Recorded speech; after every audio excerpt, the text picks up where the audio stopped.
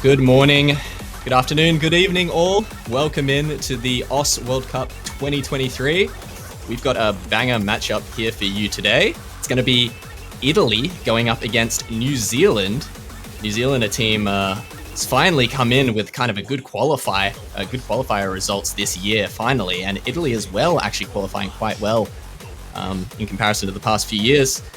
I'm Mabs, and today I'm going to be joined by none other than the guy you've probably heard casting with me if you've heard me casting a match before, and it's going to be Vordy. How you doing, man? I'm doing great, Mavs. It is a pleasure to be able to cast with you on the OS World Cup stage. But yeah, as you mentioned, banger matchup. Both of these teams are new and improved versions of prior iterations. New Zealand picking up a lot of well-rounded players in the other slots. I think New Zealand's had an issue in prior to OWC World Cups where they haven't really had those good backing third and fourth players. And Italy having Chihuahua, formerly known as Arge, as you might know, who's stepped up this year and has performed very, very well in the qualifiers. I believe getting the highest qualifier result on his team, and surprisingly not Zoomer or Saikyu, but Kim Suye, I think recently name changed to Kyujin, also doing very well for his team in qualifiers.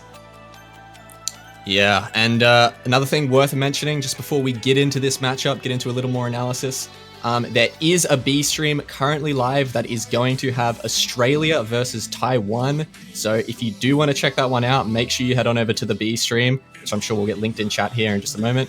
But yeah, I'm a little bit gutted, as an Australian, the double Australian cast here. We are going to miss the Australian match, but that is rough. It's all good because we are here for one of the middle-seeded matchups, which is, of course, always bangers in the round of 32. And as you mentioned, some pretty standout performances from a few of these players on these teams. Obviously, Chihuahua, also known as Arj, like you said, putting up the numbers for Italy. And like you said, Kim coming in over Zuma, was kind of crazy. He went off in the qualifiers.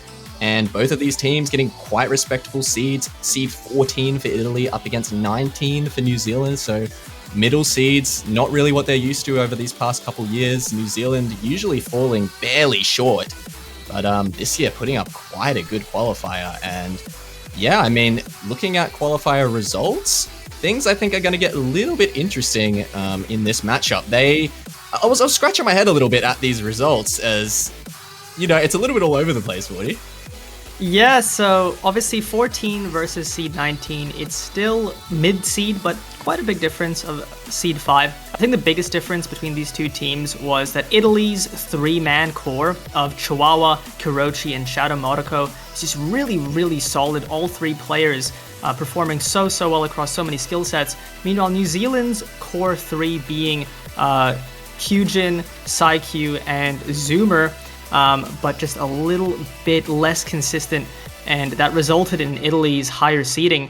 But New Zealand's biggest strength in this matchup is going to be tapping. It's going to be stamina, and that's why Italy just banned out No Mod 2, the high-ish BPM speed map, around 230 BPM, and New Zealand banning No Mod 3 because Italy had a very standout performance on the No Mod 3, No Mod 4 compared to New Zealand, notably off Chihuahua FCing both maps. So I think that's going to be a skill set that New Zealand should fear from Italy. Yeah, it always is kind of a force to be reckoned with when you have those players in these lower seeded teams that can manage to sort of pull out No Mod 3, No Mod 4 FCs on those kind of maps that are really difficult to FC in a match setting, those long, consistent alt maps or tech maps. And speaking of tech maps, we actually are going to get the instant first pick here from Italy, and it is going to be the No Mod 4 Rolling Beat.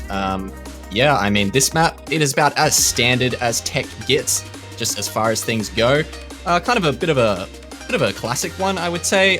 You don't really see tech maps nowadays kind of mapped in this sort of way. It's a lot more sort of slider spam in recent tech, but this one, a little more standard. It's got a bit of everything. It's kind of your jack of all trades tech map, and I would say it's probably the easiest map in the pool. So as far as things go, I could see this one going either way for sure.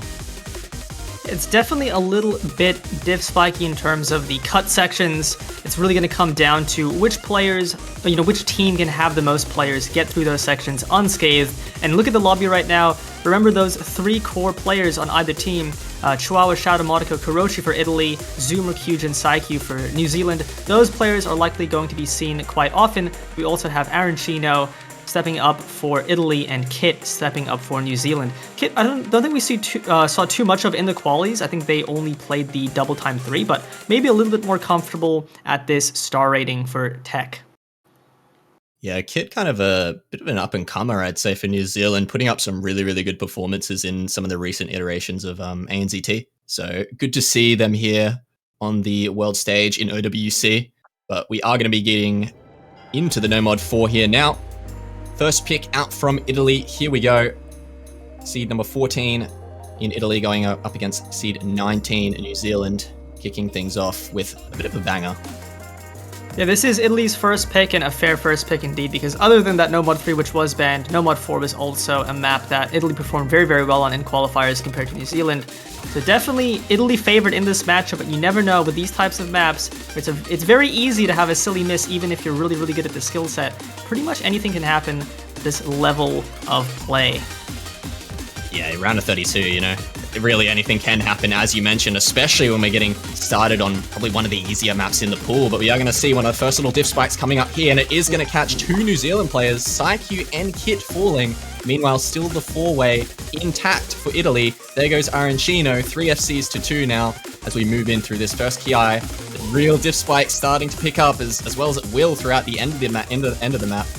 But only catching a few players off so far. Kit again with another drop. I think that break from Arancino is going to give New Zealand a fighting chance as they're halfway through the map now. Obviously, just over 2 minutes, it's not too long of a map, so those early breaks from Saikyu and Kit matter quite a lot.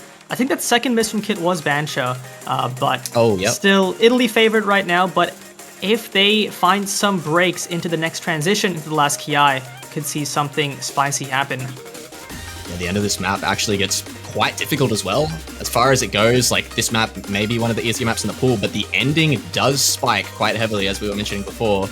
So it really can change in the snap of a finger, especially when it's 200k difference going into this ending, and there's still 5 FCs up on the board, as well as 3 huge recovery combos. And there it goes, Kurochi, the first to fall for Italy, and that's exactly what New Zealand need to claw this back. The score lead is flying over towards New Zealand's side, but this is the hardest part of the map. Definitely the biggest diff spike. Arancino All of New Zealand hitting everything. Arancino finds the miss, and it's looking like it's going New Zealand's way. I don't know if there's enough time, though.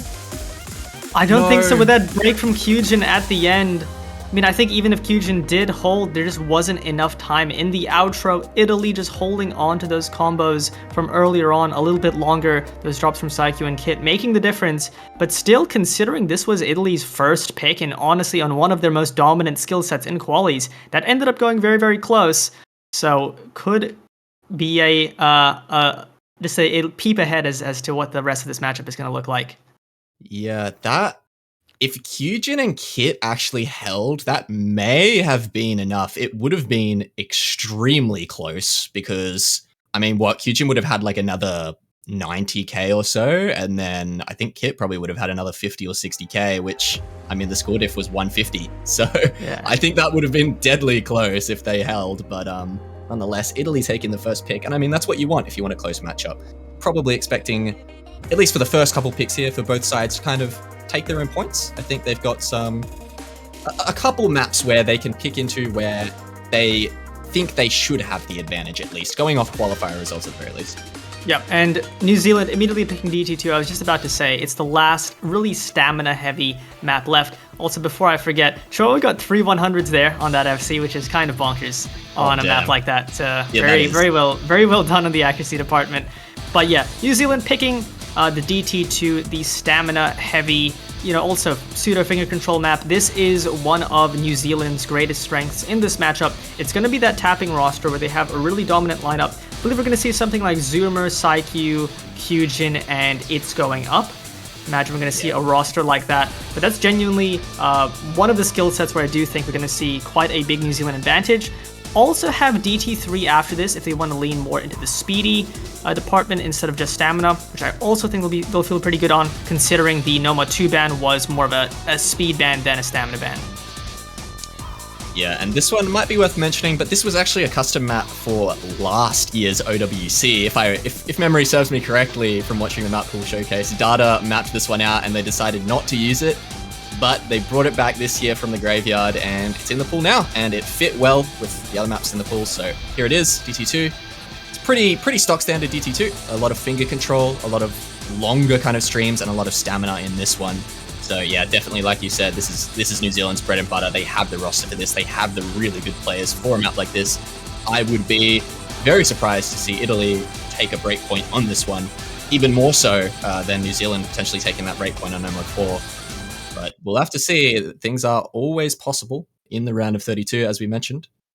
Yeah, and for the side of Italy, we're going to see Kurochi stepping out and Arancino and Ryuzaki coming back in. I believe Ryuzaki is the kind of tapping specialist on Italy, playing all of the stamina and speed heavy maps in quals, and being one of the best players on the roster for that skill set. So we'll see if they have their shining moment here. Here we go. Getting right into the DT2. This map doesn't really give you too much time to warm into things. It's kind of just almost straight into a lot of the tapping, as here already a long stream, and we're moving straight into it. It's going to be pretty much constant doubles into triples, so if you do blink a little too much, if you manage to fall asleep, you're going to miss one of these doubles, maybe overtap them, maybe undertap a triple. So you do have to be on alert playing a map like this, no matter how easy it may be. You know, you've definitely got to be on alert always with these kinds of patterns, and everyone seems to be in the zone, as it is still an 8-way moving into the second quarter of the map now. Oh, there it is, Ryuzaki, the first to find a drop for Italy. 3 FCs now, 2-4 for New Zealand. Not what you want to see. On these types of maps, especially when you're really comfortable at tapping, the scariest thing is to miss on aim. Ryuzaki may be having some tapping struggles. However, we saw Zoomer traded on the side of New Zealand. New Zealand is still going to be favored, but that break from Zoomer will give Italy a chance to start taking this back once again. Yeah, the AC is firmly in the favor of New Zealand, which I think is the only thing that's going to stave off this advance from Italy. Although things are staying pretty even, all things considered. It is about 100k diff, but yeah, I mean, like, 6 FCs on the board. It's only Ryuzaki and Zuma to both drop, both with the same combos, but Zuma just has like 3% more accuracy. So that definitely is going to be doing them a lot of favors, as we're already into the final third of the map here, and we are still looking at 6 FCs on the board, Bordy, and 2 big recovery combos. At this point, it's pretty much the question of, does anybody break? If nobody breaks, New Zealand is going to win this off accuracy, which you love to see on a tapping heavy map, but the jury's out, a quarter of the map left. Any miss will flip it the other way distinctly, but nobody seems to budge right now. Yeah, a single miss from NZ would do Kyujin, a Shadow lot, and Monaco, there's Ryuzaki. 3 misses! Shadow Monaco, Ryuzaki, Kyujin, all gone, but that's going to favor New Zealand, as they still have 2 FCs on the board and a recovery combo. Italy only with the 2 FCs, make it 1. Arancino finds the miss right at the end. Not that it's gonna matter. NZ gonna close things out here with the 4 million score, maybe, on this final stream. There it is, should be 4 mil off the spinner. Very good first pick there from New Zealand, and a very good effort from Italy. I mean, 3.6 mil, nothing to scoff at. 4 mil though, closing it out. Very well done there from New Zealand. Once again, a really solid lineup from the losing team. Chihuahua getting the highest AC again on the tapping map this time. Just 1 less 100 than it's going up on the side of New Zealand, but just the 4-man for New Zealand on the skill set is so strong. The player you'd probably least expect to miss on that map being Zoomer. Obviously, everybody knows how good at tapping that player is, but Psyche and it's going up, held the line, and got them their first pick. Yeah, very well done that from New Zealand. A few of the players stepping up, especially when, your carry player in being Zuma, he's the guy, he's a very high ranked player. He's the guy you expect to just sort of be there, be the consistent guy for your team scores, especially on those sorts of maps. He happens to have a little bit of a slip up, but the rest of the team, they all step up, they all put on a performance.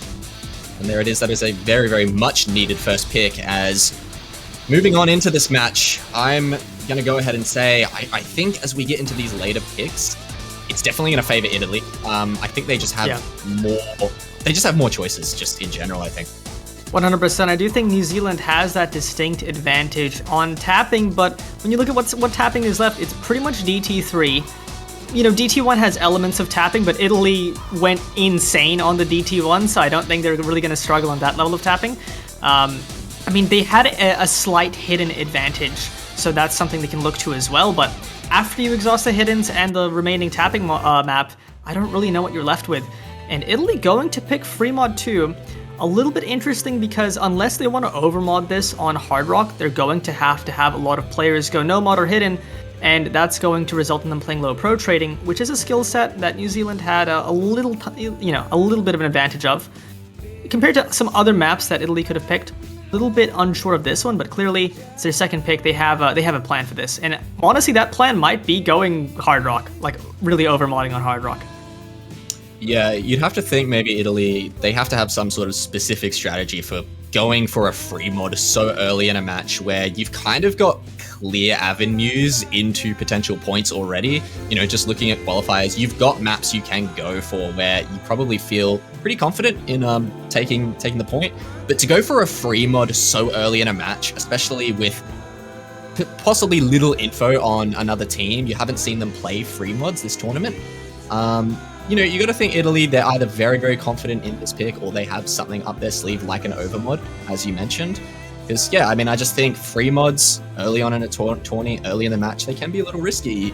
You're kind of putting all the skill sets on the table and you're letting both teams pick into mods that they're comfortable with. You don't force all four players onto one mod, Yeah, for sure, but I do think Italy does have such a strong, low, small circle size Hard Rock roster. I do anticipate that they could really perform well on this with an overmod, assuming they're comfortable, and that won't just give them a comfort advantage potentially if they're able to comfortably combo the AR-10, but also obviously a multiplier, a score multiplier advantage. We're going to see BGM stepping in. I believe this is their first map of the match. We also have Aussie in the lobby for New Zealand. Yeah, Aussie's first map of the match as well. And I think, is this also Buff Corell's? I think so. Yeah, Buff Corell as well, who are formerly known as Emil Bus, I believe, stepping in for their first map as well. So as you mentioned, I'm probably expecting possible overmod on Hard Rock from Italy, and if that's the case, this pick 100% makes sense. Yeah. We still have obviously that Hard Rock 2 up on the board as well, and I think that's also going to be a great pick for Italy going forward. But no, it's actually not going to be no overmod. Interesting. We're going to see Kurochi play the hidden, Chihuahua on the Hard Rock, Saikyu on the Hard Rock. Saikyu on the Hard Rock makes a lot of sense. Zoomer on the hidden. So no overmodding. A little bit interesting to see. So clearly the low pro trading, notably on no mod, may be a lot more comfortable for Italy, which sometimes makes a difference. Some players really good on low pro trading on no mod, but not as much on hidden. Yeah, and actually Aussie did step out, was in assuming he was going to take the hidden, but did step out for this map. Zoomer coming in for the hidden instead. And they've got Kyujin on the no mod. But no overmods anywhere to be seen. And we had a couple misses early on, but sometimes it tends to be the case on these sort of low AR, slow maps early. You kind of just aren't ready for how slow it really is sometimes. Yeah. Especially the accuracy, notably on Hard Rock. Acting on Hard Rock on low BPM slow maps is way harder than doing it on more normal BPM maps. And we can see that right now. Chihuahua just over 93 or under 93 now, and we saw how good his accuracy was in early maps. Saikyu on 96, and he's one of the premier Hard Rock players. Finding a break there. Even the no mods are struggling on accuracy. Kurochi right now, just under 99 is kind of insane, on hidden especially. Yeah, that's kind of nuts. This map is definitely, you watch the map and it does not look as hard as it actually is to play, especially when it's this long. Some of these sliders with these slider ticks are so easy to break combo on. As you can see, the whole lobby has just been breaking combo constantly, as we only have 3 FCs remaining in the lobby, and those 2 FCs on the side of Italy is going to favor them moving forward in their second pick. But this map is over 4 minutes long, so we're still in for a bit of a ride on this one, and I think this one's pretty even. I don't know. I think NZ have almost just as good of a chance to take this, and that is a big miss for Italy there. Shadow Monaco finds the break, and now that is going to favor New Zealand just because of that extra supporting combo. Yeah, it was obviously Italy favored with that break from Shadow Monaco. It's now going to start swinging back as long as Buff Corell can hold that FC and the rest of the team on New Zealand can keep up the supporting combos. But even then, it's still just swinging a little bit to the side of New Zealand. They're holding off, and I think that's partially because of Kurochi's high accuracy hidden FC just making all the difference. The extra mod, as well as the accuracy in comparison to Buff Corel right now, is got to, I mean, look at the score difference. It's 70k difference because of that because of that mod. So that is holding off New Zealand's advance right now as we get a few more breaks. Kyujin finds one, BGM finds a couple of breaks there into this more difficult section. Buff Corel finds the drop, and that is a huge drop. Chihuahua finds the break as well. Everyone dropping in this diff spike, but Kurochi refuses to find a miss. Still holding on through this difficult section on hidden as well, nonetheless. This play from Kurochi is absurd right now. Holding such a strong combo. Getting through that section. Hitting the fire slider. Yeah, this map is deceptive. It doesn't look as anywhere near as hard as it actually is to play. Yeah, dude, that was nuts. Kurochi hitting the flame slider. Actual flames. Fire. Man. Yeah, Psyche building up the recovery combo. That slider break Psyche got earlier in the map, quite unfortunate. Definitely would still be on FC if it wasn't for that silly little SB, but I mean, Kurochi putting on the performance right now, up and over 700k and climbing. Score lead just going further in their direction. Any other breaks at this point aren't really too relevant. Kurochi, if she continues to hold this FC through the rest of this map, it is going to be done and dusted. And it looks like it's going to be the case as we close things out on a nice, slow, little chiller ending. Yeah. But I mean, a really solid effort from Psyche. This map is no joke. Hard Rock just found the break early. I mean, this is an insane skill cap play from Psyche right now. Kurochi, I mean, what can you do? We were talking about what is Italy's plan picking this free mod 2, and I think the plan was this Kurochi score. That was the reason they went for it, and clearly it worked out. Yeah, incredible play from Kurochi, and as you mentioned as well, very, very good score from Psyche, considering the Hard Rock, considering that really kind of unfortunate slider break Psyche got.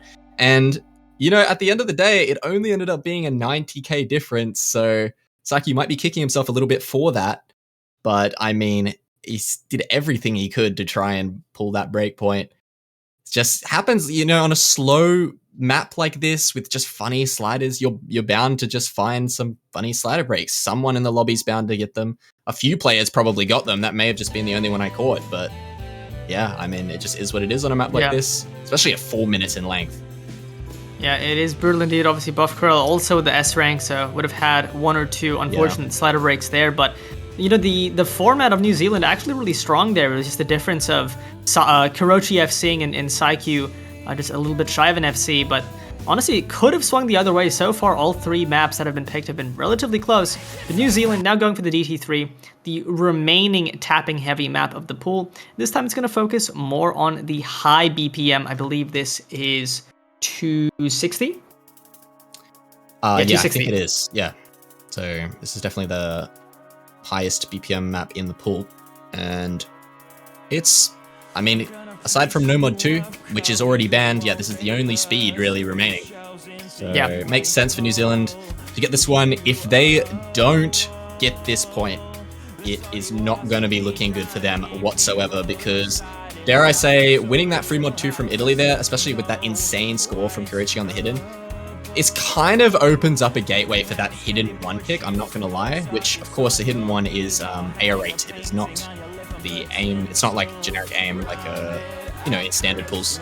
So that AR8 is possibly an option for Italy. It's also really hard. They still have the Hard Rock 2, which is like precision tech. They won on tech. They really like precision. They've got some really good picks remaining in this pool, whereas for New Zealand, I'm not too sure where they're going to go after this. There's the DT1, obviously, but Italy definitely can play DT1. Yeah. Definitely, as the pool thins out and you're left with less options, it does become more Italy favored, and that really shows the difference in the 14 versus 19 seeding. But this pick, I think, is still well in favor of New Zealand. When you look at this lineup, Zoomer, Psyche, you've seen some of the insane tapping scores they've been putting out, 1Ks from these players. Then you have It's Going Up, performed fantastically on the DT2, has been sort of the unexpected tapping carry of the roster, and Kyujin as well. It's a really solid, well-rounded player. Meanwhile, for Italy, I don't really think this roster they've put up together was really made for these types of maps. We'll have to see how they can fare. Yeah, definitely. I think almost anything tapping, I am going to favor New Zealand going into it. And if you're hoping for a close match, you probably want to be favoring them as well. Probably want to be cheering for New Zealand if you're hoping for a close match. So let's get into it. DT3, this one is about as classic as it gets. I mean, pretty old map, if I remember correctly. And your stock standard speed. It really is nothing special, to put it bluntly. It really is just raw speed for 3 minutes. Well, if that's not converted, I don't remember if that's converted. I don't think it is, right? It's less than 3 minutes. I will double check. It is converted. Yeah, so it is actually 250. Right. 3 minutes of just this, pretty much. I mean, if you don't like Quints, you're not gonna like this map. This map is just raw speed for 3 minutes and is as standard as it gets. Yep, and I do think that is what you want if you're New Zealand. The DT3 in quals was a little bit weirder. It was more on flow aim, finger control, but this is way more in the wheelhouse of New Zealand. There wasn't really a map like this in qualies, so I think this is a sort of unknown for the most part in this tournament, as we're only in the round of 32. But this is going to be something New Zealand's really going to like to play. I would say this is maybe more favored to New Zealand than the DT2. Possibly, yeah. We will have to wait and see. Shadow Monaco did find a break early on in that intro, but here we go. Getting into these quints, and that's pretty much all it is going to be. It's going to be a lot of quints. Obviously, we've got a couple sliders and a tiny bit of aim in between here, but nothing that any of these players shouldn't be able to handle. If you're missing on aim on this map, you're probably going to be pretty upset. But Zuma actually is going to find a break. I was just about to say, when you're really good at tapping, these maps are just aim maps, because you're not going to miss on the tapping, you're just going to miss on a silly aim. You know, 260 BPM aim, it's still not super easy. Like, you're going to find breaks, but Arancino finds the break to match Zoomer. Still going to be New Zealand favorite, especially with Kurochi, and it's going up trading. It's now Chihuahua and Saikyu up against Kyujin and Shadow Monaco in the recovery, so still New Zealand favorite, especially in the actually, not really in the act department. Italy's holding up pretty well right now. Chihuahua found a miss. That is huge. Kyujin trades though. Kyujin trades. Oh my god. It's just still Saikyu. A chance. Oh, but Shadow Monaco breaks, so now it's literally only Saikyu with any combo in this entire match, and he's going to take it home if he can hold this through. Yeah, Saikyu putting on the carry pants right now. The only one with any sort of combo, aside from Zuma, maybe with that 500. But Saikyu finds the miss. But he may have already done enough for his team. It's 280,000 in the favor of New Zealand. And Zuma has the only significant combo remaining. Kurochi trying her best to bring it back with the 470 combo. But I think it's enough here from Saikyu to do it for NZ on their second pick. Zuma closing things out for the boys on the New Zealand team. As we move into the final, sort of 10% of the map here. Yeah, Zuma gonna run away with this one, and it's already 300k, so that's gonna seal it. Yeah, I mean, great second pick, and an expected pick, obviously, from New Zealand. But it's good to see that they didn't fumble any of the tapping picks. Yeah, really solid recovery from Zoomer, not, you know, losing concentration, losing focus after that first drop. Also, shoutouts to Kurochi for getting the highest act in the lobby, and Chihuahua with the S rank. Honestly, it's another pick that could have gone the other way. For a pick that I expected to be a little bit more one-sided to New Zealand, so far every single map that's been played has been very close. You know, at most like 200k difference. Yeah, a lot of these maps have been super close. What, the last map was only 90k, and then this one was 200k. I think one of the other maps was like less than 100k as well, if memory serves. But yeah, I mean, like, at least 3 of the maps this match have been super close. It was the No Mod 4, yeah. Yeah, free mod 2 was like less than 100k. And but now Italy going for free mod 3, and this is a very fair pick. Obviously, No Mod 3, the ult map, was banned away from them, considering they had a fantastic No Mod 3 performance in quals. But this map is also an ult map, and that's going to be something Italy's really going to want to play, notably with Chihuahua being a monster at these types of skill sets. Yeah, not only is this kind of an ult map, it is also definitely, if you know, the No Mod 3s you're used to seeing, which is sort of like the standard, they've got some snap aim, a little bit of flow aim, and they're kind of just your stock standard No Mod 3s. The No Mod 3 this week is a lot more weird and a lot more difficult to combo through. This map in your free mod 3 slot is a lot more standard of an ult map. I think Italy definitely are going to be favored going into this one. Not only that, they've also got choice of mods on a map they're already going to be feeling very, very confident on, so definitely putting this one the way of Italy. Yeah, I'm interested to see, obviously, when you have, I believe, honestly, for this skill set, Chihuahua is going to be the star player. Do you put them on no mod, or do you put them on a mod? Obviously, the idea of putting them on no mod is they have a higher consistency, so they might get that FC way more often. But if you put them on the Hard Rock, you know, maybe you get a really big score, and they're going to opt in for the Hard Rock option, a double Hard Rock over mod. Kurochi and Chihuahua on the Hard Rock, Shadow Monaco on the Hidden, matched by Psyche on Hard Rock and Zuma on Hidden, so an unexpected overmod, honestly. Yeah, if this wasn't AR 9.2, I would be calling them psychos right now. Yeah. Because that is some psycho. That is psycho. To put a double hard rock on this right now, but I mean, it is AR 9.2, and that to me has to be the only reason there is a double hard rock right now. If this was 9.4, 9.5, I do not see this being the case. But here we are. It is going to be the double hard rock.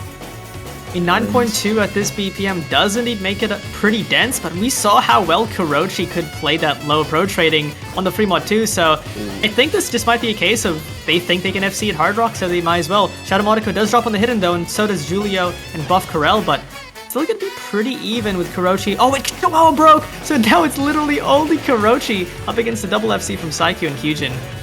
This is not a great start for Italy, yeah. Still 2 FCs on the board for New Zealand, and it's just Kurochi now.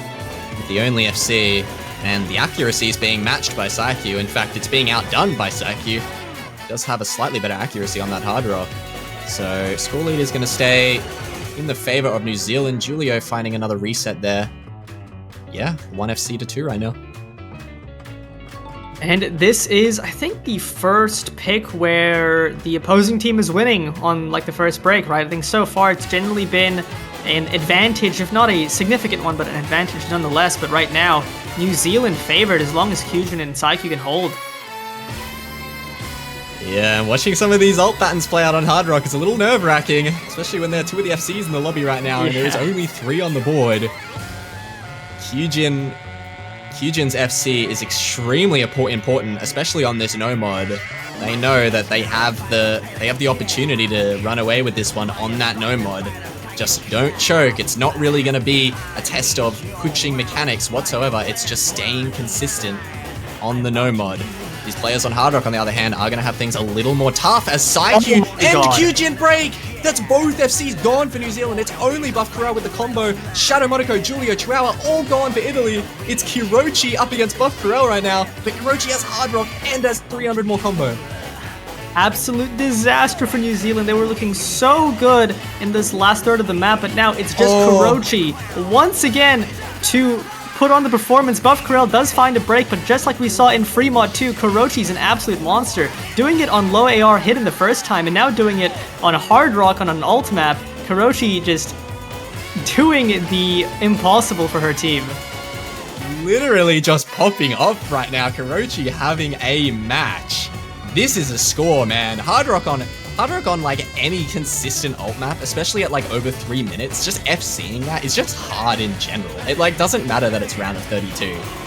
Like this is just an impressive score so far, and she's just running away with the lead. It's 250k, 280k, finds the miss right at the end, but she's done more than enough for her team here.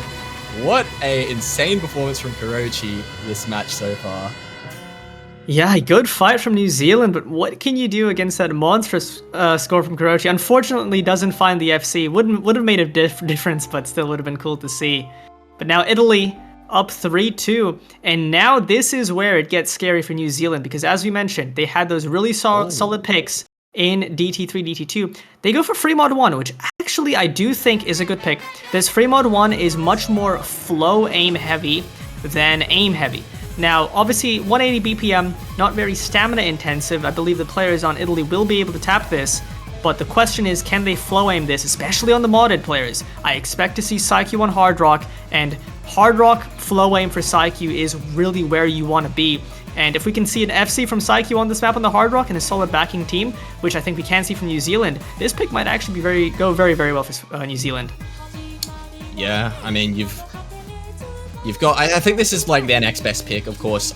You know, it is streams. It's not really going to be testing the stamina, I don't think, too much of Italy. Although in saying that, Kurochi is still going to be stepping out, not opting to play these streamier sort of maps, which, I mean, that is a good thing for New Zealand. Kurochi has been playing out of her mind so far, so, you know, go for the stream mod 1. Maybe it's a toss-up, but you're getting Kurochi out of the lobby at the very least. Never mind, no, you're not. She's back. I summoned her. I literally summoned her. That's crazy. Comes back into the lobby. Yeah, I was going to say, I don't think this is going to, you know, push her stamina. Yeah, I mean, considering she got like over 99 on the DT3, I think when a player is this on fire, is just playing this well, you pretty much want to keep them perma-lobbied as long as the skill set isn't extremely hard for them.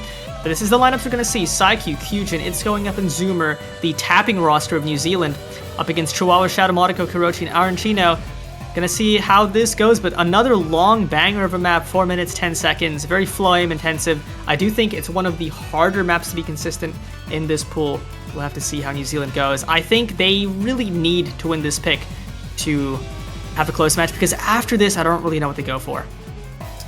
Yeah, also worth mentioning that in the qualifiers, although the No Mod 2 from the qualifiers is quite a bit different from this Free Mod 1, they are both stream maps, and in those qualifiers, New Zealand did win by 670,000, and they also had a 99% FC on It's Going Up, who is in the lobby on the No Mod. Gonna have the Saikyu on the Hard Rock, as we mentioned, Zoomer on Hidden, going up against, Chihuahua on the Hard Rock, and Shadow Modico on that Hidden. Every other player on No Mod.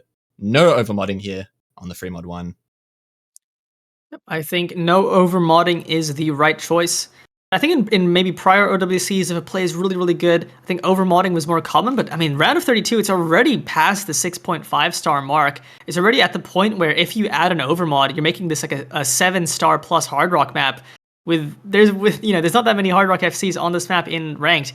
I think even if you're a really strong player, you just want to keep the minimum amount of mods that you need. Yeah, I absolutely agree. I mean, these OWC pools are only getting harder and harder. The qualifiers pool this year was obviously like the hardest one we've ever seen in OWC. You know, these pools are just getting harder, and we're at the point now where putting mods, especially Hard Rock, on the round of 32 free mods is starting to prove a challenge. I mean, these scores that Kurochi just set on those free mod maps with Hard Rock, with Hidden, they were impressive. And like, this is round of 32, but you know, maybe a few years ago, everyone would be slapping on the overmod. You know, the maps were a lot easier than nowadays. But, you know, overmodding on round of 32 now it can be very risky. Yeah. And it's not going to get any easier as we go week by week, and the map will just get harder and harder. And here are the lobbies. I think we saw a technical error for the abort, but now we're all in and ready to go. Yeah.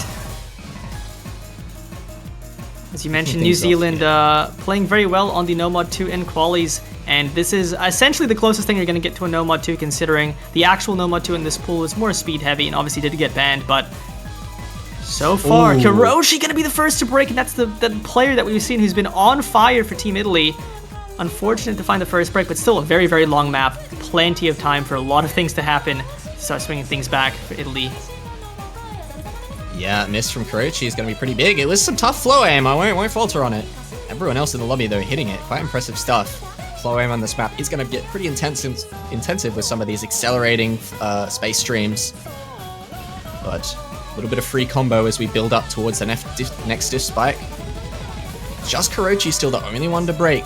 7 FCs on the board.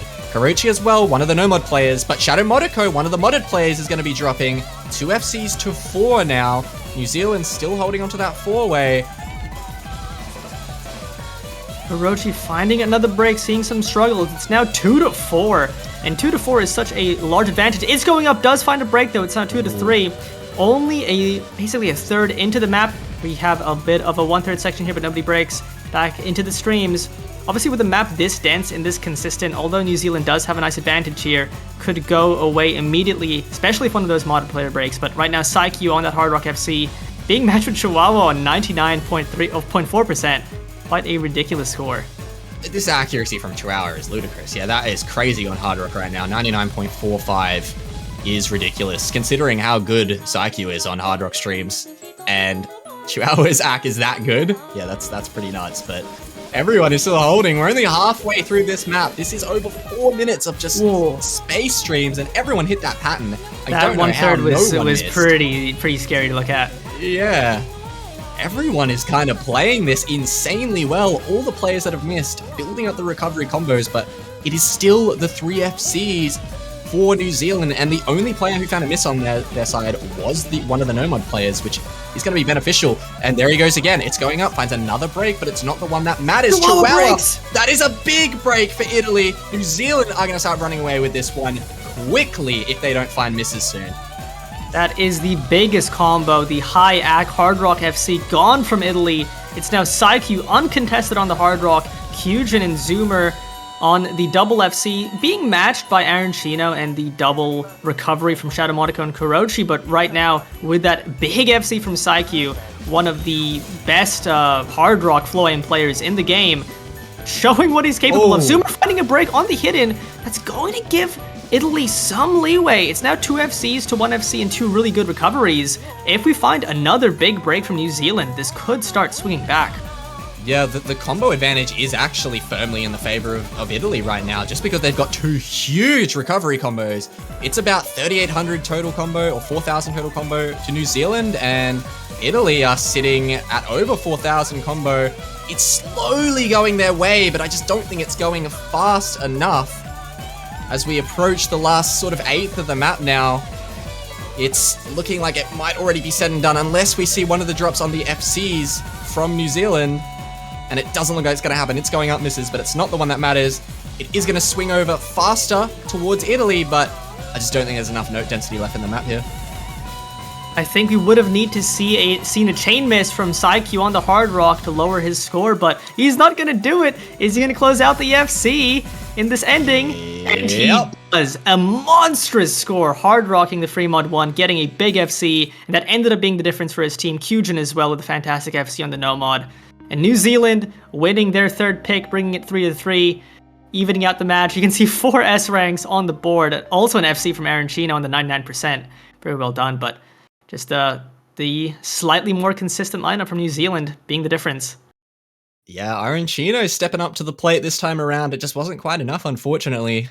Trying to do their best Kurochi cosplay on this free mod, but it just wasn't quite enough this time around. New Zealand's performance just a little bit better than it was in the previous 2 free mods. But yeah, I believe Arancino's first really big score of the match, so very well done to them there. Putting up a really, really nice score.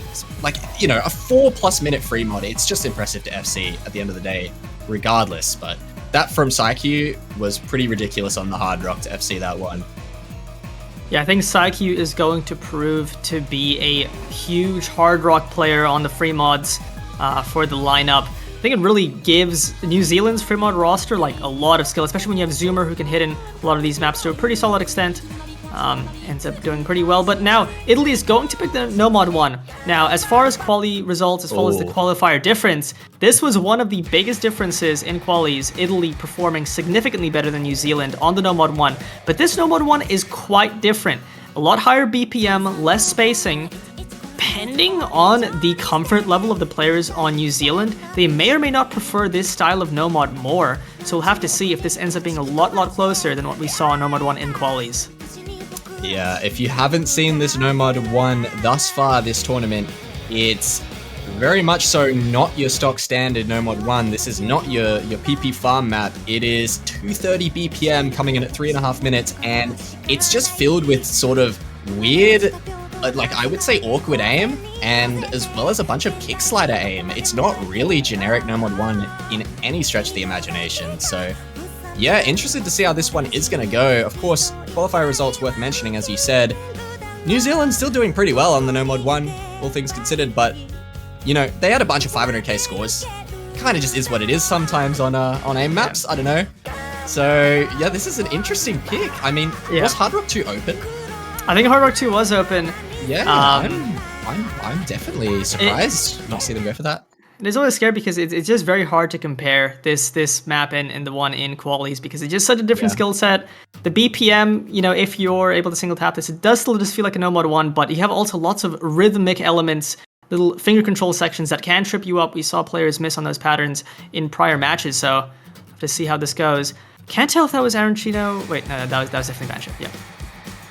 He's gonna say. Yeah, and also worth mentioning, I believe Australia just won against Taiwan 5-0. If chat's not telling me lies, I believe they are. I'm looking at the MP. The boys did us proud. Let's just say, Mavs. There it is, man. So, congratulations to Australia for that win. Commiserations to Taiwan for that one, but nonetheless, we are getting back to our match here, and that is going to be a double break for New Zealand on the Snow Mod 1. Psyche and Kyujin find a miss. Arancino finds the trade, but it's 3 FCs to 2 now in favor of Italy.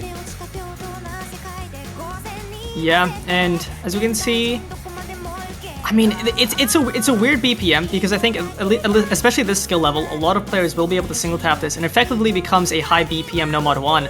But if you do have to ult this, it kind of becomes like a low BPM no mod 3. So it's a very interesting middle ground of skill sets. But right now, Italy on the 3 FCs, or basically FCs, to 2 on the side of New Zealand, or 1 now. Oh. Yeah, finding that break is big for Italy now. Still with the 3 FCs, Arancino found another break, but it's not the one that matters. And here you can see this is anything but a normal Nomad 1. These weird high SV sliders coming into play, as well as some of these awkward back and forth, like almost square-shaped patterns. A lot of them are very like blocky. It's weird. It's just awkward to play, I think. Lots of awkward angles. Especially, it's also relatively dense. I mean, AR 9.4 for 230 BPM definitely leaves it in the higher density, way more than you would expect from a normal map of this slot.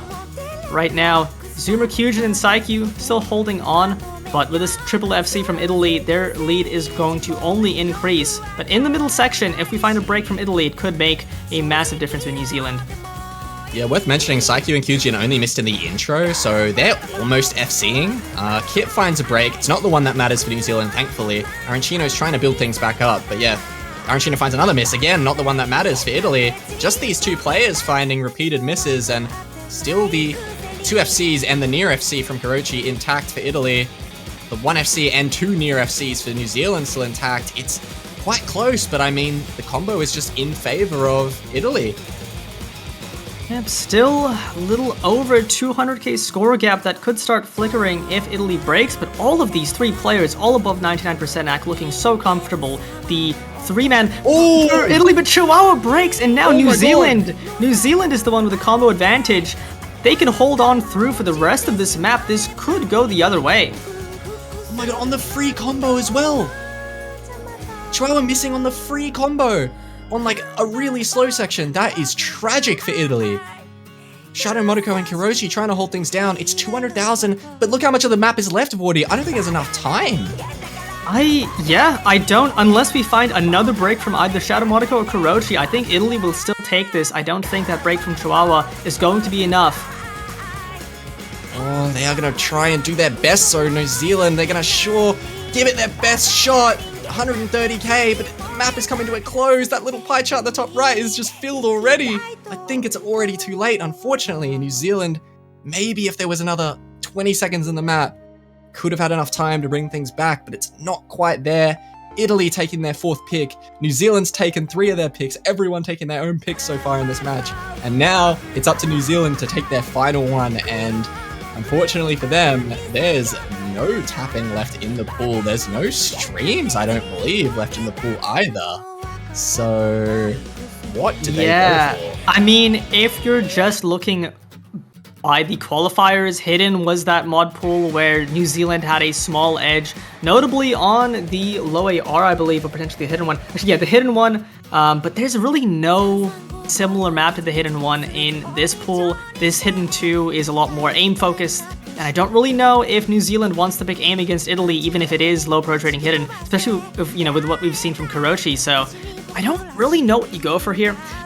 I almost wonder if you just go, I don't know. I don't think you want to go D2-1 against Italy here either. You probably just pick a map you feel really confident on and hope you outperform Italy. I don't know if there's a map here that really targets Italy's weaknesses that New Zealand is going to be super strong on. Yeah, I agree. I think you just go for whatever you feel comfortable on as a team. I don't think you really take into consideration Italy's skill sets anymore at this point in the match. You've not really got any weaknesses to target, like you said. And it is did well on hard DT1 1 and quals, but yeah, it's gonna be DT1 They are going to stick with the tried and true DT1. Is going to be a custom map for this week. Senya map. Satellite map. Yeah, this is a pretty straightforward DT1. It's not really tapping focus whatsoever. I don't think Italy are going to have any troubles on the left hand. So this is just going to come down to the aim consistency as far as I'm concerned. Yeah, this is pretty much a situation where all 8 players that are going to be in this for the match are going to have the capacity to FC. They'll probably have a leaderboard full of FCs on their locals, but it's really just going to come down to who has the best nerf control right now, who is feeling the best. And if it's going to be New Zealand, you know, I hope it is, just because I love to see tiebreakers, but we'll see how they go. They can definitely play this map very well, but so can Italy. Yeah, would this be the first tiebreaker of OWC 2023, I wonder? I actually have not checked. Unfortunately, Australian time zones can't really be awake for every single match that gets played. It's a little tragic. Yeah, I believe this would be probably the first TB of the tourney. So this would be intense. Yeah. This would be insane. Please, I crave tiebreakers. Here we go. Cracking in to the DT1. It's going to be a Senya map. Senya satellite DT1. It's the best. I always say it every single time I commentate a Senya DT1. It's the best. It's like the best style of DT1 mapping in my opinion. It's pure comfort, pure juice. And we'll have to see if these players can perform. Yeah, not only that, it's only 225 BPM.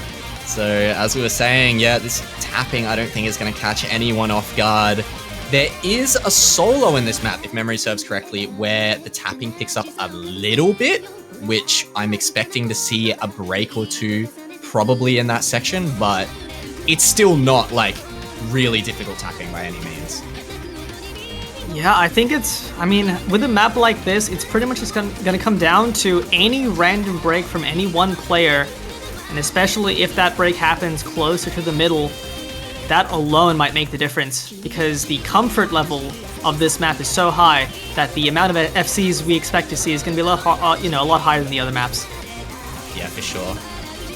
Everyone getting through those kick sliders. We've still got 8 FCs intact, and this map is only 2 minutes 50 seconds. We are almost 1/3 of the way through the map already. 8 FCs at the break, 5k score difference. That is not what you want to see at the break for your nerves. Everyone in this lobby knows it's the match on the line and that they need to hold their FCs.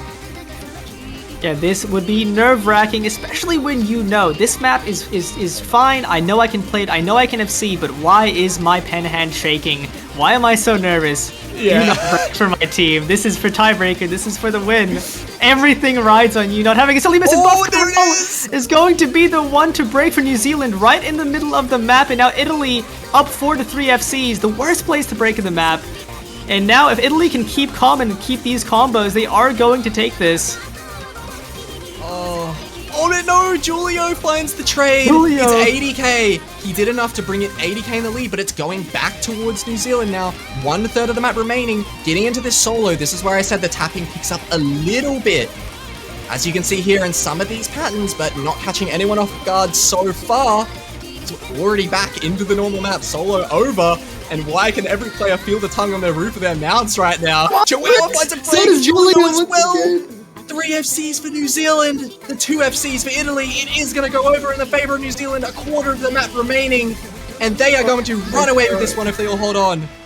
It is now. Oh, she breaks to the slider tick. Oh my God. Slider tick. That is tragic. That is so tragic. And that pretty much seals the deal. New Zealand, barring a catastrophe, is going to take their last pick, and I think we will see tiebreaker maps. Oh man, the slow slider from Kurochi, over 4 mil from NZ, man. There it is, the tiebreaker, I believe our first tiebreaker of the World Cup 2023. This is going to be awesome, and Morty, I've said this before, when I cast, I don't, when I look at the map pool showcase, when I go through the maps, I don't look at the TB. I don't like looking at it, I don't play through it. I love seeing a TB for the first time when I'm casting.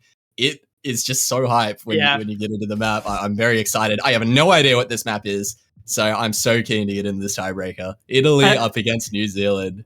I think it's funny for this map in particular. I did not check in the map pool, but I've already played this map. I believe it was ranked a good bit ago. This, all I can say, I'm not going to spoil the map. It's just a banger. It's just a bop, a banger consistency map, a perfect tiebreaker map for this level of difficulty. And already, I mean, round of 32, it's just already at a point where if we see any FCs on this map, I believe it's going to be pretty damn impressive. Oh, absolutely. I mean, like, with how much more difficult pools are getting over the years, and just because of the fact that tiebreakers are always, like, they're always generally the hardest maps in the pools, right? Yeah. Sometimes it's the exception, but, you know, 80% of the time, the TB is always a bit harder than everything else in the pool, or sometimes considerably harder than everything in the pool. So, yeah, I would love to see someone pop off here. And we're not just getting your stock standard 5-minute type TB either. It's coming in at over 6 minutes long, 6 minutes, 10 seconds, almost 7 stars in round of 32. Almost a 7-star map with no mod is crazy. 200 BPM, 9.6 approach rate. Here we go, man. This is going to be awesome. Is that Aussie stepping in for his first map on the tiebreaker? I wonder if that's real. If that's the case, that will be wild. I'd be pretty surprised to see. I mean, just because of the nerve factor, when you haven't played a single map in the match, and your first map is the tiebreaker, the stress that can inflict on a player is pretty solid. We obviously see Kurochi, I believe, stepping out for this one. Maybe this map just not really something she feels like playing. We're going to see Chihuahua and Shadow Monaco, Argentina, and Ryuzaki for Italy. So we're going to see Zoomer, Kyujin, Saikyu, and Aussie. I mean, Aussie, yeah, this is insane. I guess if you have just a player who's really comfortable at this type of map, you know, being consistent on the skill set, you bring him in, but we'll have to see how he does. The only concern I have is I know what it's like playing in OWC, and when you come in for your first match ever of OWC, your first map, nerves are through the roof. It's very nerve-wracking. You've got 3,000 people watching you come in to represent your country, and you're playing for the first time on this world-class stage. It is very, very nerve-wracking. So that is the only concern I think I have here for Aussie coming in. Unhidden nonetheless. Dude, this is just Don stuff right now. How often is it the case that somebody's first map in a OWC, their first time playing for their team, is a tiebreaker? I cannot imagine that has happened many times in the history of OC World Cup, but it's happening right now. The tiebreaker for Italy versus New Zealand, and I'm just excited to see this.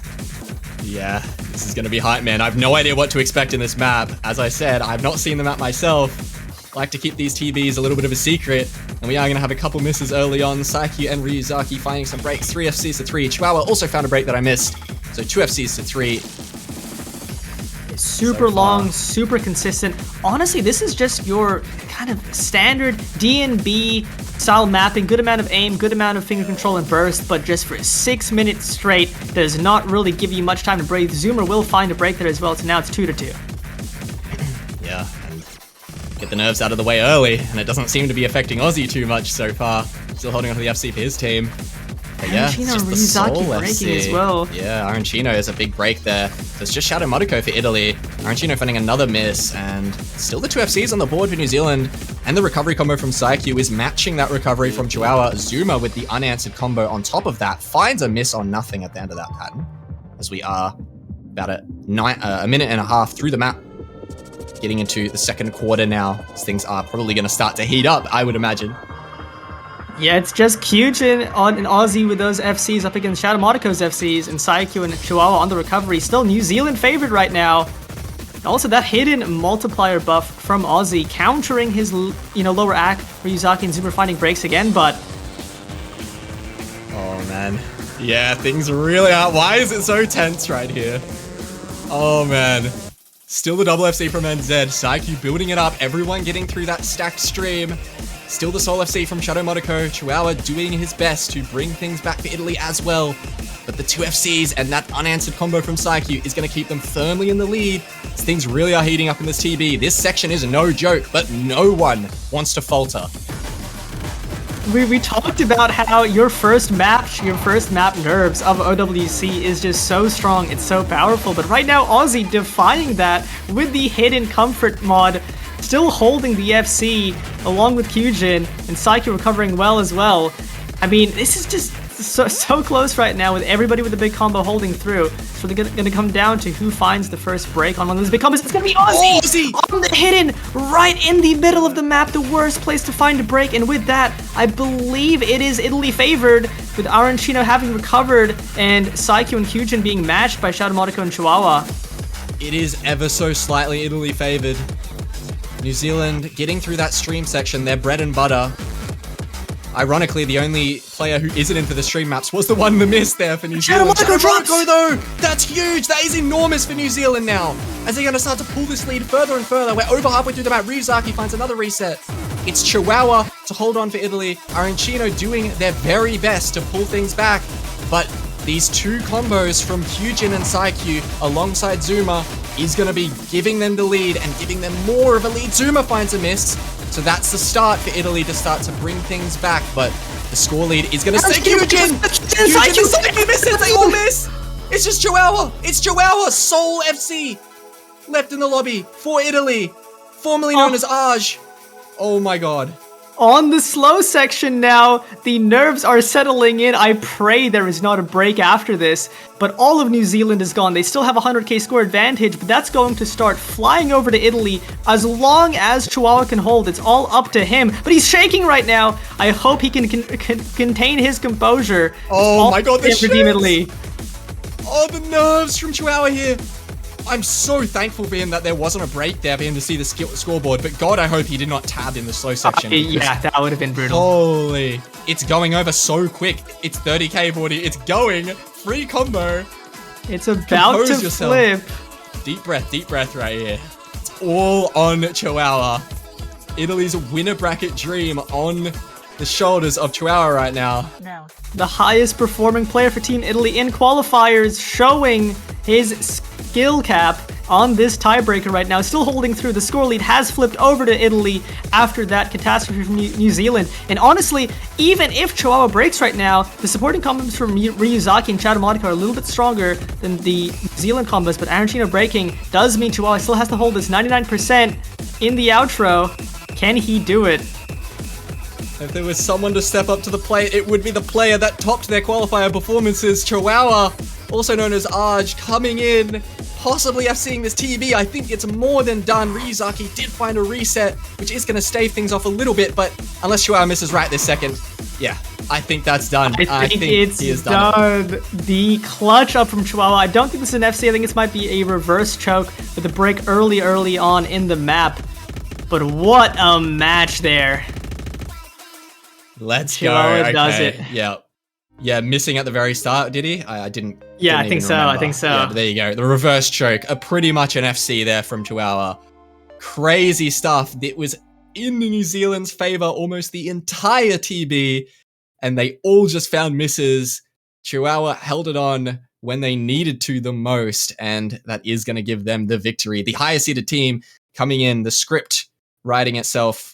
And the script being correct here as the better seeded team does come out on top ever so slightly 5-4 in this intense matchup. The seed number 14 going to be going ahead in the winner bracket, going up against I don't know who. I believe the United States. So what a matchup that will be, but a fantastic performance. New Zealand putting on such a good fight. I believe every single map there was close. Any single map, including the tiebreaker, could have gone the other way for either team. So that's about as close as you can get, exactly what you want to see from a mid-seed matchup, but it will be Italy to take the victory, and they will be moving on to go up against the United States in the next round. But obviously New Zealand not out of this tournament yet. They will be going down to verse, I believe, Thailand. So obviously the team that United States won against. And with that performance, I think they have a good potential for a good losers bracket run. Yeah, a good matchup, I think, for New Zealand actually up against Thailand in that lower bracket. But make sure you catch that one next week. Congratulations to Italy. Yeah, and like you said, going up against the United States in the round of 16 is not what you want to see. But, you know, it is what it is. And that, of course, is going to close things out just for this moment, I believe. Yeah, so we had, obviously, Australia and Taiwan did play at the same time there. If you caught that one on the B stream, or if you want to watch that one back, that one is on the B stream. Australia winning that one 5-0. Congrats again to Italy. And the next match is going to be coming up in 56 minutes from now. It's going to be at 12 UTC. And that is going to be kicking things off for a big block of our Sunday matches here. Almost every single match, bar 2, I believe, is going to be getting played in that block. I'm sure we're probably going to have a bunch of B-stream matches there as well. But yeah, 56 minutes from now is going to be Indonesia versus Ukraine, which I believe is also a fairly contested match. Yeah, I wonder what the seedings like that are for. But yeah, definitely going to be a banger of a match. Hope to see you there. 55 minutes from now. Do not go anywhere. Take care all. Thank you very much.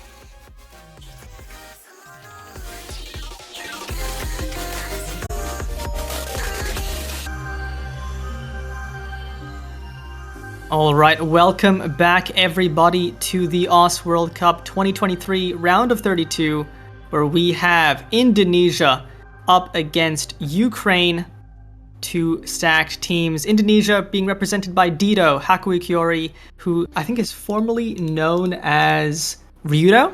Nazuna Amamiya, formerly known as Mindfrost ID, Rosemi Lovelock, formerly known as Rexys. Those are the, VTuber name changes, as well as Lifeline, Rose, Skydiver, and that noob guy. On the side of Ukraine, we have Dench, Magnata Gamer 123, OQ, Roman and Roman, but the one with the 0 in the name is also known as Lapen. Then we have Rap GPO, Tapak, and Unavel. I am Vordy, and joined by me on this cast is Azer, coming in to step up for Doomsday as he wasn't able to make it today. Hello. I'm not quite British, but I'll have to, I'll have to just do. Unfortunately, it's just me, but at least we do have a little bit of a banger match here, honestly. I'm always pretty excited to watch both of these teams play. Most notably, Ukraine, I think, tends to make a lot of waves in early rounds. It's not a roster that a lot of people have on their sites, but I mean, for a couple of years now, we've seen Dench and RafGPO pull off some pretty crazy stuff. So I'm wondering how they can square up here against Indonesia. Yeah, I think Ukraine here definitely punching above their weight. I think Ukraine, as you mentioned, commonly a team that doesn't seed super high. Obviously, this is Indonesia as seed 9 up against Ukraine as seed 24, which normally these matches end up being relatively one-sided, but Ukraine is a team who plays these early round pools so well that despite Indonesia playing the qualifiers very well, obviously that was 7-star plus pool, it's not the same level of skill cap as this round of 32 pool, and I do think Ukraine is going to be able to perform very well. Also, as you mentioned, RafGPO, a fantastic player on Team Ukraine, didn't play that much of the qualifiers. I believe he only played DT1 and DT3, which is surprising because I do think he is one of the big players on Team Ukraine. So we'll have to see if he plays a little bit more of this round of 32 than he did in the qualifiers. But it's going to be Indonesia opening up, banning Hidden 1. So maybe one of the skill sets they're not super comfortable on. I was expecting them to ban a stamina map, as I do think Ukraine looked pretty good on the stamina in quals. DT2 was one of the only maps that they performed better on than Indonesia, as well as having a very close score on Nomad 2, the stamina heavy map in qualies. But they're going to ban Hidden 1. It's a little bit pretty common ban. Yeah. I think this has been by far the most banned round map of this round, and to be fair, a lot of people are also saying it's probably the hardest. So it does make sense. In these early rounds, it's always super important for teams to feel comfortable with their picks, and I'm not sure if there's many teams that are can afford to be comfortable on such a weird skill set. And to follow that up, we will see Fremont 2 banned as well. A little bit more of a similar story with that one. It's such a slow song, very slow paced swing. It's a little uncommon in the tournament scene, so I'm not too surprised that some people also don't like that one. That does leave quite a lot of the, I would say, mechanics pick open, so maybe that's something that both teams are looking to prioritize here. Yeah, both of the low pro trading gimmickier maps gone from the pool now. I'm a bit surprised to see Indonesia ban the Hidden 1. Obviously, the low AR Hidden, just because there was quite a big differential between Indonesia and Ukraine. Indonesia playing the Hidden 2 in qualies significantly better than Ukraine, so I expected to see them, leave that one open, but maybe they're just not as comfortable with it. This low AR Hidden is a lot more focused on flow aim. The one in qualies is a lot more on jumps, so maybe that means they're a lot less comfortable, but it's going to be Ukraine to pick first. That's right, I know why they banned it. It's an Indonesian song, of course. Dude. Genius. But yeah, it's going to be Ukraine with the first pick. I expect them to pick maybe tapping, maybe something like DT2, Nomad 2, just because I think that's something they're going to be pretty comfortable on, and it's something that Indonesia isn't as strong on.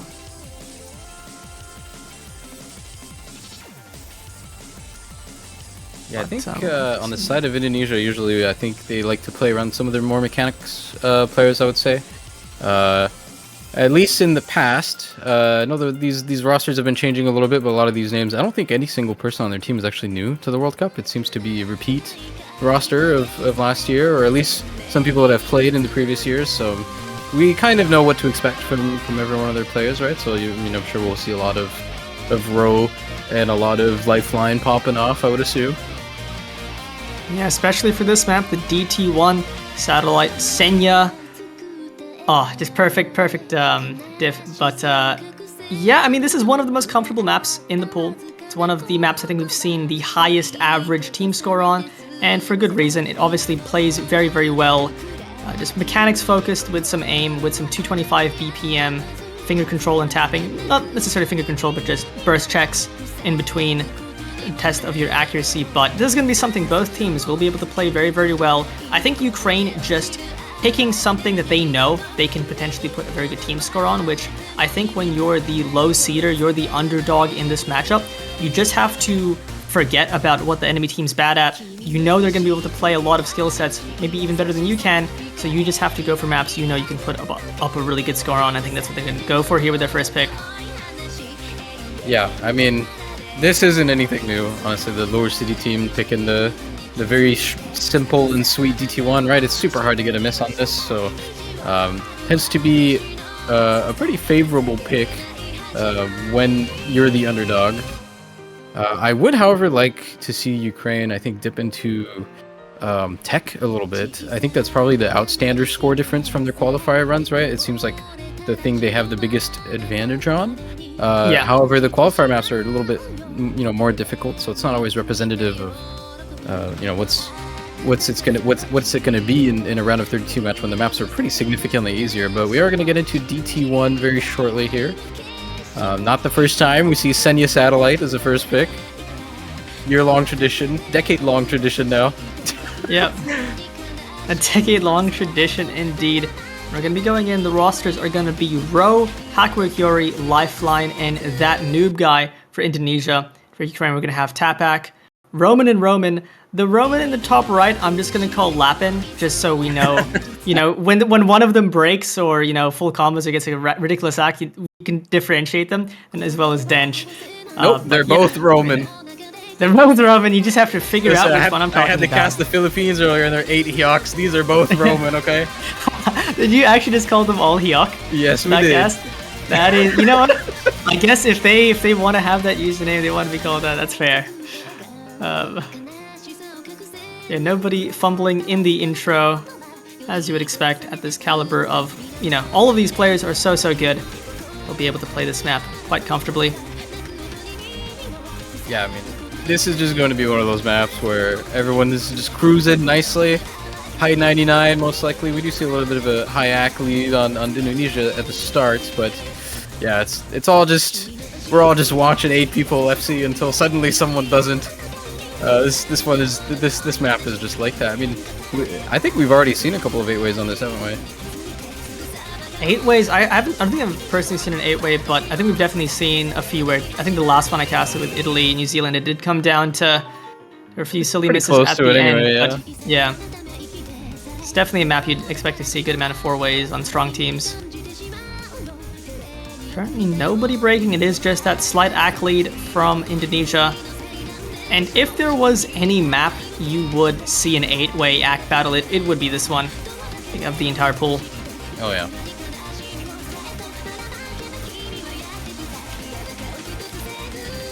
In the middle now, hopefully nobody breaks here. Don't think we will see any. You never know. Don't blink. It happens real quick. Yep. I think we have a solo coming up soon, which even if nobody breaks on, is some potential to find some act drops. And that might end up being the difference, as Indonesia is now 30k in the lead. Just the fact, but Rome drops! And there it is! The fabled miss, and so does Hakuya Kiori. It's now going to be Ukraine with a massive lead. They have a 4-2 FC advantage. And that's all it takes. Just a couple That's kind of a death sentence breaks on this kind of map too. I mean, there's not much left going on at the end here. It's just more of the same. So 2 breaks on that solo part just means Ukraine's going to fly away with this. So very, very good first pick for them. Dench does find a miss at the end, but doesn't really matter this late into it. I mean, it's still 3 FCs to 2.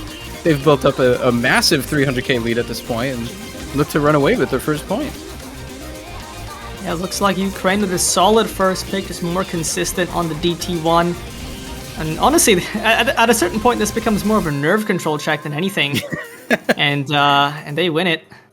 There's a little bit of rolling the dice. You know, you never know which run is going to be an FC or one miss. And unfortunately, for Indonesia, they've rolled a 1 critical failure on 2 of their members.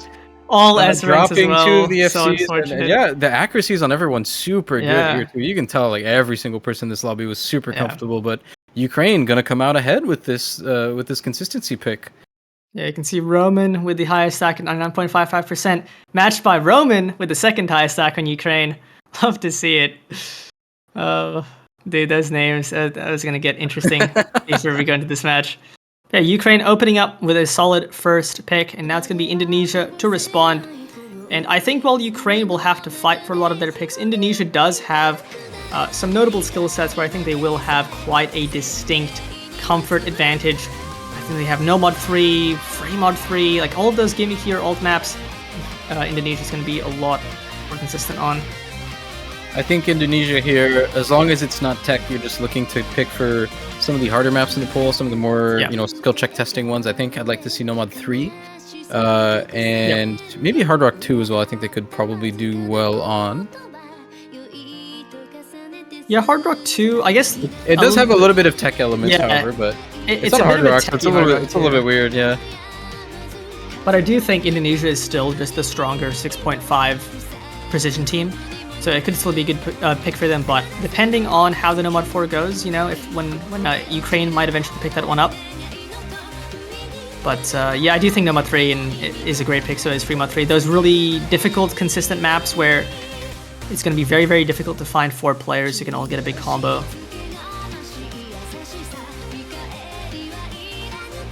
Yeah, they seem to be taking their time as well, making their decision for their first pick. I like to kind of analyze, though, that we do see the No Mod 3s.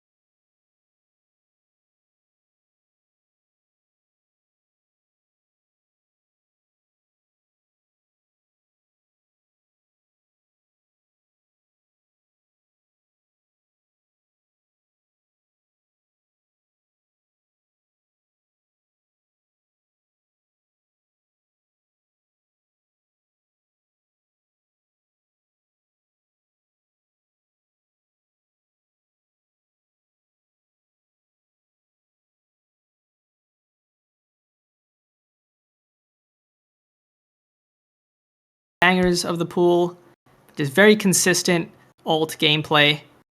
This type of skill set you could find a miss literally anywhere. There isn't really free combo when it comes to alt maps. Always have to be on the ball. Yeah, these alt maps nowadays too require so much aim control on very random.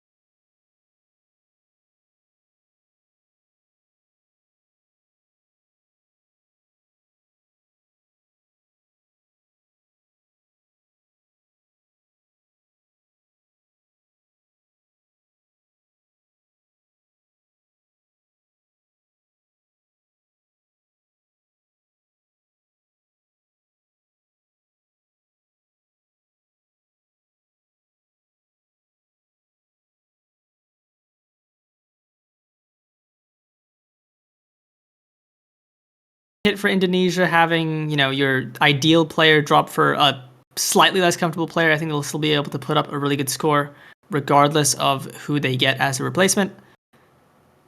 Especially being the seed 9th team, the skill cap on the roster is very, very high.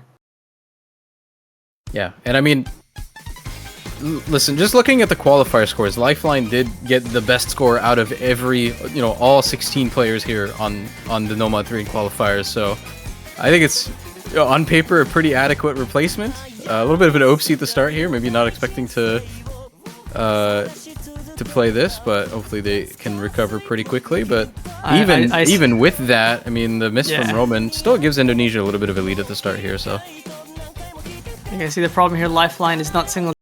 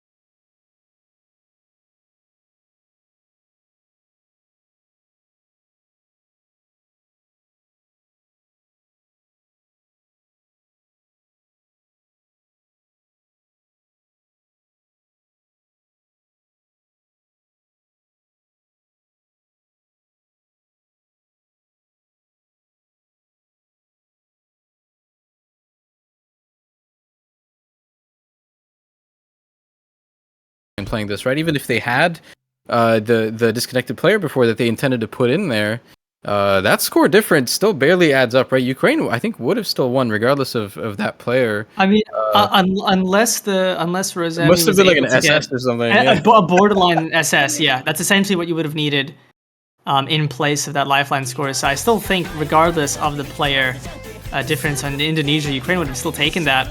I'm telling you, man, Ukraine in low stages is so scary.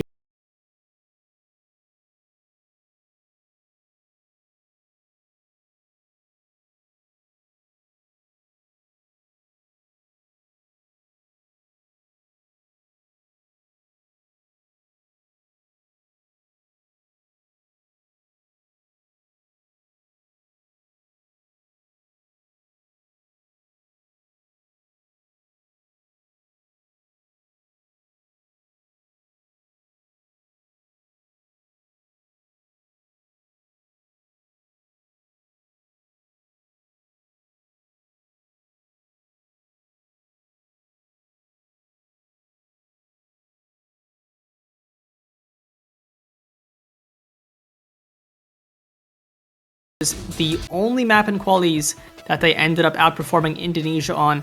It's a skill set they're going to feel pretty good on.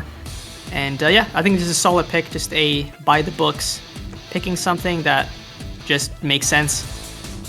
Yeah, I mean, if they manage to win this one, this puts Indonesia in a really tough spot, to be honest. Being down 0-3 like that, being just one map away from match point is always a super scary situation to be in, especially when you're kind of the favorite here. So we'll see if Ukraine can keep up their momentum that I'm sure they're super glad to be having at the moment.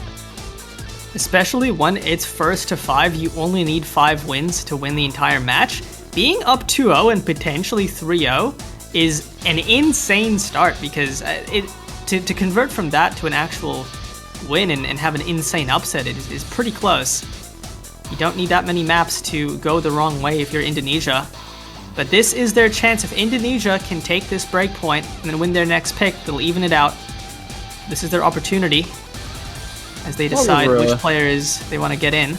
Yeah, and while we're waiting for that, just to see who gets in the lobby, I have a little bit of a fun fact about this map actually being involved with the pooling team. Since this map is a custom that was made for last World Cup that we decided not to use because of a Senya satellite song where the skill sets overlap too much.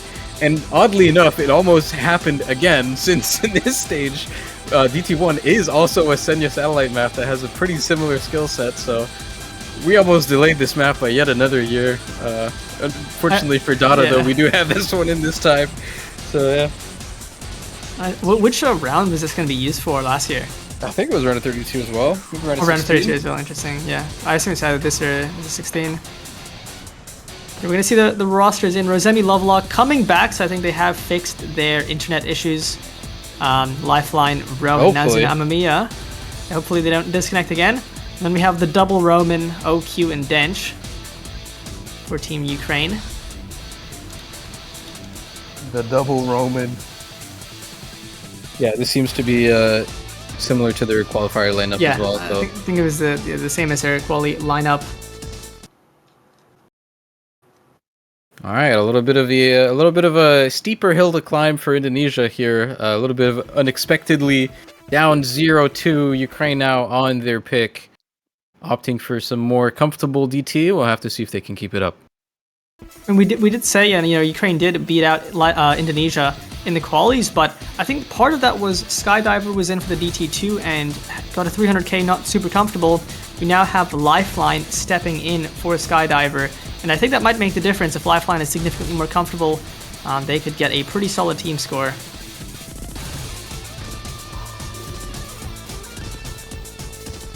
So by no means is this like super Ukraine favored. Indonesia still has a great chance to take this point. Yeah, tiny accuracy lead for the favor of Indonesia. Seems like OQ had a little bit of a drop pattern, a couple of hundreds here.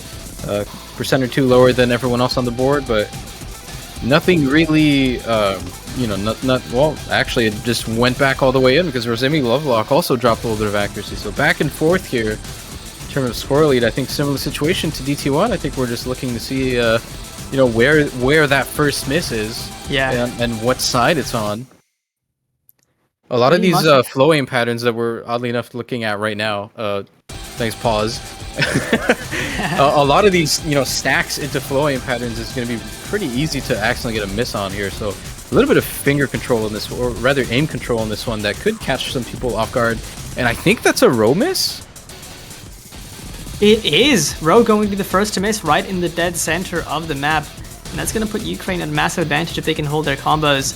Yeah, I think as you mentioned, it's those start and stops that are probably going to be the easiest to break on. Not necessarily because of the tapping, but because of the aim control. Everybody hitting that based one of the more space streams of the map. But Ukraine just looking so solid, holding the 4-way. It's just that break from Row that's making the massive difference, but could start flipping the other way if Ukraine finds any breaks. It is not happening. Oh, and another one here on Rosemi Lovelock. Not looking good for Indonesia on this one. And I mean, Ukraine looks so comfortable. Look at this 4-way almost at the end of the map here. We're definitely playing to their strengths here. They know their pick, and they're playing really well on it. Roman does find a drop, but so does Lifeline, and now it's just a 1-3, and this is almost definitely going to go to Ukraine at this point unless catastrophic. I mean, actually, I think it's basically impossible, unless they all stop playing. Ukraine is going to take this. Even if they stop playing at this point, I mean, we're right at the end of the map. Yeah. Only one FC on the side of Indonesia as well. Man, what is Ukraine doing? Yeah, Ukraine is just going right now, and they're going to be up 3-0 against the seed 9th in the round of 32, looking to cause quite an upset if this keeps going. Yeah. Now, as I said earlier, I mean, Indonesia looking at a 3-point deficit here. That's pretty rough. Almost a 1 mil difference on that one. I kind of wonder what they're gonna go with. I mean, their pick didn't really work out super well. They at least know that DT is definitely Ukraine's territory today. Yeah, I think you definitely don't want to pick into No Mod 2 or DT3 after those performances from Ukraine. So you got to go a different direction. I honestly wouldn't mind them going for something left field, something like Hard Rock 2. At this point, you're in for quite the long haul if you're Indonesia. So you're going to be picking quite a decent amount of maps in this matchup. Maybe go into some Hard Rock, could go into... I mean, they had the No Mod 3 not go well for them, but if they do feel like that was an underperformance, you still have Free Mod 3 as an option in the alt lane they could go for. But this next pick is very, very important because if Indonesia cannot convert a win on this next map, it's going to look very, very rough for them.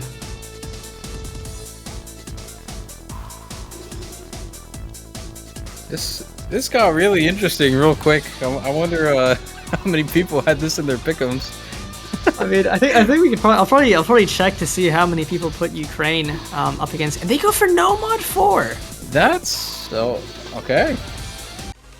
I'm a little bit surprised because we did mention this was one of the closest maps in qualies and something that Ukraine might have looked to pick at some point. It's actually going to be Indonesia picking, and maybe just feeling super comfortable. But I mean, this is a scary one to pick for a map you pretty much have to win. It's just over 2 minutes, a little bit div spiky on some of the patterns. Very easy to get some misses on. I wonder if that's a little bit telling of maybe they don't feel comfortable on this pool. Like, even I'm having a hard time placing a good pick for them here. And apparently, I mean, I don't know, this one just feels like a little bit of a coin flip, and that's a pretty brave thing to do when you're, potentially facing match point here. So hopefully they know better than we do, and they have a little surprise for us here, because I mean, they definitely need one at this point. Yeah, they do, and I did just check the pick'ems. 8.5% of people put Ukraine to win this match. Wow. So those people, if Ukraine can do it, make the magic happen, they'll be very, very happy. Okay, we do see Unable come in as well. I believe first map in OWC as well. Love to see it. I think Unable also only playing the hit-ins in qualies. Be stepping in for the No Mod 4.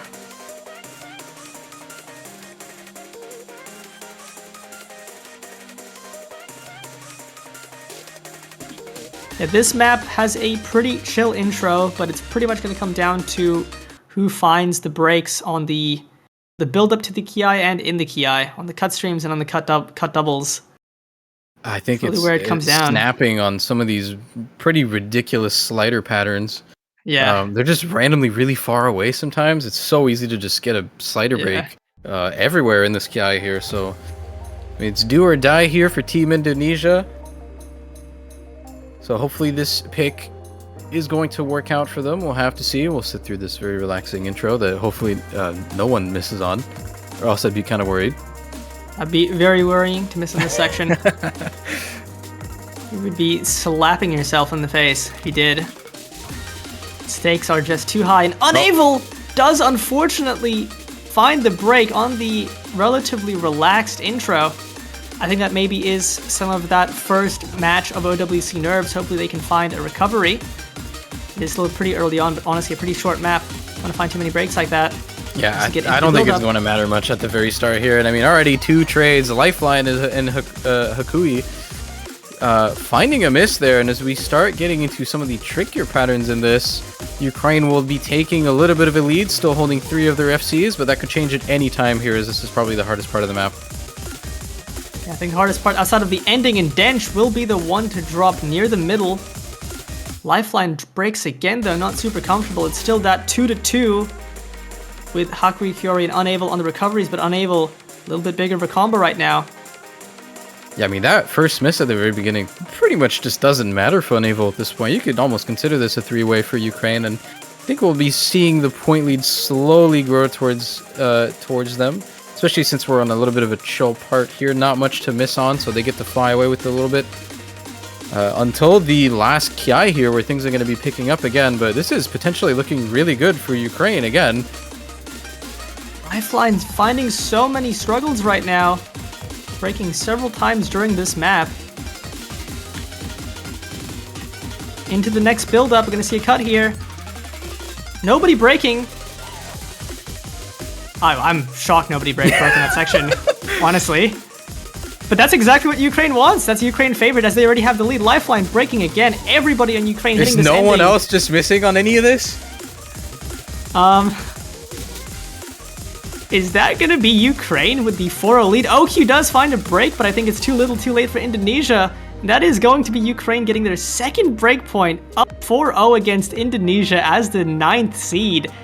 This is something I don't think anybody would have anticipated. What is happening? Like, what? Yeah, this is why this is Let's wild. just take a moment to process that seed number 9 Indonesia again against seed 24 Ukraine is down 0-4 match point in their first match here. I don't think many people, if anyone, would expect to see something like this. Ukraine is now, guaranteed tiebreaker. They have 5 more chances to win this match and cause quite an upset. Even better, they have their pick, so they could make this a 5-0, which would be pretty wild. So I wonder if they just go for DT3, considering the other DTs went super well, but it is fairly different from the other ones, and I think this DT map in particular is going to be a little bit harder, so I don't know if they want to go for that one, but honestly, they have so many maps to mess around with, right?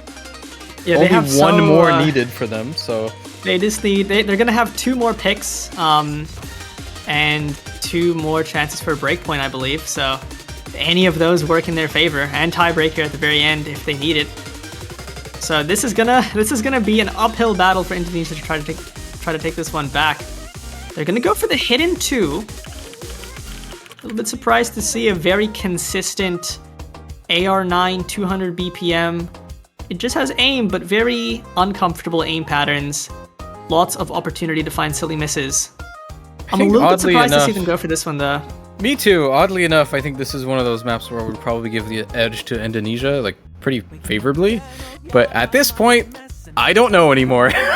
Because some things are happening here that I don't think anyone was really prepared to be seeing, so... Yeah, I think nobody could have anticipated Ukraine to be up 4-0 against Indonesia at this point in the match.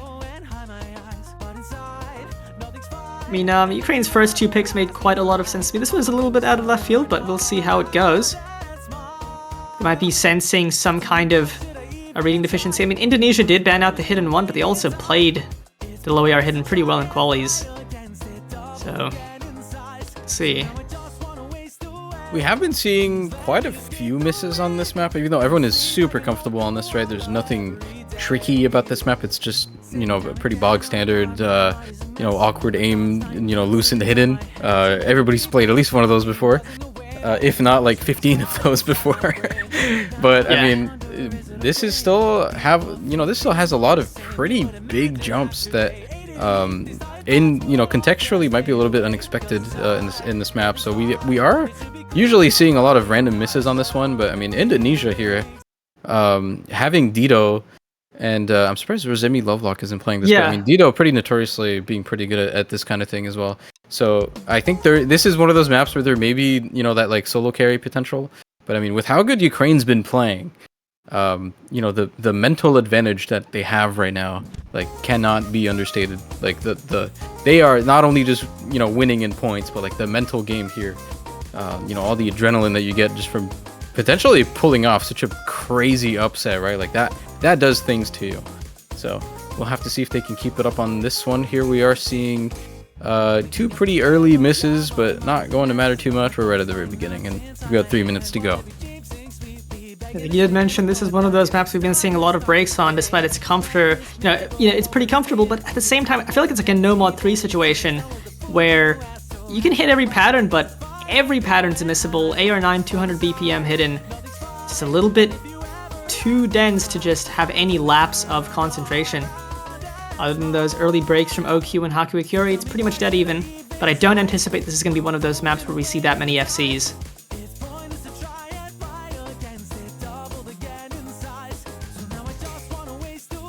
Is it going to happen? Are we going to see Ukraine with a monumental upset sweep? Yeah, not just an upset, but an upset sweep would be wild.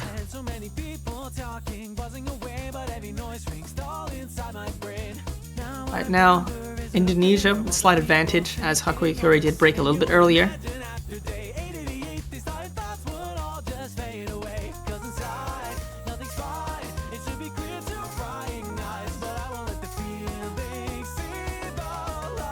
Okay. Oh, Dench finding the first hiccup here right at the middle too. So Indonesia having a little bit of life in them right now, as for once they are, I think maybe the first time in this match, they do have a pretty sizable score lead here at the very middle. I'll have to see if they can keep it up though. Still running pretty much a 4-way. Yeah, pretty much. Other than that random oopsie at the very beginning. That seems to be Hakui's only mistake as well. I think they're on a 1 miss SS currently, which is pretty funny, actually. Dito! Okay, I think... Oh no. My God. Oh no. Oh no. Is it happening? Oh, Nazuna no. and Dito both find breaks in this last third. Oh, Haku no. Ikuri breaking as well. It's now only Lifeline with combo on the side of Indonesia, and that score lead is going to start blasting over to Ukraine. And there, Dench finds a break, but that wasn't the big combo for Ukraine. Ukraine is on pace to pull off one of the most insane upsets. There's the break. Let's see if they can hold their nerves. As Roman on the SS, Unavel and OQ both holding massive combos as well. Can they do it?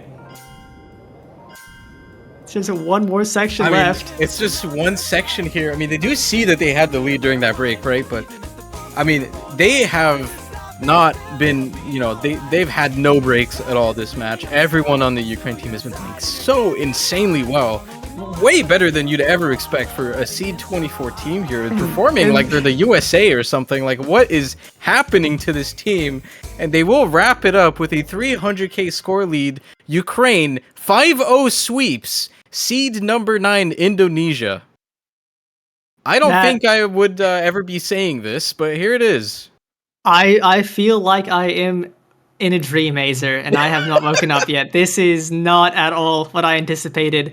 Ukraine playing a fantastic match. And I mean, just this score on Hidden 2, we were doubting the pick, but plenty of much higher seeded teams did not play this map as well as they did.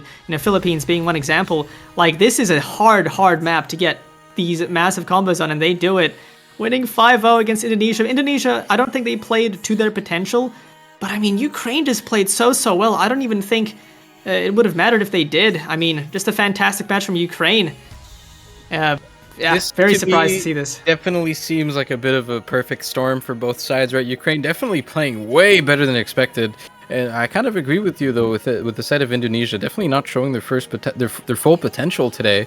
Everyone here on this team has been playing a lot of community tournaments, showing they're able to do so much better than this, as well as the previous years. So, hopefully it's just a little bit of a hiccup. They do have a lower bracket run that they can go through, right? It's not over for them.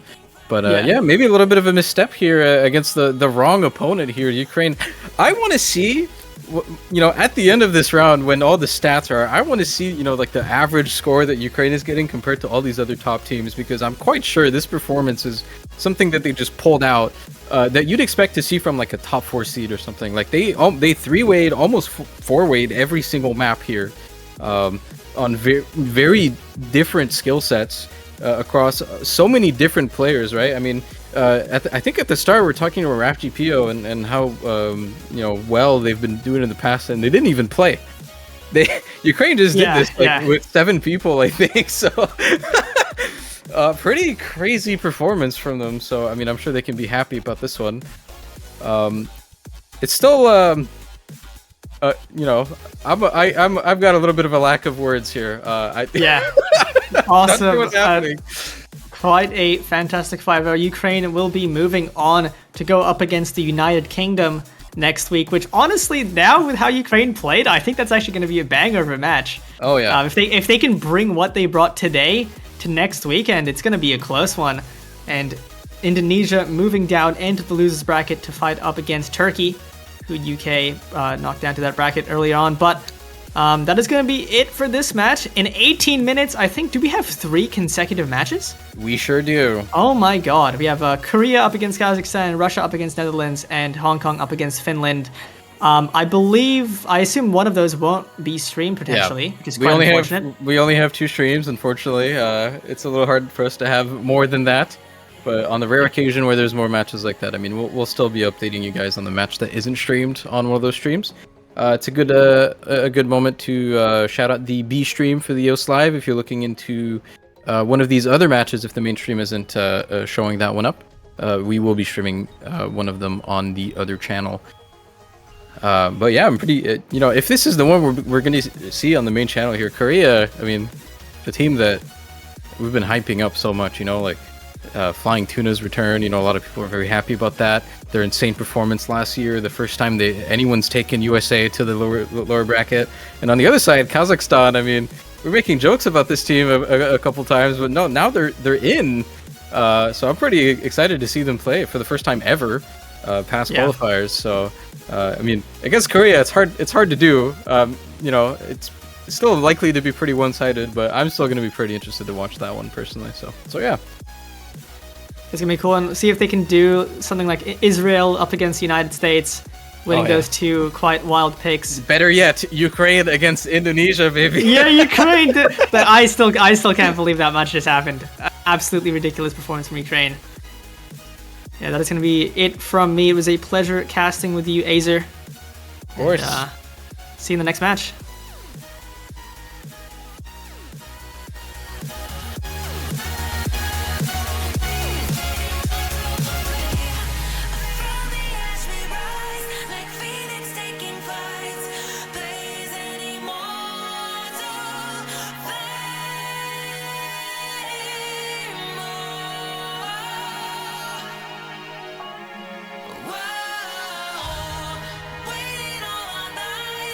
Just to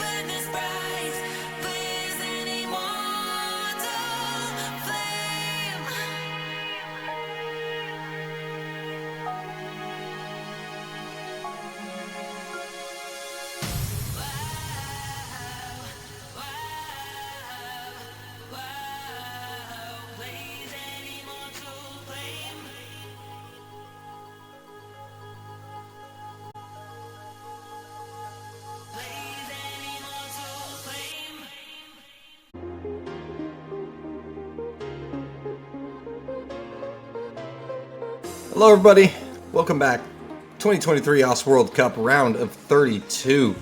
Doland here, and I'll be joined by Kano for this next match, South Korea versus Kazakhstan. This one is going to be a very interesting one, especially after what we just saw. Anything is possible in round of 32. I mean, Ukraine just, I don't know, they did something very, very special in that last match, and who knows, we might see the exact same thing. We do have seed number 1 coming up against seed number 32 here. It's going to be interesting to see what happens, but I mean, obviously Korea looking very dominant this year, and Kazakhstan making it in for another year. What are your thoughts on this match, Dolan? Well, obviously, you know, when you're the 32nd seed going into your round 1 matchup, you really have nothing to lose here, and, you know, Kazakhstan, I guess they need a little inspiration, a little motivation, and Ukraine kind of displaying how it can be done. So we'll see what Kazakhstan can do, but South Korea, number 1 seed, defeating the United States and Poland and everybody else in the qualifiers, Kano. They're looking for that top spot.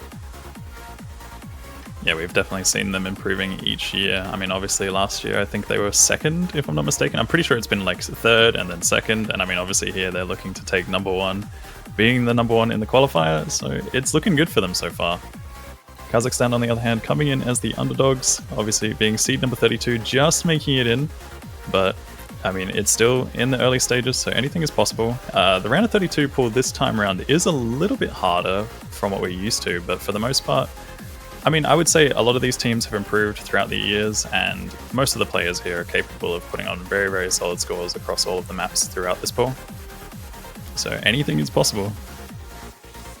Anything is indeed. And a little fun fact about that last matchup, that's not the first time Indonesia has lost as the 9th seed this year. Their Catch World Cup team also lost round of 32 as the 9th seed, but not in that dominating of a fashion. Ukraine are an insane 24th seed. I am looking forward to their matchup next week against the United Kingdom, I believe. I think that's who Ukraine are playing next. But back to the match at hand, as we set up the lobby here. South Korea and Kazakhstan, I mean, and if you're Kazakhstan, you're just looking to get a point on the board here, right? You take them one at a time. That's how you get the upset. And we finally see the lobby.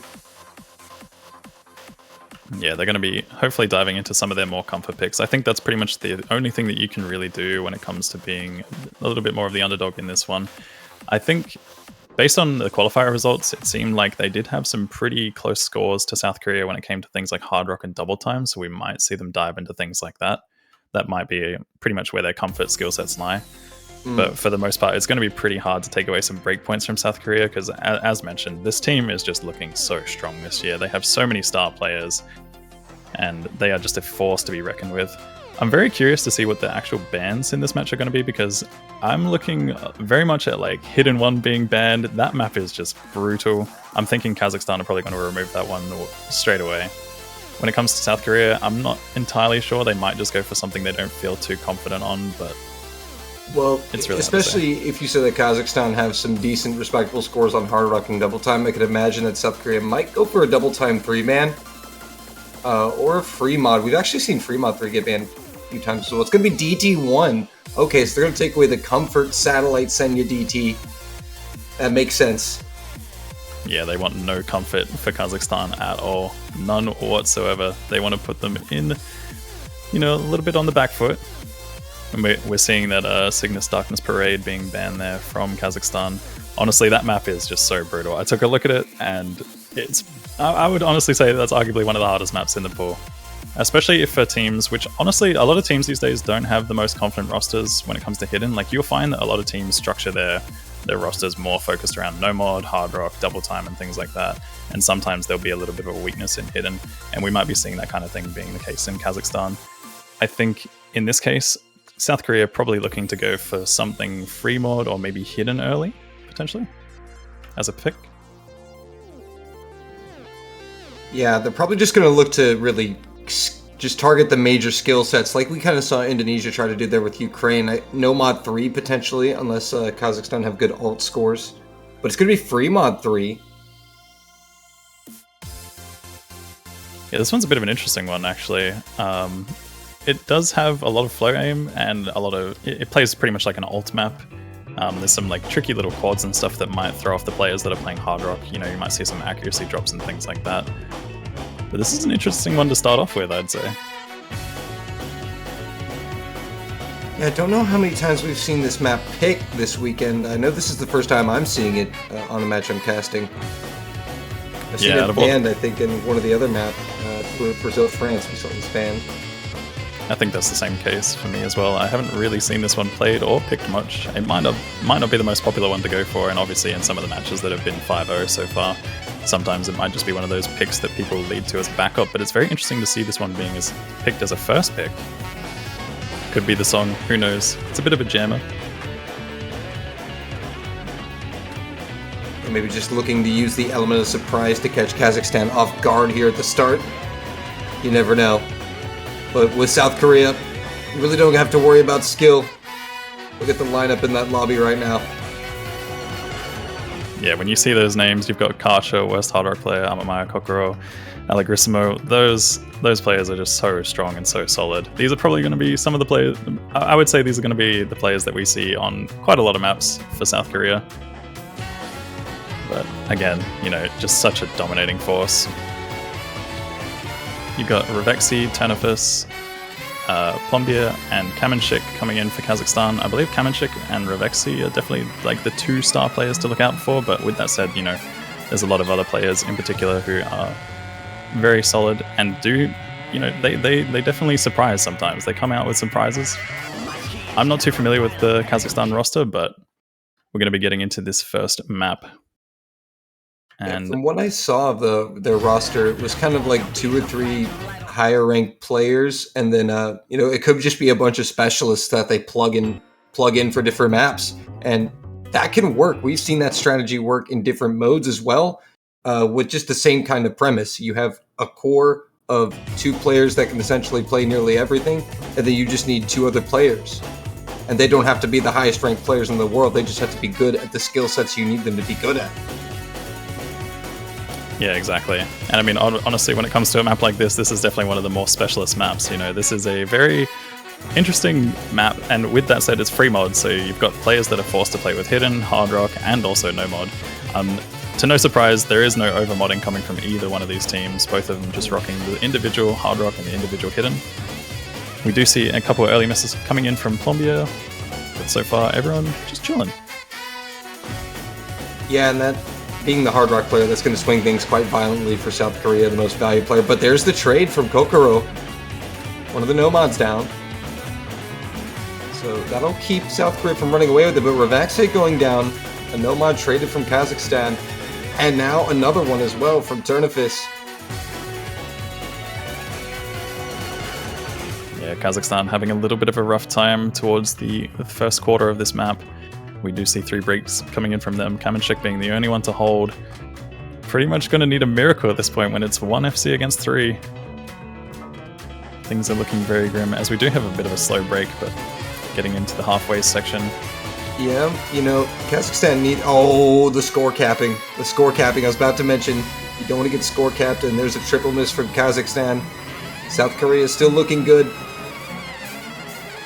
Yeah, they've still got those 3 full combos coming in strong, as well as, you know, both of the modded players still holding on here. Karcha with Hard Rock, West Hard Rock player with Hidden.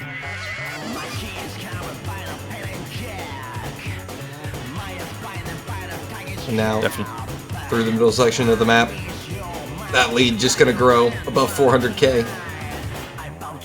Yeah, they're going to be running away with this one if things keep up the way that they are. I mean, obviously Plombier has managed to pull back quite a combo since the beginning miss, with Hard Rock as well, but unfortunately for Kazakhstan side, we're just seeing chain breaks all over the place. We do end up seeing Karcha drop on Hard Rock there as well for the South Korean side. But for the most part, they will be running away with this one on their first pick. Yep, all eyes on Allegrissimo and worst Hard Rock player. Coming in with the full combos. Plombier actually with a respectable recovery on the 1 miss. Yeah, not to mention with that Hard Rock as well, that is definitely a very challenging feat. Oh, but we do say that it does happen to break on the star snap pattern there. Still a good score nonetheless, but South Korea gonna get the job done on their opening pick. 1-0.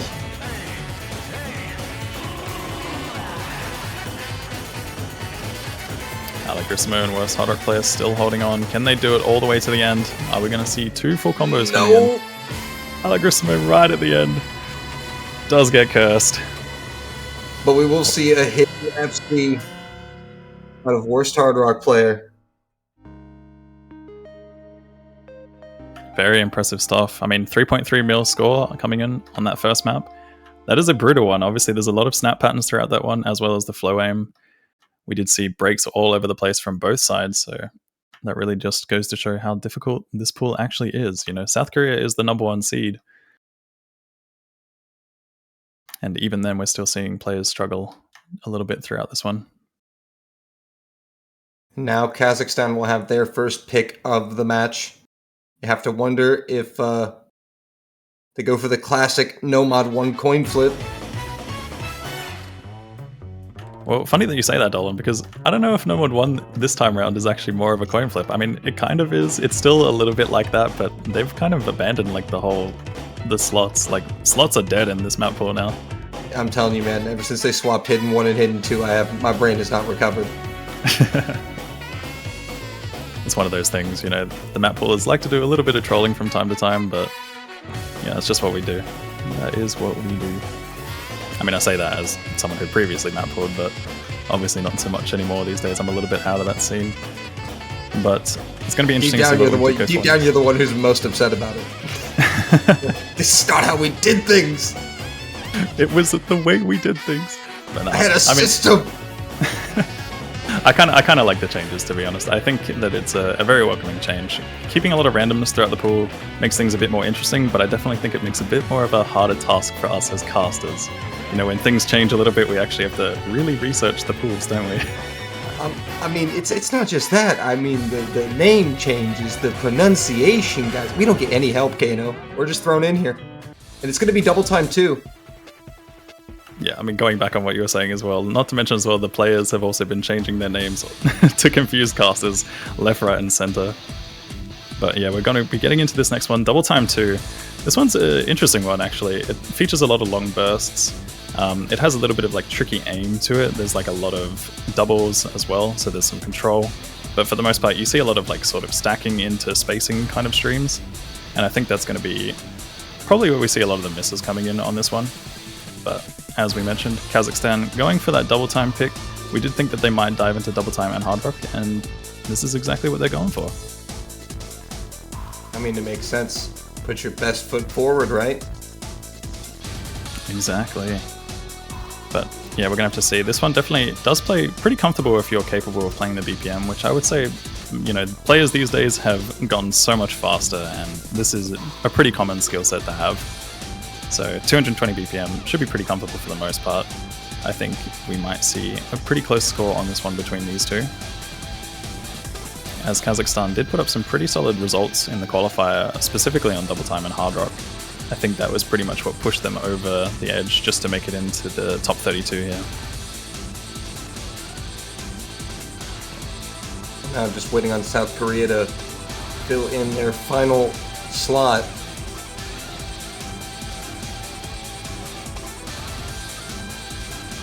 Yeah, seeing a little bit of a roster switch up here. We've got Parisia coming in, as well as Restia and Flying Tuna, the return. I was about to say, we should see the Flying Tuna. Indeed we do.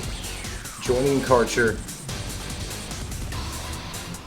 We've got Kazakhstan rocking the exact same lineup as the previous map. So it does seem like maybe they are going for probably a similar lineup throughout most of this match. Maybe they're missing some players, or maybe there's just some players that aren't feeling too confident right now. I mean, again, you know, it's OWC. It's the first match of OWC, so the nerves are always going to be very strong coming into these ones, especially when you are seed 32 going up against seed number 1. Like, I think we just had a very weird client oopsie there. Those were not real misses at the start. And it's actually going to be Kazakhstan with the accuracy advantage here. sometimes the client does do a little bit of light trolling from time to time, but yeah, still early days right now. This one definitely does have a lot of tricky doubles and patterns and things like that going on. We could see a lot of accuracy drop as we do sort of see this flickering back and forth between the two teams. We are seeing that there's a couple of players with 99 accuracy, but then there's some dipping down into the 95s. So far, so good. Smooth sailing for our 8 players. I say that, but there's the first miss from Kazakhstan. Yeah, Kamenchik unfortunately finding a break there. Some of these bursts are definitely going to catch a few other players off guard. As I mentioned, you know, it's a lot of stacking, a lot of awkward spacing at times. You know, you got that stack there that caught Turnifus off guard. Once again, finding yet another break on that. It's those triples that stack into themselves, featuring a little bit of spacing at the end of it. It's absolutely brutal sometimes, especially, you know, like this map might feel a little bit slow to some of the players as well. Like, you do have a lot of players capable of such incredible speed nowadays, and Karcher finding a break as well. I mean, Kazakhstan are going to need far more than that, but that is a start. They need to see at least 2 more of those 3 Korean FCs fall.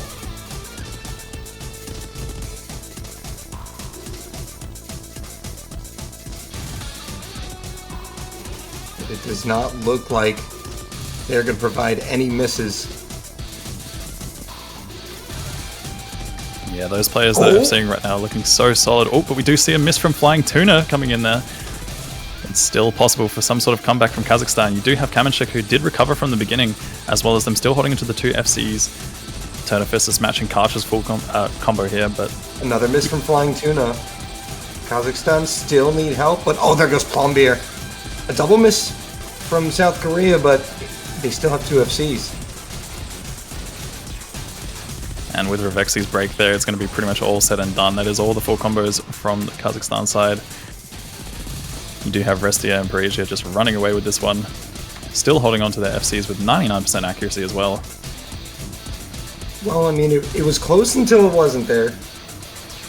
But just Restia and Parisia with the double FCs, not much Kazakhstan can do. Kamenchik with a very nice recovery will clock in over 1,000 combo, and Kazakhstan will still turn in a 3 million score, but alas, to no avail against South Korea here. 2-0.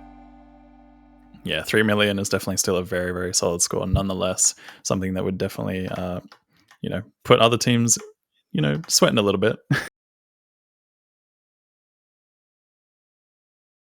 Now, what do we see South Korea going for next here? We did see them go for the free mod early on. I'm really curious to see what their next pick is actually going to be, because I'm kind of out of ideas. I mean, maybe they might go for no mod 3 if they're feeling confident, but it's pretty similar to the free mod 3, if anything. That might be where they might want to go.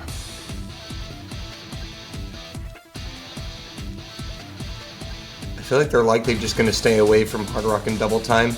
They don't want to really risk picking into anything Kazakhstan might be decent at, and No Mod 4 is going to be the choice from South Korea. Yeah, definitely a very solid choice for them nonetheless. I still think, yeah, pretty much as you said, I think they're going to be wanting to avoid Hard Rock and Double Time as much as possible. If anything, those are going to be Kazakhstan's comfort picks. And No Mod 4 is definitely a good shout. Yeah, I think they can definitely just alternate between the no mods and the free mods. And should be able to put up a decent amount of pressure. But this one's a shorter map, Kano. 2 minutes, 19 seconds. Yeah, and honestly, this map is pretty tricky. You know, you've got a few little like light techie parts, as well as like a lot of streams. There are some pretty brutal streams, especially later on throughout the map. I think the further that this map progresses, the harder it kind of gets in terms of like space streams and accelerator types of streams and things like that. Those are probably going to be the parts where I expect a lot of players to miss on.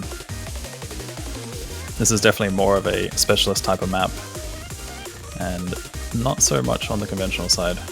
Still plays pretty comfy considering, you know, the style of map that it is, but there are some parts that are definitely a lot more brutal than others.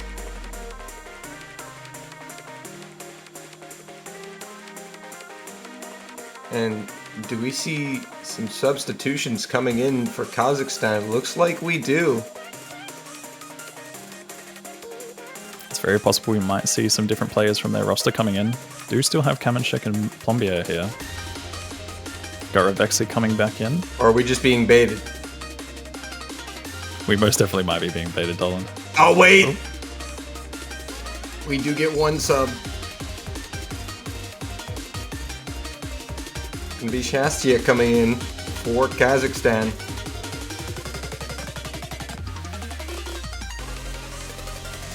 It's always going to be tough to break the nerves here on this one. This is the first map for Shastia. We see the same lineup from South Korea that we did on the first map. So not much really changing in terms of players. But we're going to be getting into this one very shortly. And as I mentioned, this one definitely gets a little bit progressively harder. Not too much, but a lot of the focus is definitely on a lot of these sliders and some of the stream patterns. They are just absolutely brutal. So it's going to be interesting to see how the players do perform on those. I think from memory, there's like a really nasty space stream somewhere around like 1000 combo. So if there's players full comboing, we might see breaks somewhere around there. All right. Into No Mod 4 we go. And Plumbeer not up to the best of starts there, but plenty of time to recover. And Shastia going to find a very early miss. Got to knock off the nerves, you know, knock off the rust, settle in their first map. It's always important to get that nervous miss out the way. That was definitely something that I used to do in a lot of the tournaments that I used to play in. Colombia finding a break early along with Amamaya Kokoro, as well as Shastia. Oh my goodness, there's just breaks all over the place at the beginning here, as we do get into one of the harder sections. Yeah, now these breaks are going to start to hurt as we approach that halfway mark. Potential of being score capped. South Korea still with 3 FCs to 2 on the side of Kazakhstan. Kazakhstan still very much in this, but that double miss is going to change things. They now basically need a team miss from South Korea to get back in it.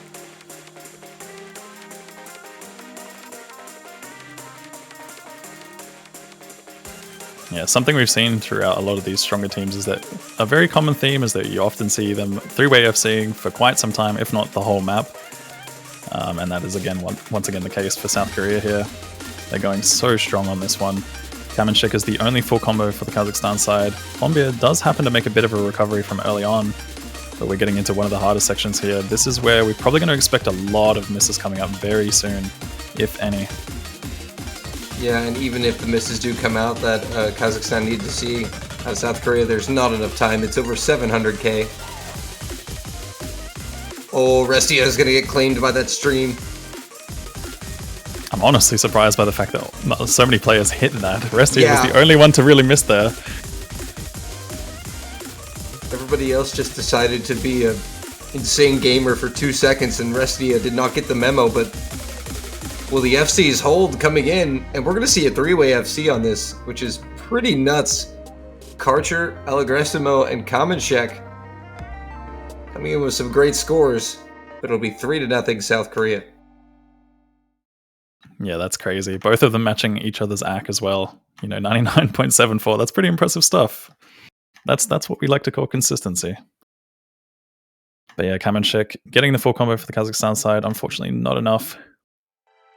But we're going to be seeing what they do opt for now. I think, like, once again, you know, they're probably going to be going for the hard rocks and the double times. We do still have Enter Shikari Wall, which is going to be an interesting one because that's very speed-oriented. It's free mod too. They did not even waste any time picking that. And the thing that I was about to say is they might need to take their time because this could be their last pick if they don't convert it.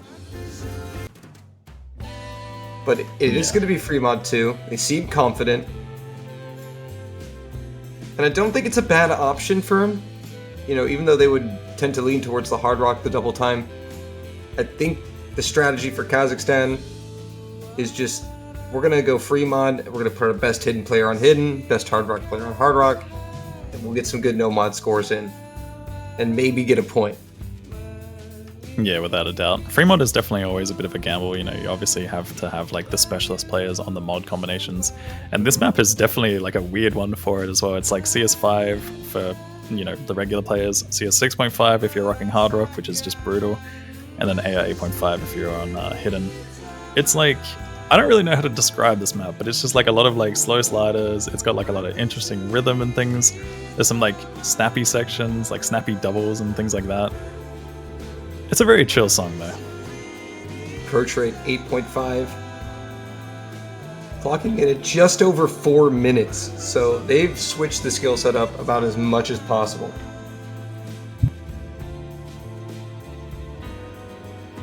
Yeah, mixing it up from what we expected for sure. I mean, we were thinking that they'd be diving into hard rock and double time, but you know, they did that once, but here they are saying like, you know what, we're gonna play free mod too. We're gonna try it out. We're gonna see how it goes. And at the end of the day, there's a good song to enjoy.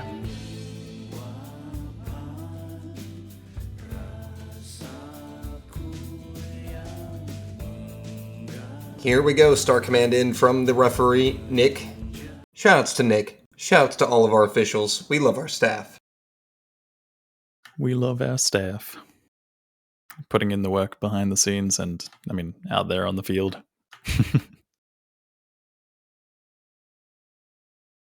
It's the thankless role, but it must be done.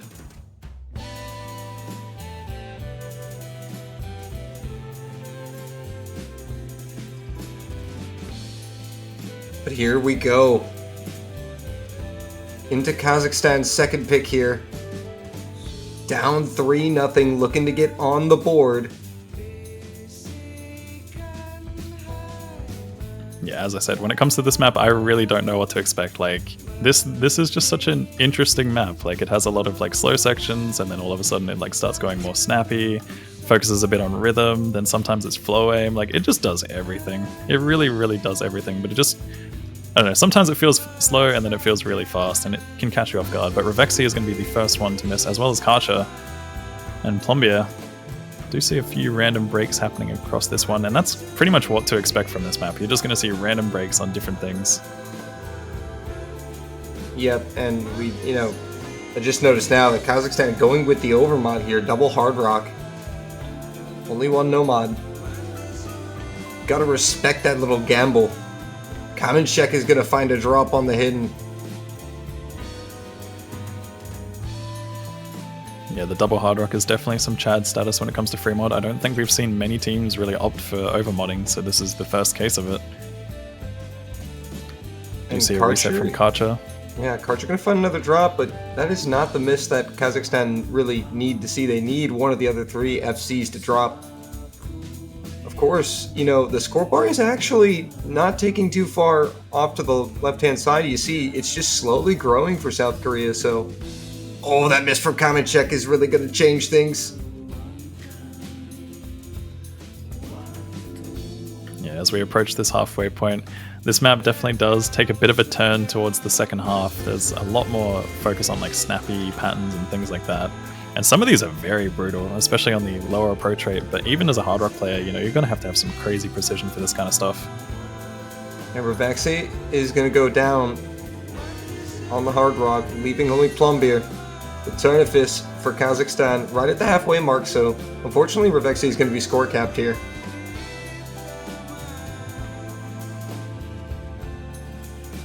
And now we look at the side of South Korea, and it's still a three-way FC. Yeah, once again, I was talking about that trend, like these teams, they get that start off, and it just seems like they either do end up three-way FCing, if not four-way FCing, but they tend to hold on to it for quite some time anyway. And this is going to be a pretty brutal map. I will be surprised if we see a three-way FC coming in on this one, but yeah, we're getting into one of the harder sections now where things start to ramp up a little bit. You start to see a lot more snap patterns, a lot more control. Yeah, and now that Kazakhstan have lost one of their big combos in Turnifis on the no mod, things really looking bleak now as Plombier drops. That should seal the deal. And now the question remains is, will South Korea turn in a three-way FC?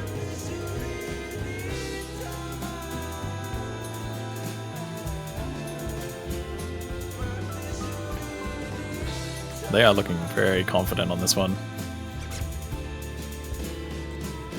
Karcher pretty much being the only player to struggle, but with that said, that's kind of expected when you're being the hard rock player for this one. This is pretty brutal, the precision involved for this. All these snap patterns are very, very awkward. Also, just like a lot of the slow aim and things like that, When we're talking about CS 6.5, this is just nasty. A nice recovery there from Kamenchek, Kazakhstan, but just nothing you can do about a three-way FC, really.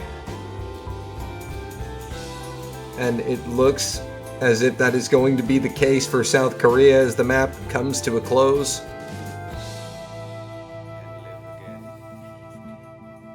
That's going to be South Korea up 4-0. One more point, and that's going to be South Korea taking it away. Or will we see Kazakhstan take away one of their picks? Well, it's going to have to be a break point if they want to stay alive.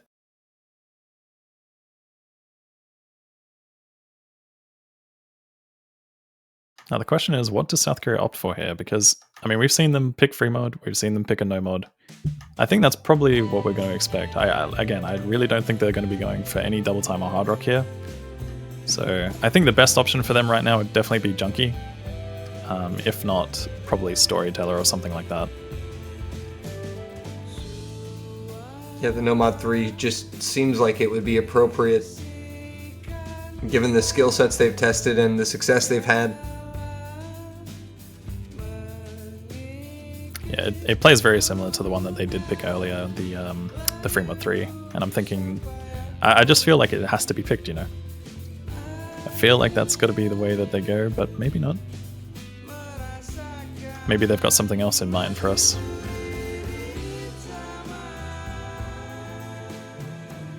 Maybe Hidden 2. A cheeky little hidden 2? Maybe. It's very possible. I mean, at the end of the day, Kazakhstan did ban the hidden 1, so... Nah, but it doesn't is seem going to like- be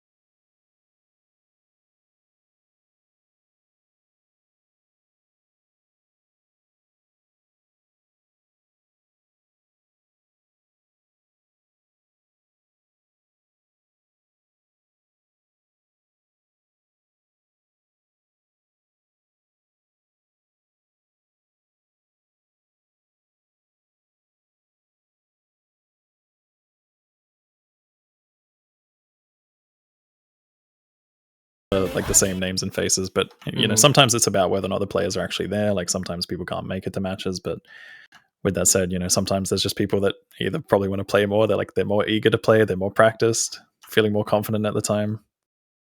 There's so many factors that can affect whether or not you'll see people be playing in these matches.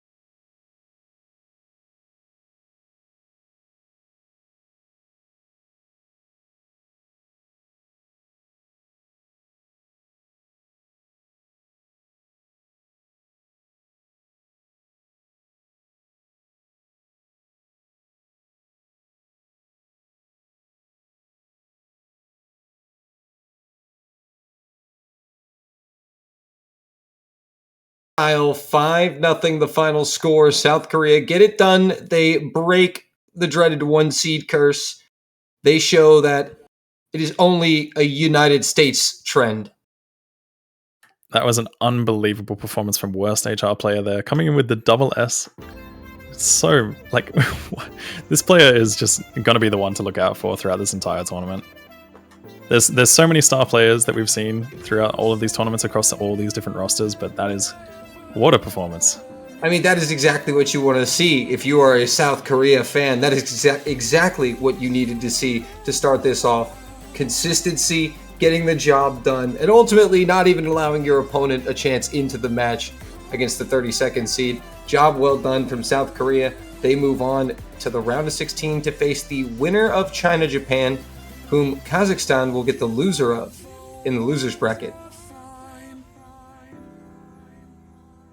Yep, and what a match that was. I mean, at the end of the day, we did see Kazakhstan a little bit on the back foot there, but they did put up some very solid scores. They definitely would have rivaled some other teams, and they still have a good shot throughout the rest of this. Even in the losers bracket, it's very possible they could go much further.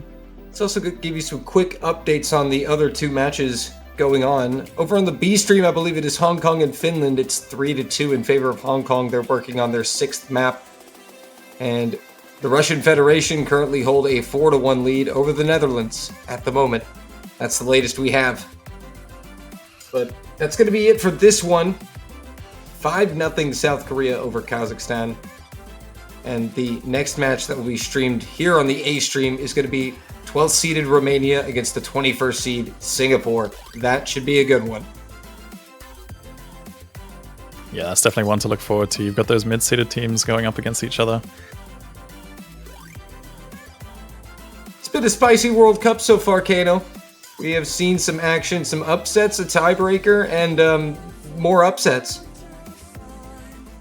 Yeah, I mean, at the end of the day, like, I've spoken about this before, but just it seems like overall all 32 teams have just improved so much in the previous years that, like, there's players that just prove that they're all capable of rivaling each other. Like, sometimes you might just have like that odd one hard carry that can just go crazy, or like you have like a full solid like 4-man roster on both sides that can just put up crazy scores. And I mean, we're seeing that this year. Like we've already seen from Ukraine, for example, being seed number 24, just absolutely, like, I want to see like how their scores in particular compare against how everyone else performed throughout this one, because I think that they're going to be like easily top 8 based on this round of 32 performance from them.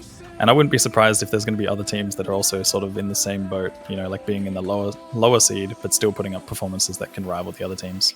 Oh yeah, absolutely. I mean, look at New Zealand's performance against Italy. Putting up quite a fight.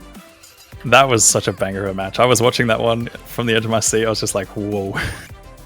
The tiebreaker was definitely very nerve-wracking for Italy. It was all down to Chihuahua to hold on to that one. But that's where we stand right now. So we also have another block of matches coming up in 20 minutes. Romania, Singapore, China, Japan will be featured on the B stream, provided that the match currently on the B stream ends before that match. That's where things stand. And then after that block, we'll only have 2 more matches for the weekend. And we'll be done with the round of 32 and on to the round of 16. So, Kano, as always, I thank you for joining me. It was a pleasure as always, and thank you guys for watching.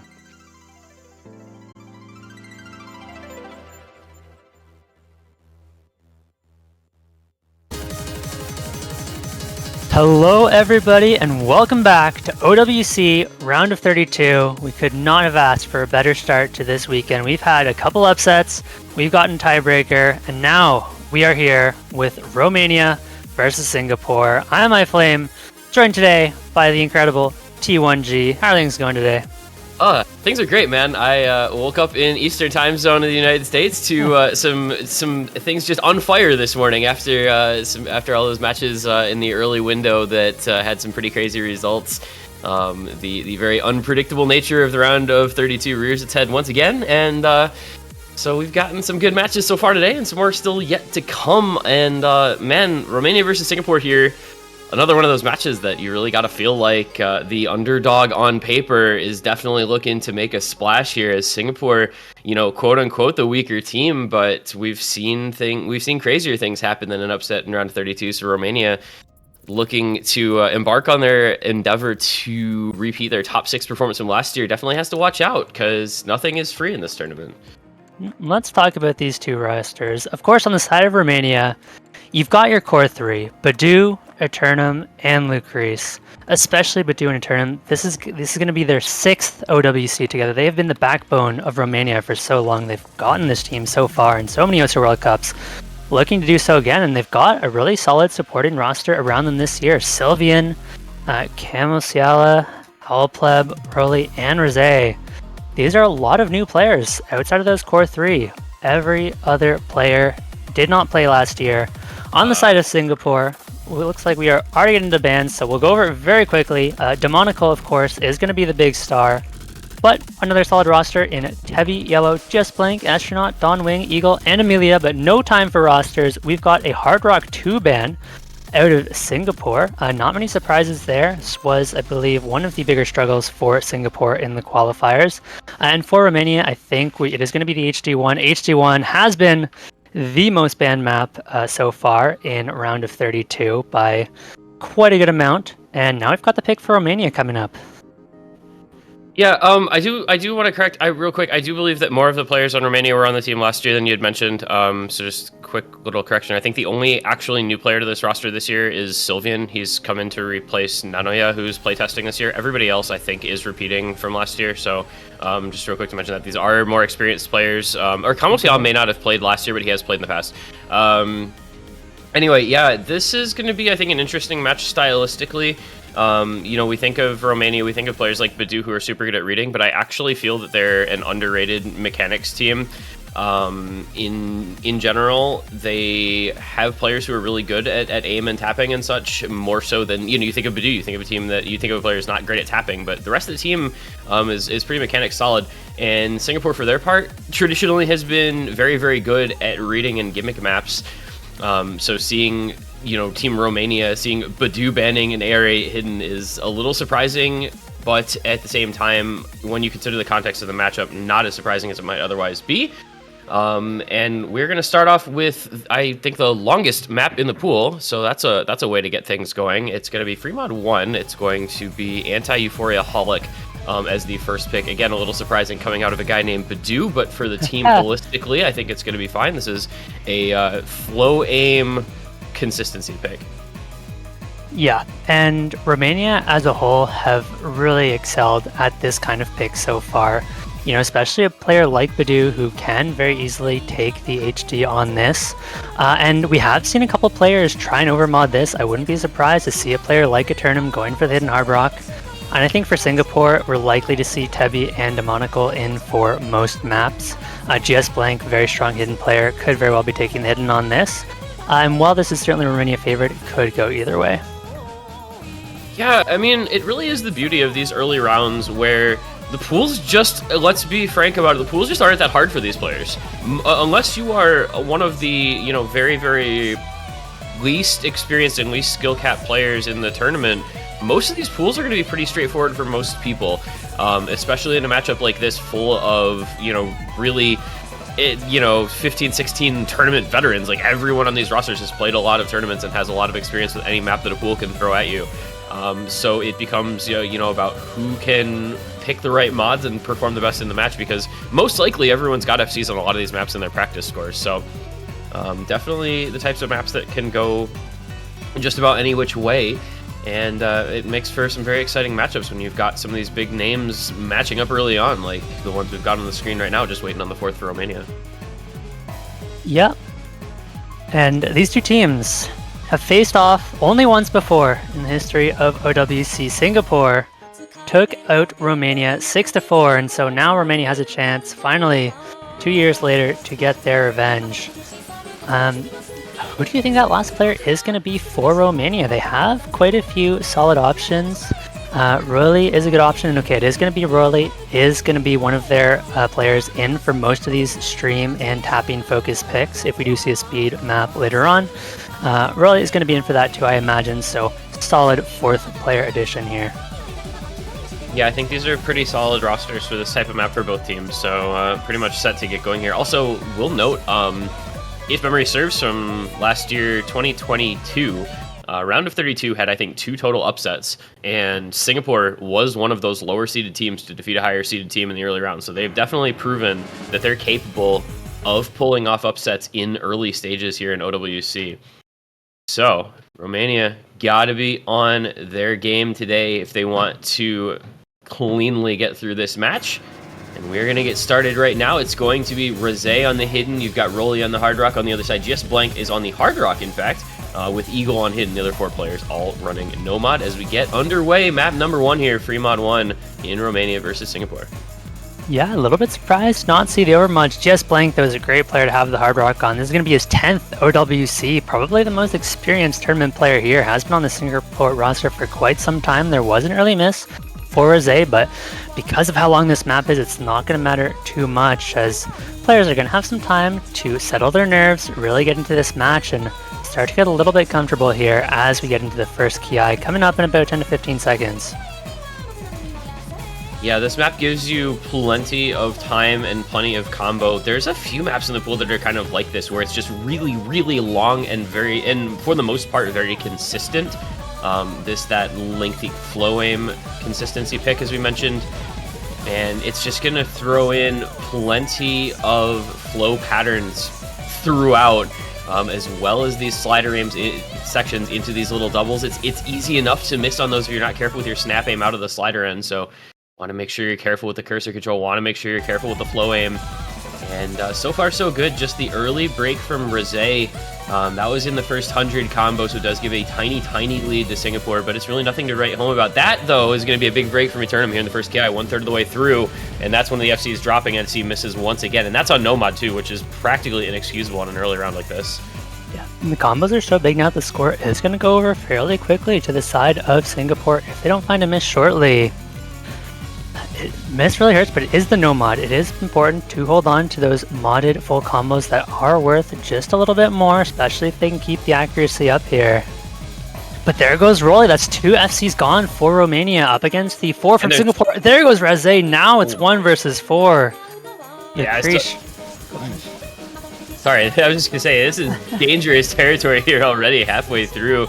Lucrece has got to carry the team, but it's a 4-way FC for Singapore. And this is what you talk about. I mean, some of these teams, they may not be the top seeds because they don't have quite the same skill cap, but the skill floor is definitely there. GS Blank is going to be their first break. He's on that Hard Rock FC until then.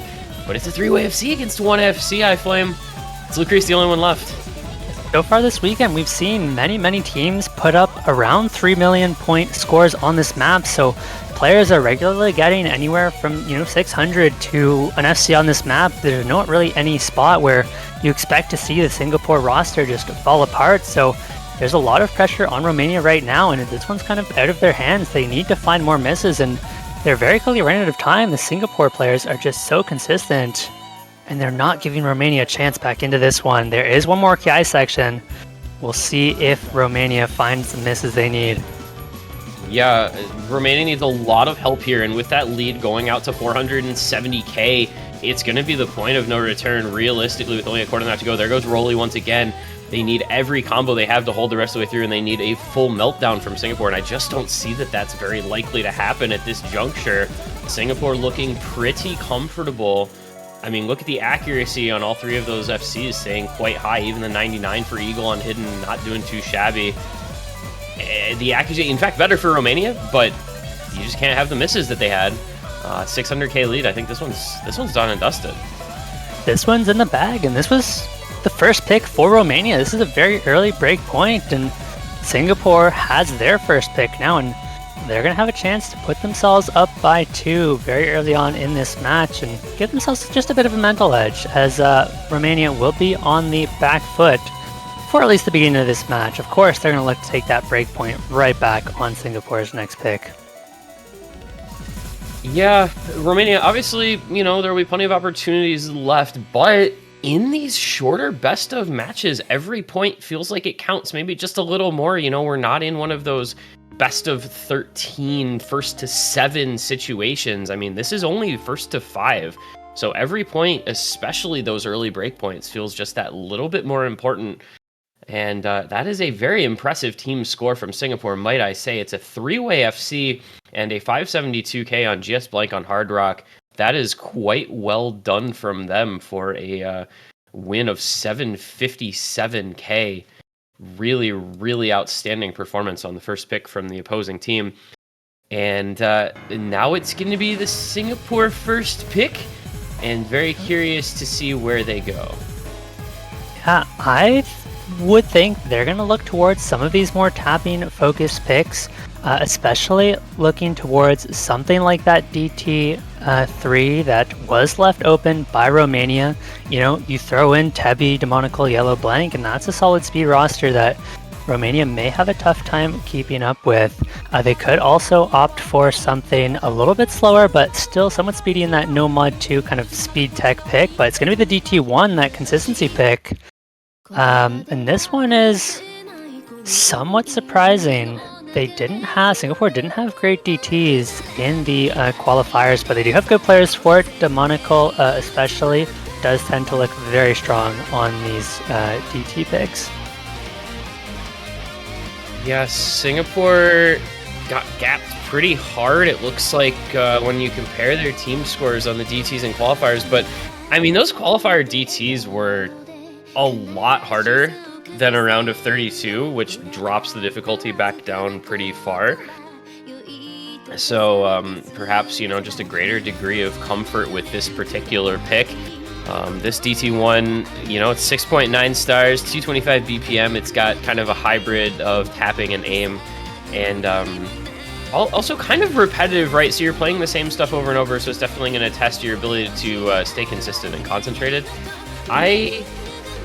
After the way Fremont 1 went, I'm kind of surprised to see this being the direction that Singapore is going in for their own first pick. You know, going from just a lower BPM flow aim to a speedier DT pick. But obviously they know their team scores, they know what they expect to be good at, so can't do anything except trust them. That they do, but what they don't know are the team scores of Romania, and Lucrez really are the kind of players that can put up really strong performances on a map like this, and I think we're going to be looking towards them to put up the big scores, match some of these stronger players on the side of Singapore, and we'll see if Romania can get one back here.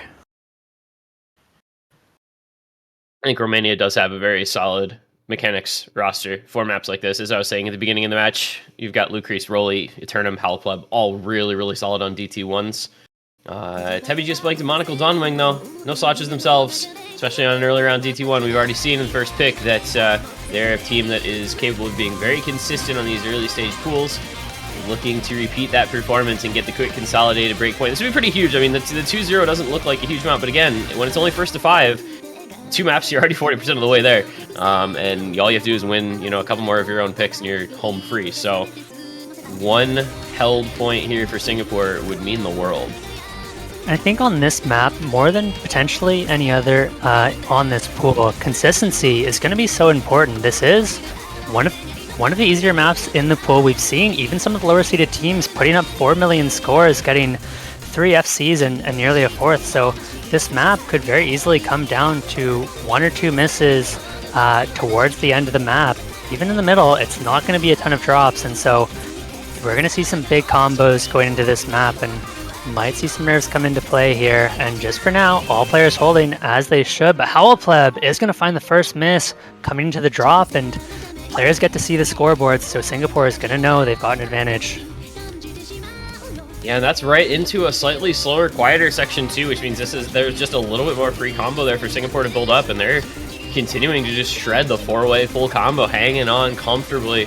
Lowest stack on their team is 99.42. Meanwhile, you've got Rolly down 98.48 and Howlpleb all the way down in the 96s. So clearly the comfort level a little bit in favor of Singapore in this pick in the early goings. Halfway through now, that leads 170k. They've got to continue to hold for a while. I mean, this is a pretty note-dense map. There is plenty of combo to be had in the back half of the map as well.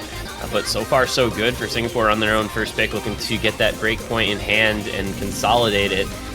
And man, the comfort level's just there. I don't know, then the comfort level's no longer there. That is Dawnwing breaking on the solo section. And that means the door is going to open back up here for Romania. Yeah, and there's plenty of time. The score is going. There goes the monocle. That's a big miss. Now Romania are going to make this comeback as long as they can hold on to their combos, but they've looked solid so far. Howlpleb does find the miss. There goes a Turnum. That's a big drop, and things are relatively even now, but even is not what Romania needs. They're down by 150,000, and so they're going to need another break from Tebi or GS Blank. There's really only one tricky section left. We'll see if these two players can hold on. Nerves are going to be huge here coming into the last Ki. It's about 180k though, so it's okay for Singapore. They're doing fine. They do only have the one FC though. It's going to come down as GS Blank found the break. Lucrease trades. It's Rolly versus Heavy on the only FCs. Howlpleb has not enough combo to bring this back, considering Dawnwing is doubling his combo, so it should be okay for Team Singapore. Just by the skin of their teeth, that lead came down pretty sharply in the last Ki, but fortunately for Singapore, Lucrease with the late break prevents the comeback from happening. That slider break, 150 combo from the ending, and Tebi holds on to the FC to match Rolly to ensure Singapore consolidates the break point for the 2-0 lead. The upset-minded team getting things off on the right foot here. Yeah, potentially. This is the beginning of another upset. Romania are going to have to reorient themselves, reconsider their pick strategy, and think carefully about this next pick. That being said, I do think they have quite a few good options. They could go into some of these more aim-focused picks that I do think would be quite good for them. Yeah, we're going to see... What are we going to see, actually, is the question. I mean, I'd be curious to see Romania pick into one of two things, like completely opposite directions from each other. Either a raw speed map or a gimmicky pick that you can put Badu in for. Because first two picks he was not in, and I know that, you know, historically they've kind of transitioned away from him being their solo carry, but I think he is still probably the most reliable player on that team on their own map. So something like, you know, a Nomad 3, Nomad 4, maybe even a Hidden 1 that Badu would come in for might serve them well. We'll see. Yeah, and I think the free mods could and should be a solid set of picks for this Romania roster. They've just got such a strong depth when it comes to the different mod options. You know, you've got Badu, who can play the Hidden. Eternum, if needed, can play the Hidden and the Hard Rock so well. Even Lucrease can take these mods, so they've got a lot of options depending on who's feeling good on the map, and they're going to go for the No Mod 3 instead.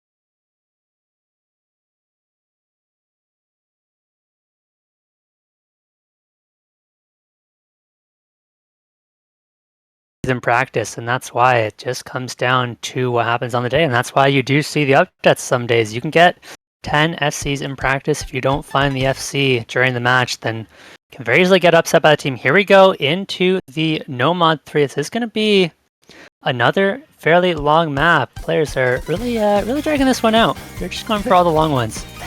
Well, it also doesn't help that this pool is just kind of long in general. I mean, there's 3.5 minute maps in the no mod pool, 2 4-minute maps in the free mod pool. Like, this pool is just an average of like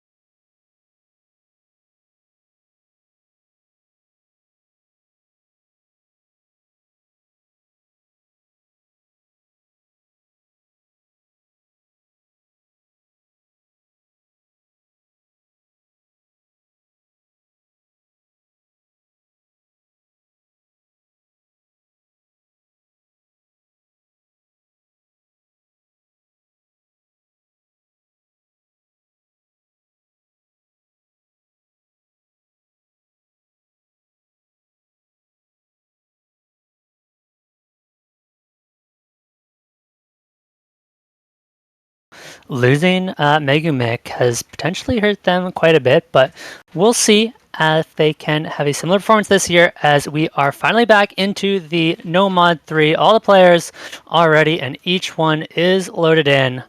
Romania needs to get a point on the board here. They cannot afford to give up another breakpoint.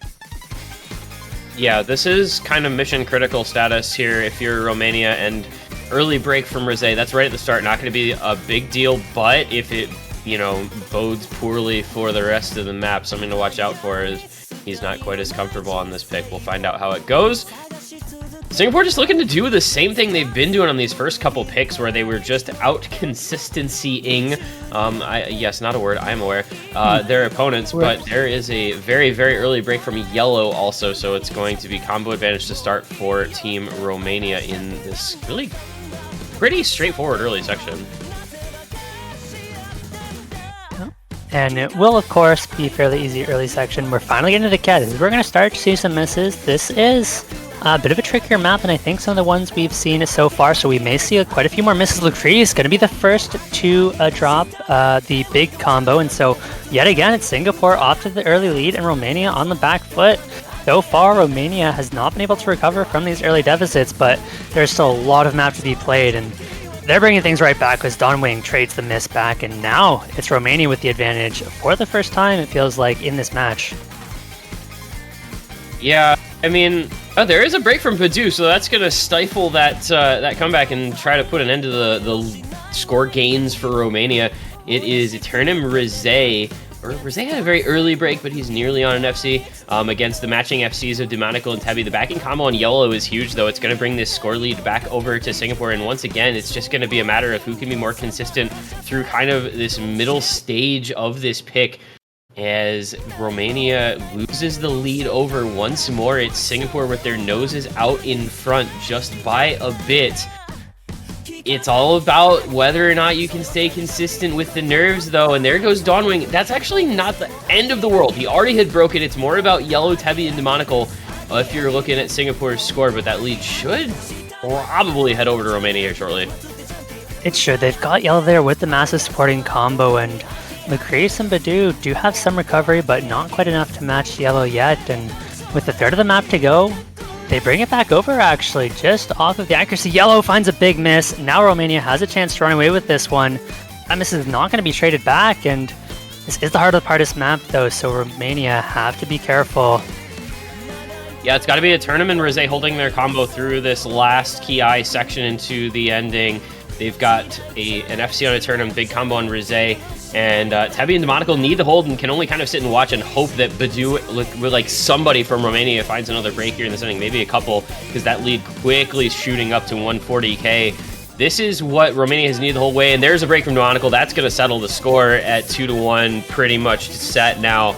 Romania is going to get their first point up on the board with a very, very strong performance from their leaders on this pick. It's a little surprised to see Badu not one of those FCs, but great plays from Eternum and Rizé, and that is going to be the point that Romania really needed. Like we said at the beginning, could not afford to go down 3-0 double break. You just can't. And so they are going to avoid that fate, and they're going to get a point up on the board. Yep, not going to make the same mistake twice, winning their own pick this time, and they're going to give themselves at least 2 more chances to win on Singapore's pick, and of course that's going to be more likely as we get later into this match and the Singapore picks become a little bit harder. And I still do think we're going to see likely Singapore go towards some of these tapping focus maps. May not be the next pick, but I imagine we're going to see the DT3 at some point for Singapore. There's a chance they don't feel comfortable on it, and of course it is going to be easier than the qualifier speed pick. They're going to go for DT2 instead, the other tapping DT, and this makes a lot of sense. The tapping DTs feels like the one thing that Romania has struggled with a little bit. Of course, you have Lucrece and Eternum who are very good at those tapping DTs, but when it comes to that full 4-man roster, it's just not quite there for Romania like it is for the other skill sets in the pool. Yeah, I don't know. I actually do think that this is another map that should be pretty contested. You know, again, with it being an early round, and honestly, I want to say this has been score-wise possibly the easiest map in the pool. We've seen 4.6 million, 4.7 million from teams, even in kind of one-sided seed matchups. So kind of expecting this to be close because you basically have to put up several FCs on this map. And it's just going to be another one that's going to come down to who's more consistent on the day, because I think most teams are going to be able to field 4-player rosters that are able to be successful in this pick. You know, you've got Eternum, Rolly, Lucrece, Halpub, all of whom can do well with this. GS Blank, Yellow, Demonical, Tabby, likewise for Singapore. So I think I would not be surprised if we see like 6-7 FCs on this map, because it's very, very straightforward. And not particularly fast either as far as tapping picks go. It's 219 BPM, but nothing is incredibly death stream long, and it's not like you're seeing a 250 BPM pick or anything like that this early on. No, it's exactly that, and unfortunately, the kind of ease of the map does eliminate a lot of the advantage of the actual skill set. We've like you said, we've commonly seen anywhere from 4 to 4.5 million on this map. Even the lower seeded teams are getting close to 3.5 million. And so this one could very realistically be both teams getting anywhere from 3.5 to 4, and it just coming down to those last sections. Again, 1 or 2 misses, and that's just been the case with a lot of the DT picks in this pool, the DT2, the DT3, that we have seen, I believe, the highest scores on of any maps in this pool. And in we go. We're going to see if we get some more of those very high scores from these two teams. I suspect we will. Some very, very experienced players at any sort of skill set you throw their way in this match. So we will enter. Every map feels critical, but Singapore just needs to keep their nose out in front and win their own picks after consolidating the early break point. So this will feel very important all the way through. And another map that, similarly is a little bit copy-paste in terms of the music, so it's just going to be testing the same skill set pretty repeatedly for its entire duration. There's very little variation in this pick. And so if you're good at it, you're good at it, and if you're not, you're not. The Monocle has found an early miss, and this is a shorter map than the previous ones we've seen, and because of how easy this map is compared to the other maps in the pool, that early miss could actually be quite impactful, especially if we don't see Romania miss until much later into the map. Map does not get a ton more difficult. Yellow finds a big miss now, and Romania is quickly getting off to a big lead. Eternum does trade it back, not the player you'd expect to miss, but Yellow missing again now. 3 FCs to 2 on this. Oh, Tevi has missed as well, so it's just blank holding on for Singapore. And Romania are in a great spot. Howl Pleb does trade it, but Romania have 2 full combos still. They're in a fantastic spot, and this map doesn't really get much more difficult than we've seen so far, so Royley and Lucrez could very well just close this out with a full combo. Not allow Singapore back into this one at all. Yeah, if you'd told me that a team could win this with only 1 and maybe 2 FCs, I'd be pretty surprised considering the way this map has traditionally gone in this weekend so far. But that might be what ends up happening here. Roly and Lucrez do both have to hold. Fortunately for them, the backing combo is good enough to keep them alive even if 1 breaks. But GS Blank needs to hold the FC, and they need to find one of those FCs to break from Romania if Singapore wants to hold on to the breakpoint advantage here. And it's going to be Lucrez. That is going to be the break that they needed. And the problem is it's 220k. That's going to come down, though. It's 1,000 combo, but, well, Singapore just evaporated. Yep. Whatever you're about to say no longer flies, because Singapore has lost all of their big combos, and it's going to be a decisive point for Romania. Scores not quite as high as we were expecting, but there's the break point that Romania needed, and all of a sudden they are tied right back up with the pick, looking to bring themselves to a lead with their next pick for the first time in this match, and I think they're in a good spot to do so. Man, Singapore had such a great chance there at making that comeback in the last KI, and then GS Blank and Demonical just instantly broke the moment that Lucrez finally missed and said no sir to that. And Roly, the lone FC in the lobby, that's like probably one of the lower winning scores I've seen on that map so far at only 3.3 million.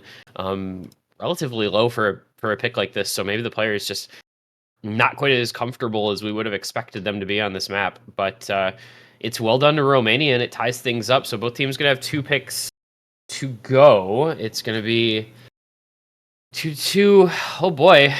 Things have switched a little bit here. It just feels like Romania now the team that is a little bit more comfortable and a little more consistent on these last couple maps. They have. Roly has had such an incredible match so far, is such a good DT player, and has so far been the best performer on Romania on these DT picks up against his, likes of teammates like the, Eternum Lucrez is really impressive. Now Singapore are going to look for the pick, Romania are going to look for the pick, and they're going to go for that Fremont 3 back to the Fremont.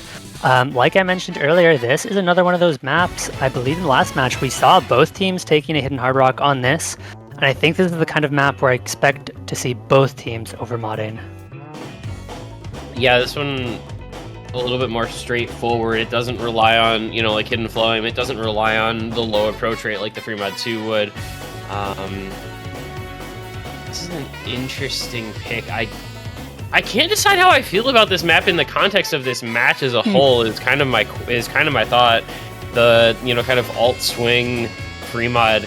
It's not like really anything else in this pool, right? There's not a lot you can directly compare this to. Maybe the Nomad 3, I guess, which of course Romania did win. So maybe that's the play here, is just something similar to that map. Yeah, I mean, coming into this match, I definitely would have said any of the free mods seem great for Romania, especially the alt, right? I mean, Badu, Eternum, Lucrez, Razay is honestly about as good of an alt roster you can get. This is a alt lineup that can compete with some of the top teams on certain alt picks, especially on the free mod. Curious to see who is going to be, if Eternum is going to be on the Hidden Hard Rock. We've got Amelia in for the Hidden on Singapore. I believe this is going to be Amelia's first map of this match. Yeah, I think so. Demonical should be on the Hard Rock, but I could see very well Demonical taking the Hidden as well. Hidden and Hard Rock. Yeah, it would be maybe Amelia Hidden only, Demonical HDHR. Hard to say for sure as of yet, as the players are still kind of taking their time loading in. And I think there's a chance we could see potentially Tebby on the Hidden as well, right? Like we have seen teams run 3 players on mods, 1 on the no mod, with one of those players being Hidden Hard Rock to cover that Hard Rock. Because based on what I've seen so far, the Hidden doesn't add too much difficulty to this map, and players feel quite comfortable taking the Hidden on this one and are feeling good about risking it. We'll see if it's the case here. Let's see. It looks like somebody maybe didn't have a Hard Rock, so the discussion of overmodding maybe not going to be happening here. Let's find out. We load in to see Eternum Hard Rock for Zay Hidden. Just Demonical on the Hard Rock most likely. So neither team going for an overmod, playing it safe. And in a match this close, I don't think that's a bad idea. If you are feeling nervous, if you are not super confident in adding that extra mod, just play it safe. It's not worth missing out on that combo and finding the break. Play it safe, get up the big combos, and build a score lead that way. On these early pools, it just comes down to the couple misses. Yep. And may come down to whether or not Dawnwing actually connects. I'm not really sure what's going on there, as we're seeing his screen not loading in. So gonna keep an eye on that one to find out whether I can't imagine anybody said anything in chat because they're still playing. Reconnect. Okay, we're recording. All right, neat. Yeah, Poncho is having a field day with this match. It's the classic like 14-16 UTC weekends where, and this, I mean, even this is like on the tourney server, but still, where we tend to have a lot of these connection errors. So, and there goes Eternum, so now we're going to have to wait for another player to come back. This is technical difficulties in the match, I suppose, as we continue to have problems, but hopefully they will be resolved quickly. Yep. Poncho just makes things a little bit interesting. That way the players get a bit more practice on the map, so they get to run about 10 seconds, in case they haven't practiced those first 10 seconds enough. It looks like we are getting back into it. Here we go. Free mod 3. It is going to be Eternum on the Hard Rock, Razay on the Hidden, with Amelia Hidden and Demonical Hard Rock. So no overmods for either team. Playing it safe. This is going to be a big point. Can Romania hold on to their pick, get themselves a lead? Or will we see Singapore take yet another break point? Yeah, 3 in a row would obviously be huge. Romania pulling all the momentum in their favor. And, no. Well, no hype here. Nope. Once again, a disconnect. I spoke too soon. I apologize. Sorry, I shouldn't have said anything. We are not going to get into the match, but players are going to get one more rep on the first 10 seconds of the map. Yep. It will be well practiced.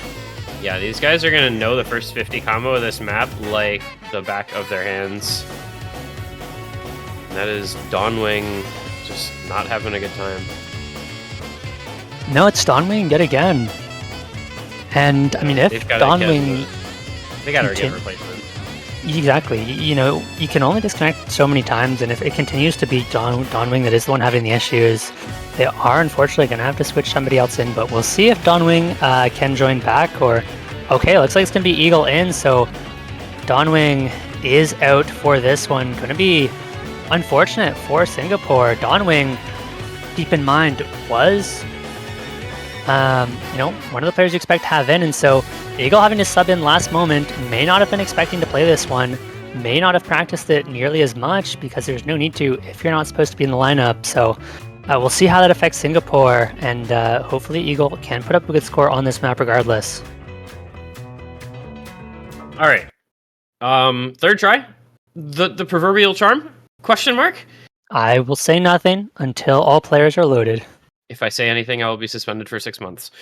Or if I say what I'm thinking, yeah. Okay. Okay. I think we're playing Osu, guys. I think we are playing Osu. We are changing things up. Now Singapore has the overmod. Eagle wants the hidden on this map, and so now Singapore has the mod advantage. We'll see if that extra hidden pays off for Singapore, or if Eagle will find a couple misses here and there.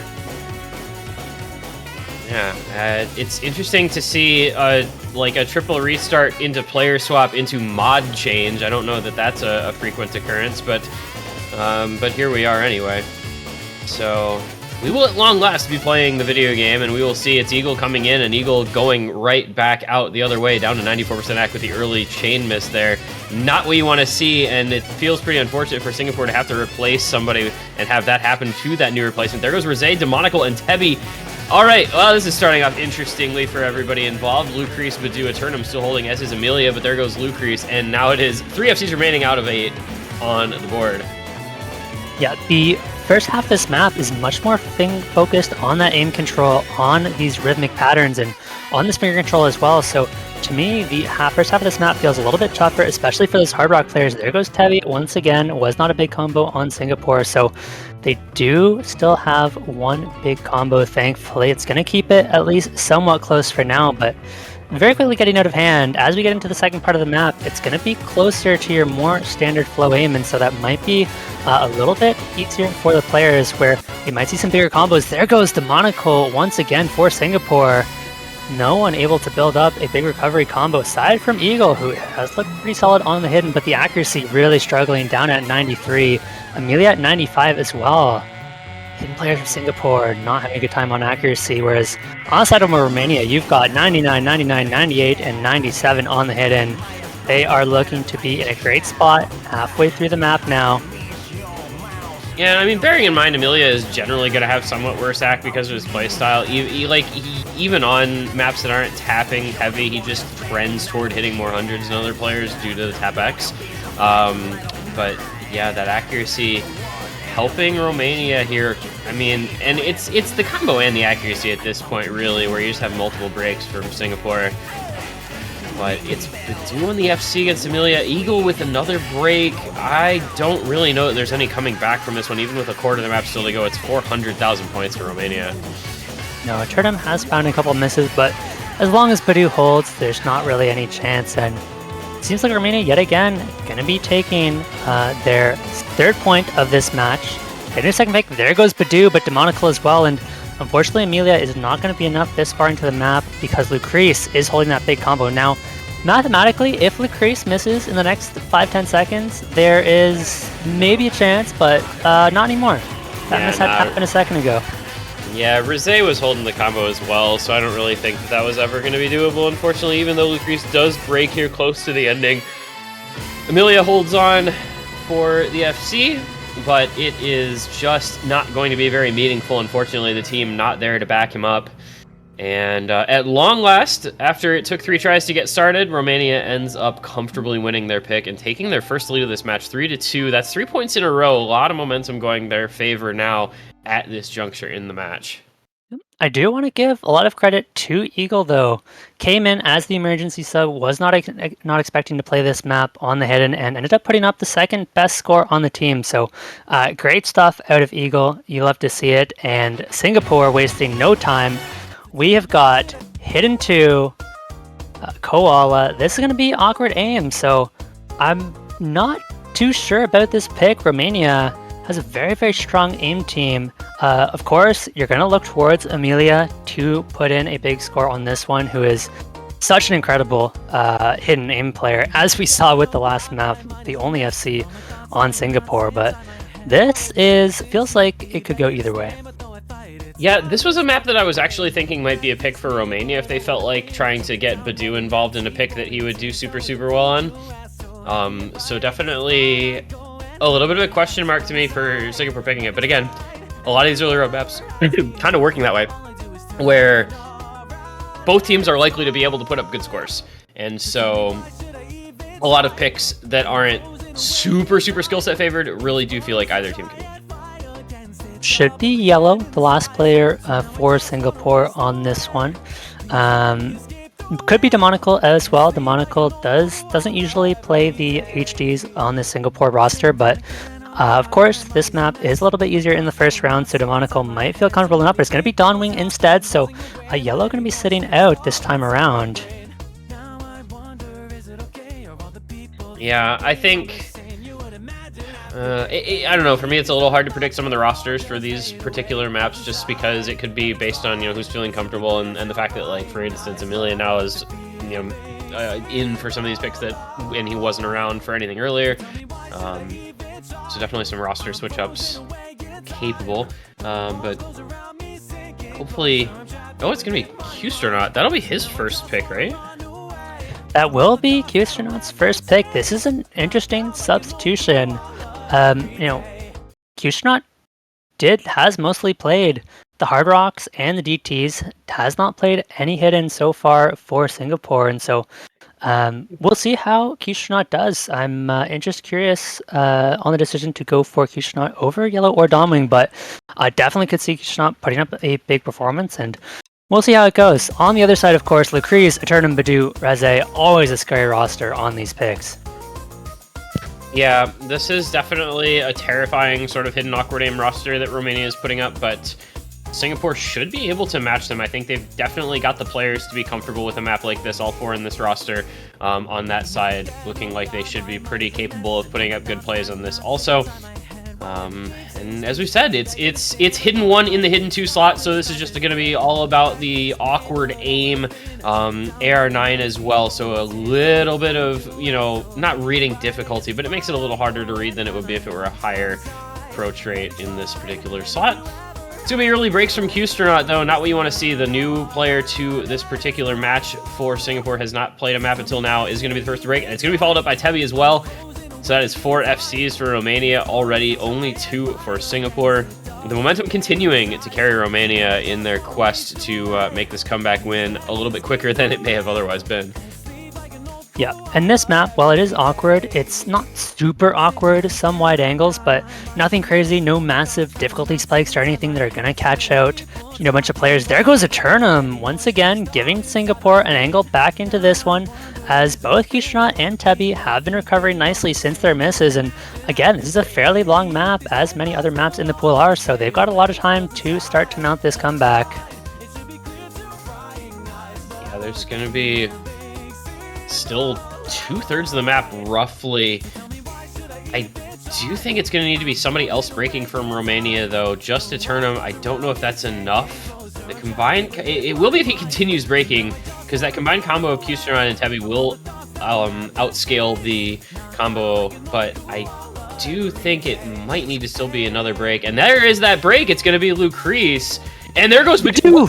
What did Badu even miss on there? I'm not even sure what happened. And just like that, it's Rose is the only FC as Lucrece and Eternum both break once again. And look at that score go. It is 80k instantly and growing in favor of Singapore. The double FC on Amelia and on Eagle, and Tebi with that big backing combo. Look at that score just zooming off to the right-hand side of the screen. Romania just suffered the meltdown that you hate to see happen. That score bar is a rocket ship, and they're blasting off to their third point. There's only a quarter of the map to go, and this one is very likely over unless we see a complete meltdown. Qstronaut has found a couple misses, but it just doesn't matter. There's no recovery combo on the side of Romania to even come close to matching these big combos. Amelia looking incredible once again. The accuracy up at 99.5, really impressive. Eagle, 99.65, really good stuff. Yeah, it's all coming together for Singapore on this one. The AC is there, the combo is there, the double FC is there, and they've got everything they need as long as they don't just walk away from their PCs. I'm pretty sure this one over and done with. 350k the lead, even with that late break from Eagle. Amelia still matching the FC from Rose is all that really matters, because that backing combo nowhere near sufficient for Romania. And, well, this match is going to come down to the last pick for each team, as it is now going to be 3-3 in a best of 9. So one selection left per team, and who knows what could be awaiting us on the other side of those. Singapore getting the score they needed when they needed it is the most important thing. Yep. And I just have to shout out, this is exactly what we saw in qualifiers from Amelia. Plays pretty much nothing else, comes in and destroys both of the hidden picks for Singapore, putting them in really good spots for the HD, and does it again today. Of course, Tebby and Eagle with solid scores as well. Eagle has been putting up some solid scores on the last couple maps, and Rosé did find the FC, but of course not enough, and now Romania has the next pick, and we're getting to the point where the picks are not as clear, not as obvious. There are less options left over in the pool, and any pick now is going to be a little bit more coin flip than the earlier maps. Yeah, I kind of would just like to see maybe the Hard Rock 1 here if you're Romania. Just kind of go aim consistency. It's DT3 though, so it is a relatively speedy DT pick. This one's 260 BPM. Air 10.2, and it is some aim, but a lot of tapping, a lot of those quints and triples and such throughout this one. So Romania saying, you guys may have picked the other two DTs, but we're going to pick this one to try to force a match point in our favor. Yeah, we'll see how this goes. Certainly wouldn't have been my first choice for a pick, but they are going to bring in, of course, Howlplub and Royley again, that tried and true DT roster for Romania. And Singapore is, of course, going to have GS Blank back in here. Demonical should be seeing Qstronaut sub out. Would be surprised to not see Tabby in for this one, but Dawnwing, of course, makes a lot of sense. Just, if I had to guess, Qstronaut out for Tabby, but maybe not. Not entirely sure if this is necessarily a Tebby map. I'd have to look back. What were our other DTs? We had... No, we did have him in on DT1, so maybe it is. I wasn't sure necessarily on this BPM. He did play both of their DTs, so... Yeah, I mean, I wouldn't say it's necessarily a Tebby map. I mean, certainly not known for the speed, but at this level of difficulty, again, on these DT maps, this is another one of the picks that we have seen teams getting 4 million scores on somewhat regularly, especially the high-stated teams. I think we saw a 4.5 million out of a couple of the top-seeded teams, and so this one could very possibly end up having high 3 million scores for both teams and just come down to a couple misses. And it looks like the rosters are locked in. Demonical, GS Blank, Qstronaut, and Yellow, the final roster for Singapore. Yeah, Yellow was in... I think Yellow was in for both DTs at the start, right? So shouldn't be two... No, he was in for DT2, which is the more tapping of the two, so same difference.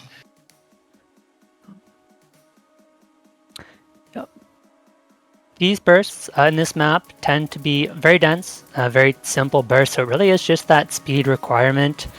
The map isn't super long, it doesn't feel like there's a ton of stamina requirements, so not super concerning. You just have to be really consistent on these bursts throughout the map. Howlpleb and Qstronaut going to be trading these early misses, and the map is somewhat spiky, right? The KI sections are going to be by far the hardest part, and so it's going to be even more important to hold on to your combos in these easier sections. You cannot afford to find drops in between the KIs. That's when you need to build up the combos to take advantage if the opponents find misses. And here we go, into the first KI. Let's see who will be the first team to find the big combo drop. It's, well, nobody really. You had the early breaks from just Blank and Qstronaut so far. Let's go into this next section. Will anybody find misses on the quints? Will anybody find misses on those sliders at all? The answer is hopefully probably not, right? You shouldn't be breaking on these if you are comfortable with this map, but it's a triple FC for Romania. Just the early break on Howlpleb, double FC on Demonical and on Yellow, but that's a big break from Qstronaut. That's at the halfway mark. That's going to cap his score out pretty badly, and that's going to help Romania grow this score lead out as all four members made it through that section of the pick.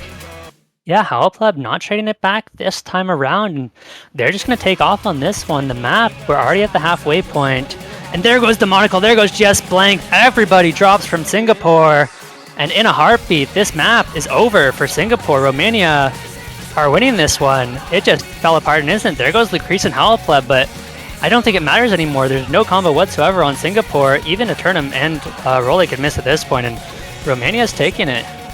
Yeah, it's 400k and growing. Double FC on Rolly, Eternum, literally nothing under over 250 combo on the side of Singapore. Just really unfortunate state of affairs for Singapore having the entire team reset there. But did always feel like a pretty solid pick for Romania to begin with, so not maybe the most surprising thing in the world, but it does mean that it's going to be Romania getting the only match point we will see either team have in this match. It'll be in their favor, and Singapore is going to have to try to pick to force a TB, and that's probably already in the back of their mind at this point once they had those breaks. So going to be some decision making to come for Singapore, but well done to Romania, give them that little bit of a lead, give them that match point, give them that momentum heading into the last pick. Yeah. And of course, this was Romania's pick. We questioned it. We doubted them, but they've certainly proved us wrong. They made this DT look great, and Singapore, 2.2 million, all missing at the worst possible spot. Means Romania is going to win this one with the biggest score gap of this match so far. Now it's on Singapore to find the last pick and make it count, give themselves a chance at this tiebreaker. Yeah, and I mean, what is the map going to be is the big question. There's not a lot available. What do we have right now? We've got Nomad 124. Yeah, Nomad 2, probably not something you want to go towards after losing that speed pick. The Nomad 4 could be a good option, but it's really risky, right? It is just kind of that more standard tech pick. Lucrece is an incredible tech player, a player to be scared of on a pick like that.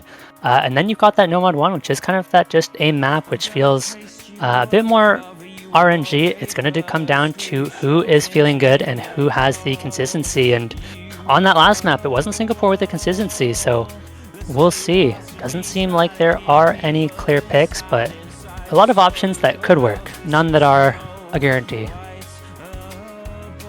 I would maybe say just throw caution to the wind and go Nomad 4 here.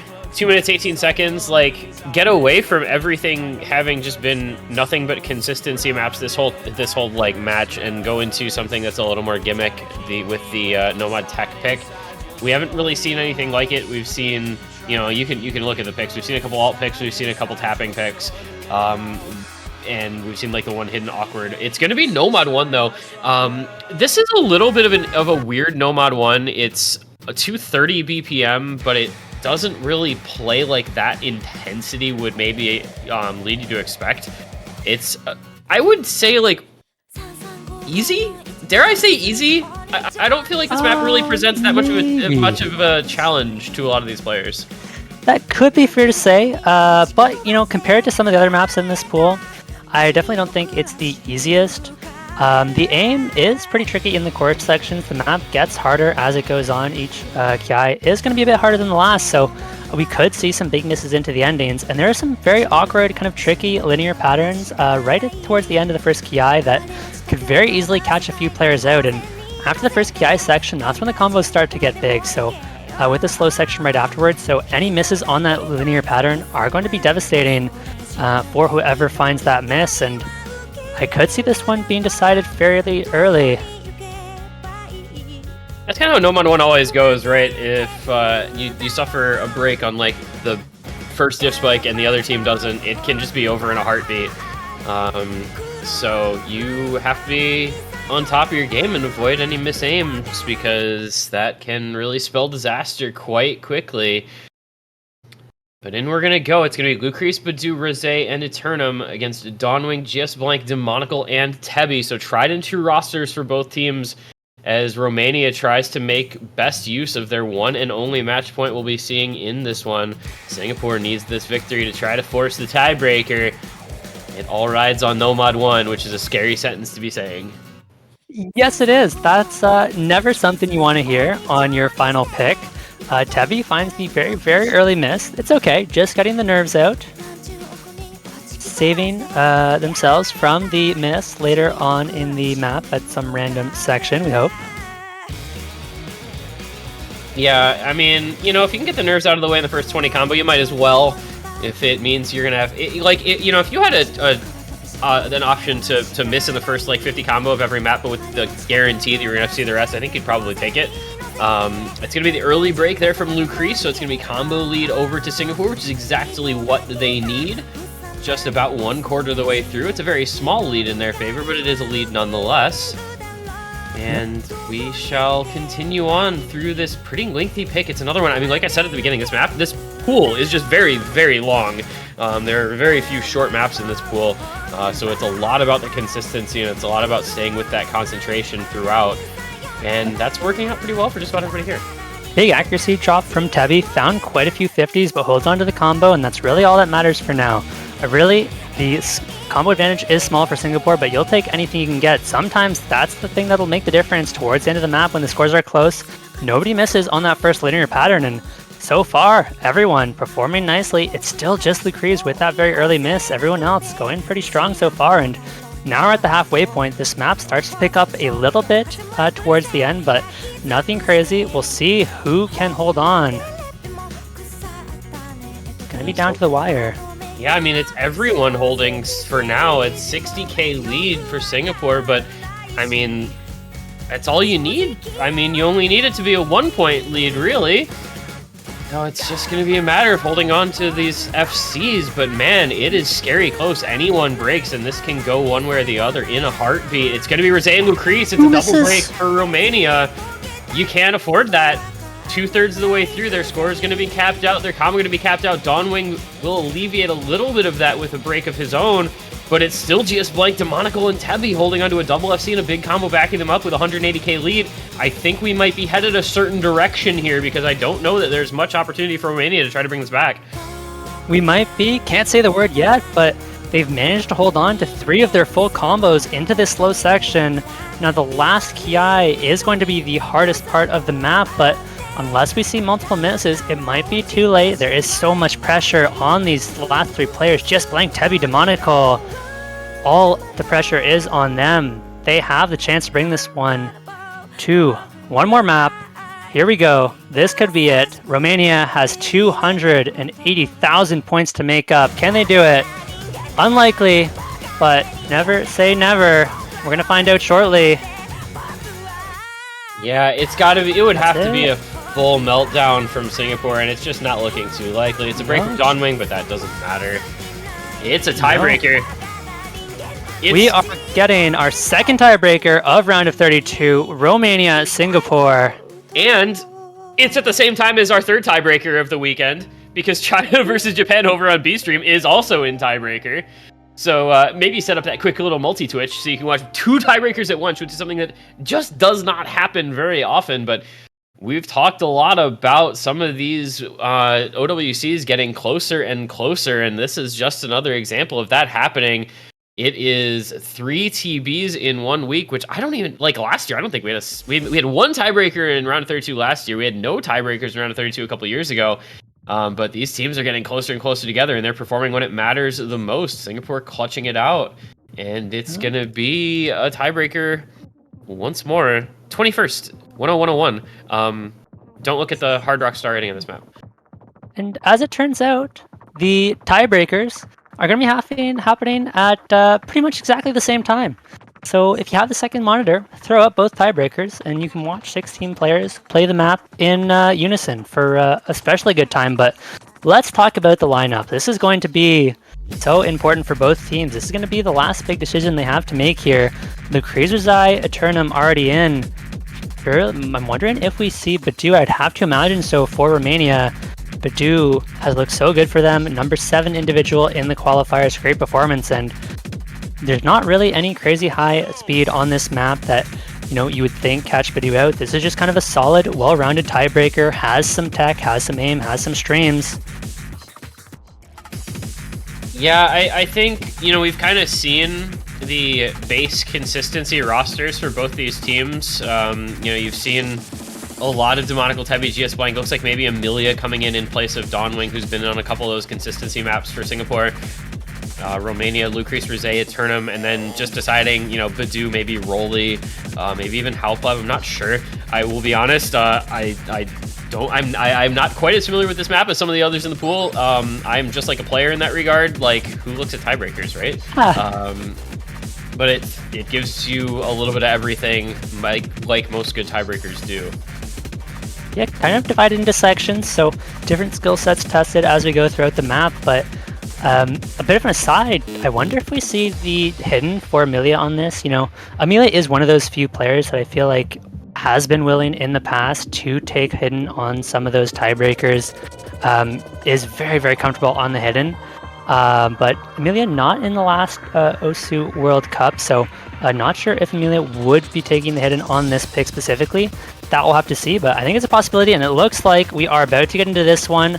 The rosters have been locked in. It's going to be Rolly in for Romania as that fourth player. Yeah, so no Badu, but obviously that must mean it's a map that Badu didn't feel as comfortable with. Maybe a little too much tapping to it. Hard to say. It is quite a bit. And it is going to be Amelia as that fourth. He is going to be running the hidden. He is a hidden comfort mod player. Rosé is matching it, though. Rosé also a hidden comfort mod player. So no advantage gained, really, for either team in terms of mod advantage. It's just going to be their comfort for those two players. Everybody else on no mod. And we're 6 minutes away from finding out who's going to win this match. One of the longer best of nines you're probably likely to see with how back and forth it's been. It's been a battle. And we're finally coming to the late stages. Who will win? Will it be Romania, or will we see a Singapore upset 2 years in a row in round of 32? Well, let's get into it and find out. Yeah, takes a little bit to get into the map.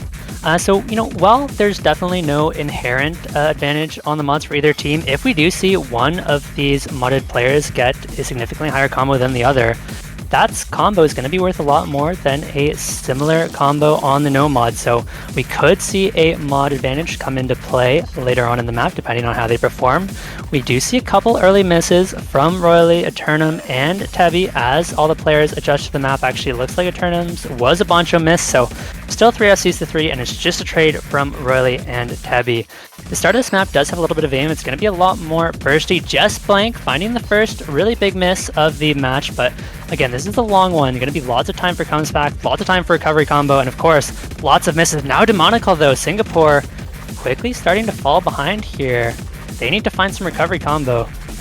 And they're doing the exact opposite of that by finding more breaks instead. Just Blank and Demonical both missing once more before this little break in the map. A quarter of the way through, it's 58k, which does not sound like a lot, but when a map is 6 minutes long, that's more than it sounds. The combos aren't quite that big yet, but multiple misses early on from Singapore are going to be pretty rough. It's going to be them needing some help. The Eternum did break just before that break, but it's still the FCs on Lucrece and Rosé against only the FC on Amelia. Some backing combo on Tebi, but Rolly is still outdoing him. So this is all Romania, everything going their favor so far. Only a third of the way through, though, lots and lots of time still, and late misses can be very damaging, just like early misses can. And there goes Rolly, the backing combo is gone. It's the two FCs for Romania, not a lot to support them. That's going to help out just a little more as Singapore tries to ensure that they stay in touch in this pick. They are certainly doing a good job at that, and I just have to call out the accuracy from Lucrece was on 1x100 for the longest time, did just get one more. But accuracy looking great. Amelia as well on that tap X. We do get into the more slider tech heavy section. Just Blank now finds a big miss. That wasn't either one of the big combos on Singapore, so not going to be the end of the world. As long as Amelia and Tebi hold on, they're going to at least keep things close with Romania, but you can only afford to drop those recovery combos so much, especially if it's not traded back for Romania. Yeah, and with Lucrece and Rosé both looking really comfortable on this pick, every combo matters for Singapore. They really can't afford too many misses for as long as those FCs hold on the side of Romania, and Rolly and Eternum both building up pretty big support combos as well. The same thing is kind of happening on Singapore. You do have Demonical and Tebi both recovering well, just like doing what he can, but not a lot you can do about this lead at this point. Singapore needs to see Romania breaking one of those full combos, if not both, to try and bring this back. Yeah, but after the same section, if we don't see any misses from Romania, we're back into a bit more of a burst section, similar to what we saw at the start of this map after this kind of slider aim. So if Romania can get through the slider aim patterns, they're going to be a really good spot. no misses. Now it's just this kind of burst tech. There goes Rolly. That's a big miss. Will it be enough though? Amelia's combo is massive, but matched by Lucrece. Rosé finds a huge miss. That's the hidden combo down. Once again, Amelia's score is going to be worth more than Lucrece. The hidden versus the Nomad coming into play. And it's Tebby with an advantage over Eternal Demonical, matched by absolutely no one. And even just Blank now on a big recovery combo. Singapore are going to bring this one back. They need to hold on to their combos. Yeah, it's going to be doable at this point with the combos being where they are, but they can't afford any misses on anyone because that lead was still at 100k. It's finally starting to come down a little quicker now as we head into the last quarter of the map. But Singapore still has some holding on that they need to do, and that's going to be a break from Tebby, so that's going to hurt the chances. Lucrece still on the FC, matching Amelia. Demonical and Eternum on nearly identical combos. It is GS Blank, fortunately for Singapore, at more combo than Rolly and Rosé combined, but that lead's still at 55 to 60k, and really now seeming to stabilize a little bit. Romania might have just gotten what they needed with that break from Tebby to try to hold on to this one. We'll see. It's going to continue coming down, but not that fast. No, I mean, it's God's on the Moon, but it's not going to stop the bleeding completely. Or Singapore do still have the combo advantage, and this is a long map. There's still about 45 seconds to go. There goes Lucrece, there goes Rosé, and that might be it. There's just a Eternum holding, and all of a sudden that score is going to go back over in an instant. Everybody on Singapore holds. Amelia does find the miss. Tebby as well. Demonical is holding. Just Blink goes too. This is just breaks left, right, and center at this ending as the difficulty spike hits. It's Demonical, though, on a 1600 combo. He's going to try to hold off Eternum on his own, but it's a 616 combo from Rolly. It might be enough to bring this back over to the side of Romania. No supporting combo for Singapore at all. 14k and dropping slowly but surely into this ending, but will it be enough time? It's 9k, it's 8k, it's 7k, it's coming down thanks to Rolly's backing combo for Eternum. Demonical and Eternum dead even, but Rolly is going to make the difference, and it goes over, and that is going to be Romania taking the point by the barest of margins at the last second. It is a 16k win for Romania thanks to Rolly's big ending combo and Eternum just managing to match with Demonical through the entire last portion of the pick. Wow, what a match. Romania, Singapore, 16,000 point difference on the tiebreaker. Romania, of course, takes it in the end. China and Japan going to tiebreaker as well. And it is an exciting time for the World Cup. Of course, huge congratulations to Romania. Played incredibly well. Rosé especially I want to highlight, who, you know, not necessarily that core three that we are usually the carries for Romania, Lucrece, Eternum, and Badu, but really stepped up this match, had some great performances, and they will be moving on to the winners bracket. They are going to be playing Philippines in the next round. Of course, the loser of this match, Singapore, are going to be playing Mexico in the losers bracket. Whew.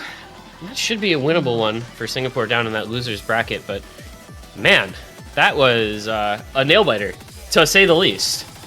Certainly was, and you know, as much as I'd love to talk more about these teams, we have got no time to waste. Germany versus Spain is happening right now. Did start, I believe, about 10 minutes ago, so see if we can get transitioned over to that. And I think that will be it for T1G. Anything else you wanted to add? Man, I'm just trying to catch my breath after the ending of that tiebreaker. That was pretty intense, but congratulations to Romania, and a little heartbreak there for Singapore. Yep. Thank you so much to T1G for joining me on this match, and we are going to get switched over to the Germany-Spain match. Now, I am joined by Dolan for the next match. How are things going? What do you think about that last match? What's up with me and following the hypest of things to ever happen? But what an absolutely insane block of matches we just had. 2 tiebreakers simultaneously going on at once. A 16k margin for Romania. And now we have to play a little bit of catch up here on Germany and Spain.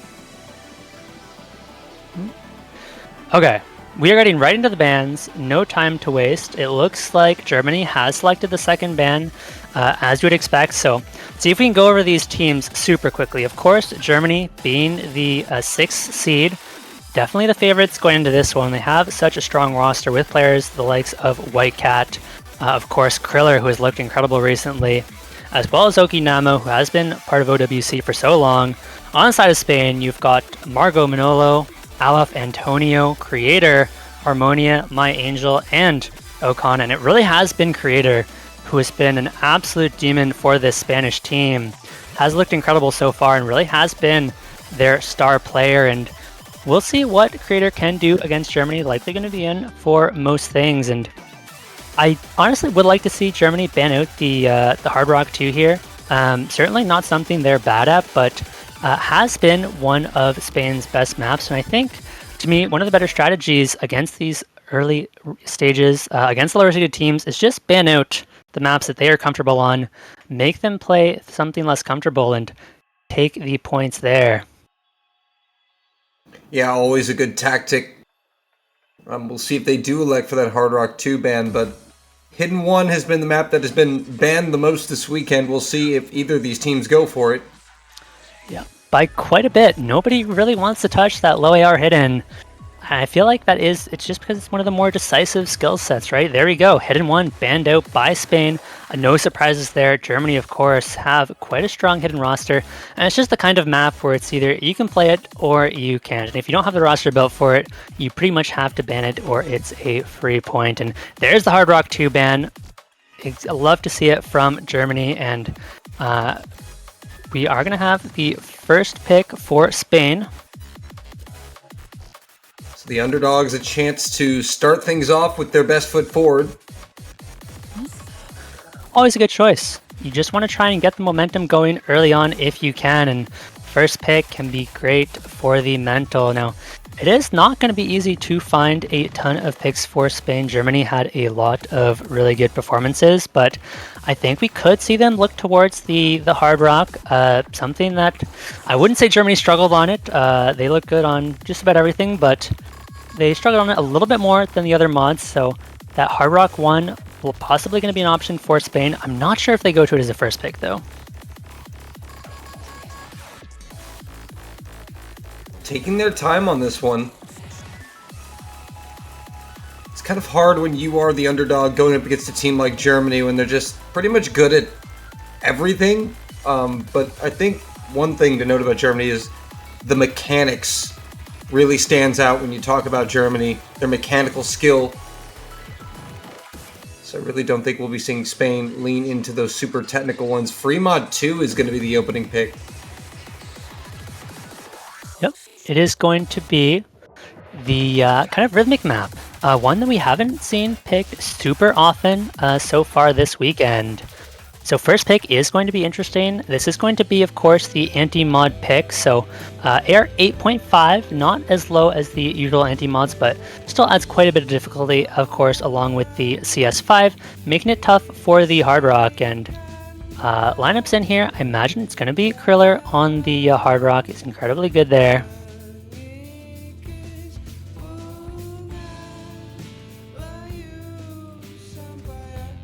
Both teams sorting things out here. Creator likely going to be taking one of these mod slots for Spain. Yeah, I mean, I think Creator is more or less going to have to take a mod on this one. Not sure whether it's going to be a hidden or a hard rock. Now, there is always the option of just putting Creator on the no mod to guarantee that big combo, but on a map like this, I don't think it's worth it. And this is also not the kind of map you're going to see any over mods on. I imagine it's just going to be one hidden, one hard rock for both teams. No reason to really over mod here. No, none at all. And for those of you not aware, Tim Kackner is Akarinya, who is a newer addition to this German roster, has looked incredibly good, seen a ton of improvement over the last year, putting up an especially impressive performance in the 3WC for the German team, taking them very far, and was a star player of that team, so glad to see Akarinya moving up now to the OWC roster. And here we go into the Free Mod 2 first map of the Germany-Spain match.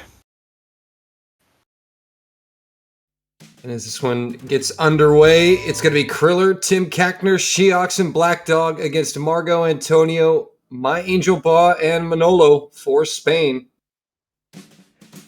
Yep. And it's going to be Antonio on the Hard Rock, Manolo on the Hidden. I am quite surprised not to see Creator in for this one, but going to be sitting this one out, and of course hidden for Shiox, and it will be Akarinya on Hard Rock this time around. So they're going to leave Kriller and Whitecat on the Nomad, give them both a bit of an easier time on this one.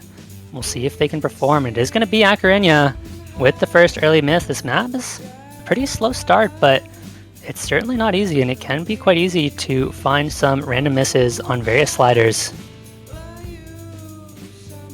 Yeah, so far we're seeing a lot of accuracy drops on both sides. Slight advantage for Germany of about 10k. Black Dog struggling, and Antonio is going to be the first drop for Spain here on that Hard Rock, followed up by Tim Kackner for Germany. Yeah, the size of these circles with the Hard Rock makes this map very tough. So definitely expect to see these two Hard Rock players struggle a little bit more than the rest of the lobby throughout the map. It is a very, very long one with not a ton of combo compared to most maps of this length. So if you can build up that big combo, it's going to be even more impactful than it usually is. And it's just going to be all things even for now, as both teams trading misses fairly evenly, and it's just 3 FCs to 3. The accuracy is going to be a huge factor here on this one, as the score bar is set to flicker here. The Germans have been holding about a 10k margin steadily the whole time. Antonio's drop on Hard Rock is going to further cushion the lead here for Germany. 40k and growing. Yeah, and there is a bit of a difficulty spike on the solo coming up somewhat shortly, so I think that's going to be the first point where we might see some players break, but it's going to be Akarini yet again on the Hard Rock. Antonio did trade not too long ago, so yet again it's Germany holding on to their lead, and right now they've built that up to 60,000 points, really just off the accuracy. Whitecat struggling a bit, but matched by Angel and Manolo down at 95. Margot down at 93, and it really is just Kriller on the 96, as well as Shiox, that are doing the work for Germany right now. Yeah, the trades have been pretty consistent. Only 70k, 75k for Germany here at the halfway mark. One miss could change everything though. But we still see 3 FCs on each side. Only the Hard Rock players finding breaks.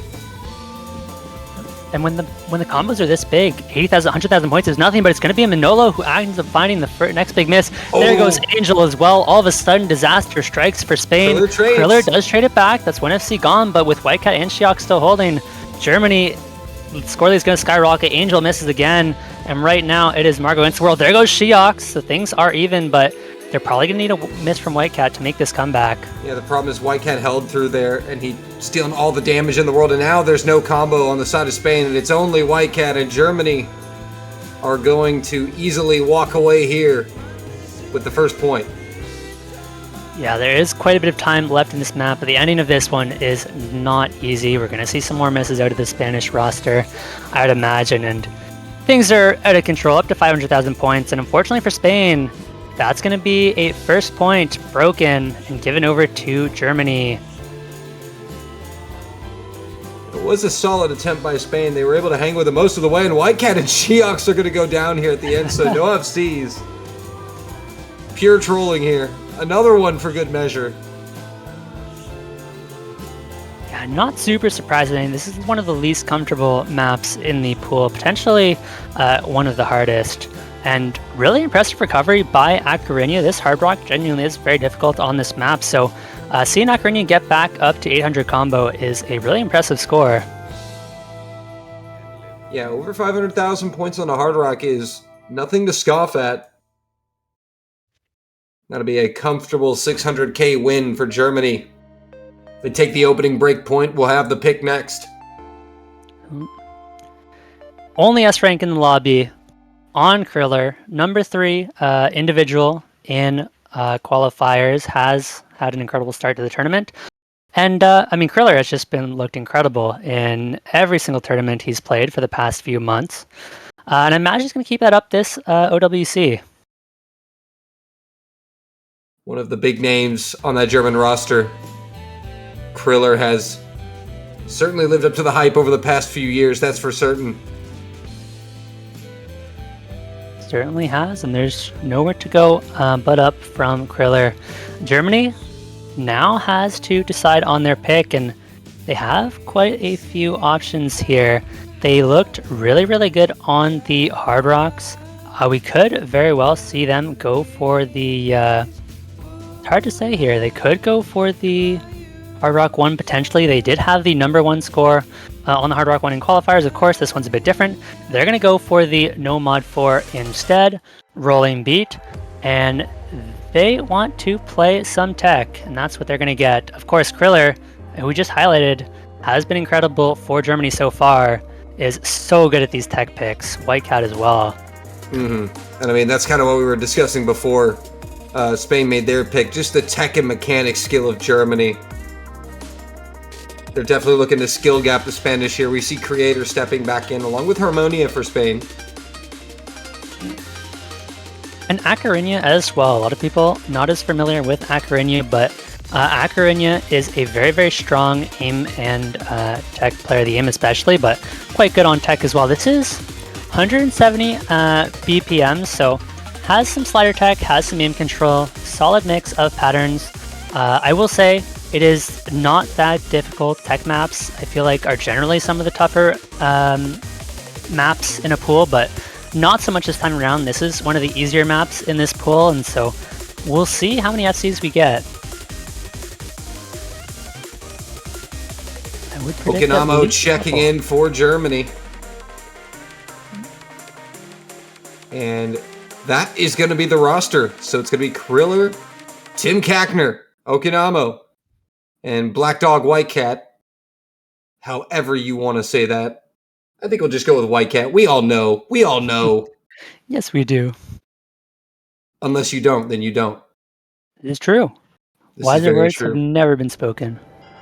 Up against Creator, Antonio, Harmonia, and Aleph for Spain. So a couple of substitutions on both sides.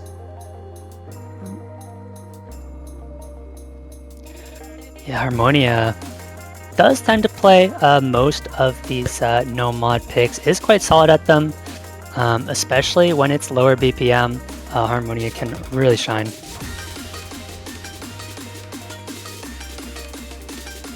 Here we go, into the first tricky section. Antonio misses beforehand. Didn't want to wait for the Ki. So a slight edge to the Germans here of about 15k. Creator's also going to drop. That will further put it in favor of Germany, but Okinamo's going to trade one. That was a fairly big drop there from Okinamo, down to 96%, but will be recovering. But this is a short map. And Harmonia's found the miss as well. All the FCs have dropped off of Spain. And it's Kriller, it's Acarinia, and Whitecat all holding. Accuracies are on point for each of them, above 99, and they're showing no signs of slowing down despite how short this map is. It is fairly consistent in difficulty. You know, there's no big patterns that's going to catch these players out, and so we could potentially see 2 or 3 FCs from Germany. I don't think they're going to let Spain back into this one. Doesn't look like it, and if Spain are going to get back into this, they're going to need to see some immediate drops from these German FCs. We're now at the halfway mark, approaching 2/3. So, doesn't look like they're going to get score capped. With that score margin, there simply just isn't anything Spain can do. No, there isn't, and they're just out of time now. The score gap is too big. Germany is going to be taking the second point. The only question now is, how many full combos do we see? I'm not going to name any of the players. Couldn't do that to him. Yeah, that would be a horrible thing to do as a commentator. Aleph is going to find the drop, and we also see a nice recovery coming out of Antonio, who found just one miss there for Spain. He's been holding on since, but unfortunately the rest of the team is down, and the Germans still three-weighing. A one miss from Okinamo. And only a four-way would have beaten them. Yeah, patterns are a little trickier into the ending, but it's looking good for now. And there it is. Three-way for Germany. A very impressive 3.6 million on this No Mod 4. And they are off to the races in this match. 2 quick, decisive points. Spain does have the pick, and this is going to be a very important one for Spain in these best-of-9 matches. It only goes to 5 points if you go down by 3 with your opponent's pick next up. Nearly impossible to come back from. Not that it hasn't happened, but I think this will be the key point of this match. If Spain can get their pick here, they're going to be in a good spot. If not, they're going to be in a lot of trouble. Spain definitely need to get something going here. They're going to have at least 2 more picks in this match. They're going to take their time and eye this one up. They picked Fremod 2 last. Did not go their way. But you have to wonder, what is a safe pick for Spain here against a team like Germany, who just covers so much? It's really tough. You know, normally when you are the lower seed, I would typically say, you know, just pick the easier maps and hope that you can pull out big combos.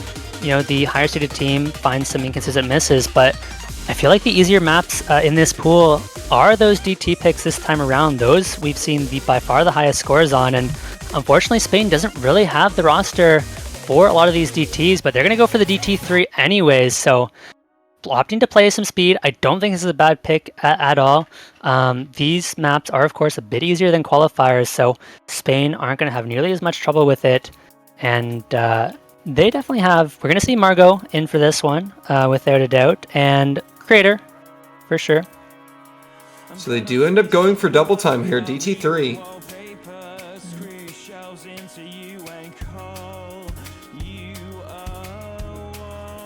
And it looks like we're going to be seeing Aleph in over Okana, who has played a lot of the speed picks for Spain, but not this time around.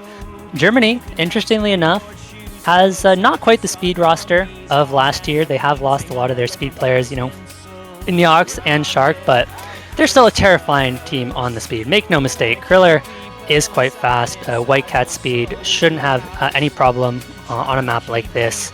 It's not nearly difficult enough to catch out any of these players on the German roster. And Okinamo as well, not sure if we'll see them in for this one, but historically has been in for most of the speed picks for Germany as well.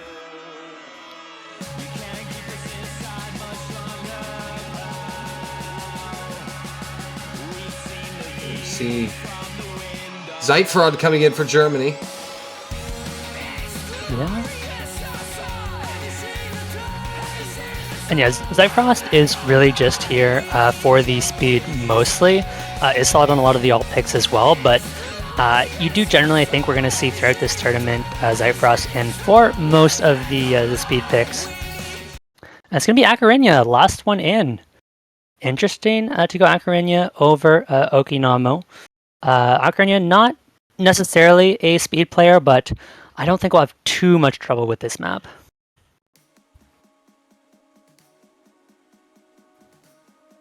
All right, just under 2 minutes here. Don't blink. It ends quickly. Yeah, blink and you'll miss it. And this is another one of those maps that aren't super stamina heavy. White Cat does find the first miss, but early on enough, it is only going to be 100 combo behind. And Germany are already off to the races just on the accuracy. Akarenya. I believe Aleph also found a miss on the side of Spain there.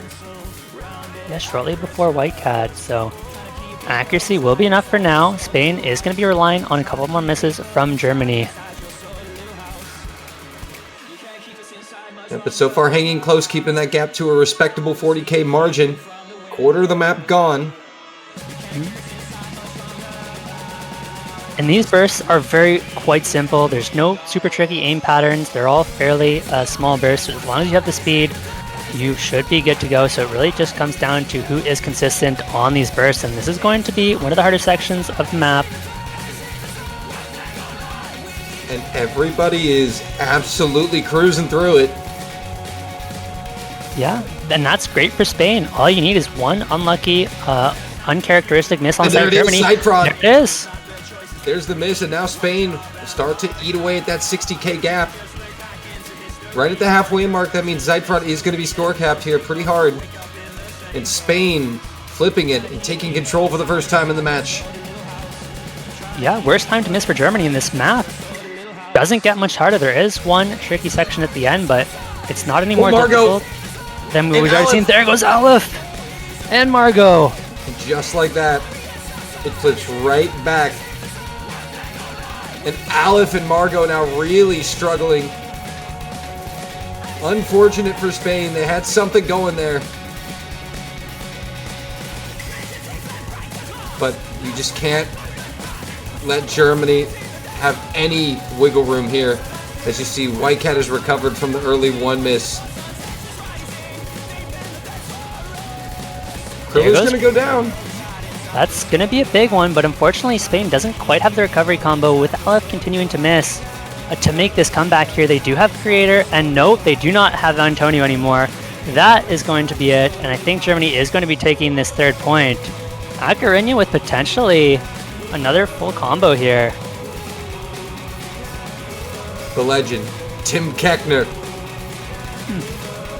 The one and only Tim Keckner.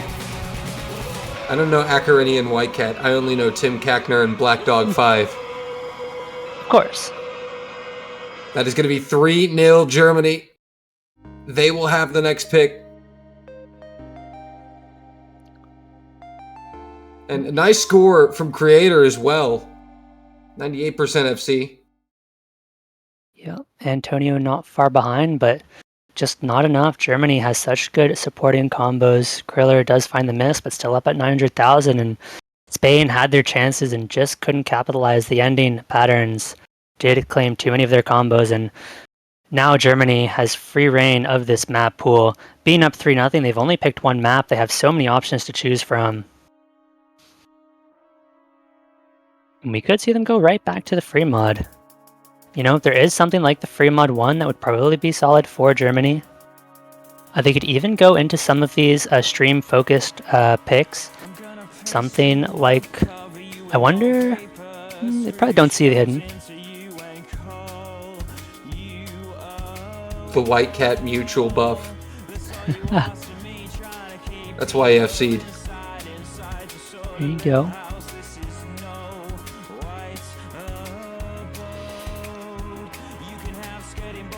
Potentially, I do like the free mod 1 pick for Germany. They have a lot of really strong stream players in, of course, Okinamo, Acarina even, and Kriller.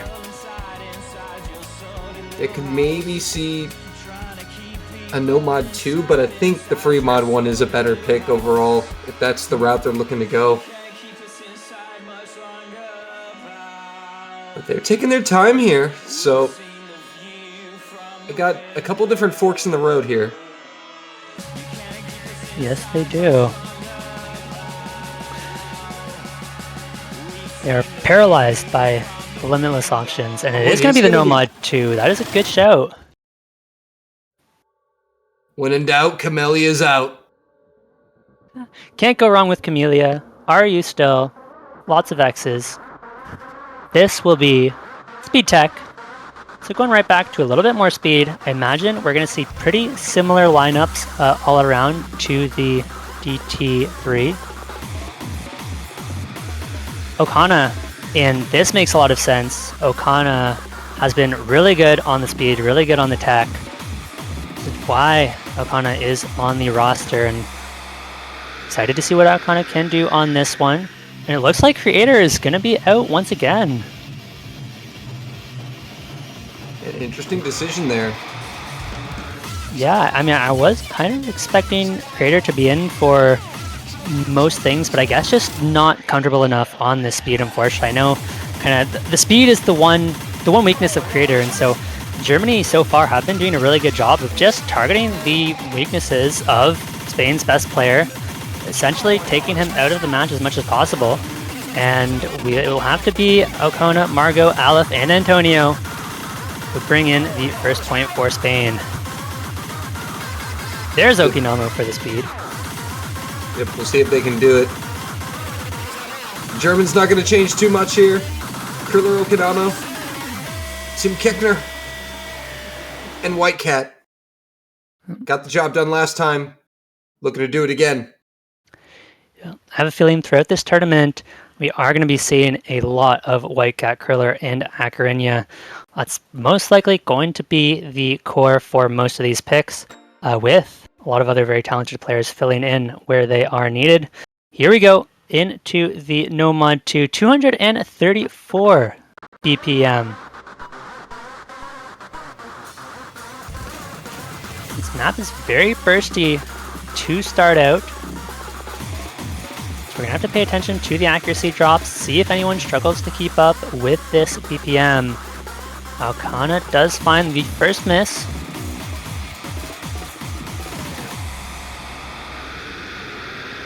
And that's going to spell a slight advantage for Germany here. 40k at the start. Long map, 3 minutes and 53 seconds. We have such a long no-mod pool. So Spain are going to have a lot of time to make up this tiny score difference. Margot going to be dropping as well as Aleph. Now Germany really going to make some score advantage here. And this is the speed test section of the map. This is where we're going to see who can hold up to these bursts.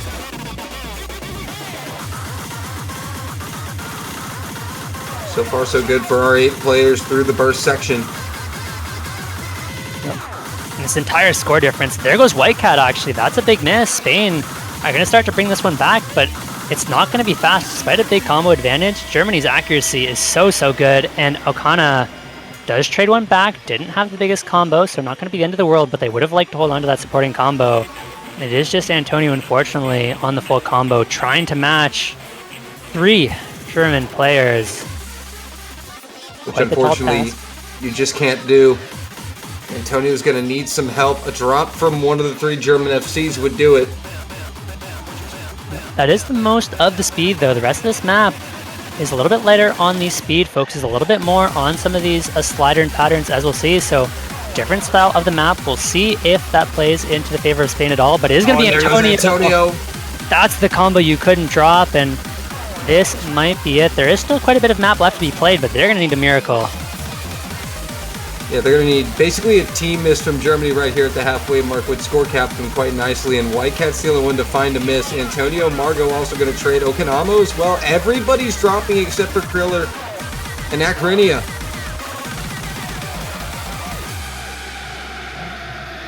Once again, it is Kriller, it is Acrinia, holding those 2 combos. And that is going to do all the damage needed to secure a 4th point for Germany. That margin now exceeds 600k shortly.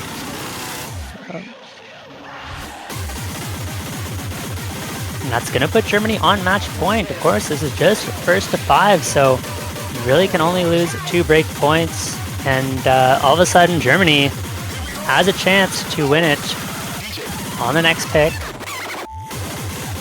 The only good news for Spain is that since they won the roll and were able to pick first, they'll get the last say-so here. Have one more chance to get on the board, but a 1 million score difference is going to be a very decisive and dominant victory here for Germany in round number 4. Yes, it is.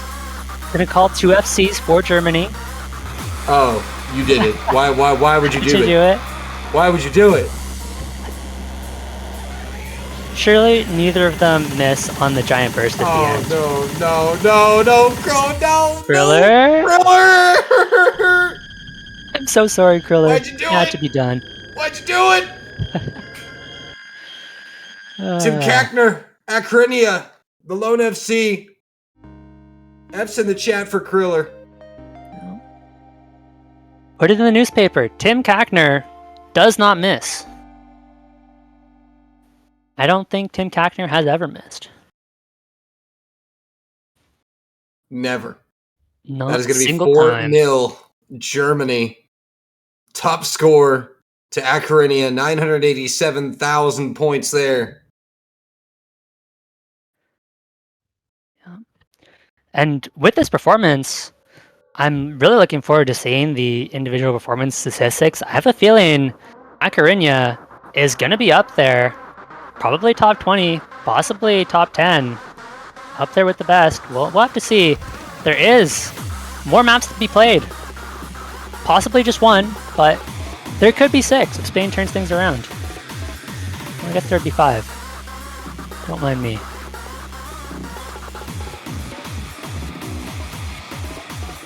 All right, so Spain. I mean, well, where do you go here? Honestly, though, you have Nomad 1, maybe DT1 or DT2. I wish I knew. It's hard to say. You know, there are picks that are okay for Spain, but None of them feel great. There's not much they can be confident on. You know, if I had to pick something for Spain, I would probably just go for the no mod one, hope for the best. They're going to go for the Hard Rock one instead. And just a very quick reminder that Germany top scored the Hard Rock 1 in qualifiers. So they're not to be messed with on these Hard Rock picks. We'll see if Spain can pull off a big upset on this one. An interesting selection here. Of course, I still think this is a better pick for them than any of the free mods or no mod 3, so... And that's what it comes down to. It's just kind of the best of the bad options. The rest. yeah, pretty much.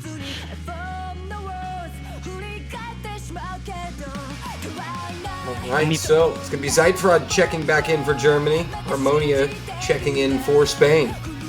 And Shiox is going to be lending the Spanish team some help. We'll hop out of the lobby as we get the last player for Spain in. I would imagine that has to be Creator. I can't see who else would play it over Creator. Yeah, it makes sense.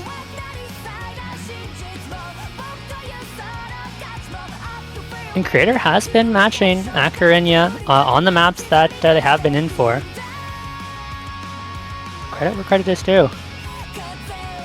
Looking good so far, just has not had the support, unfortunately.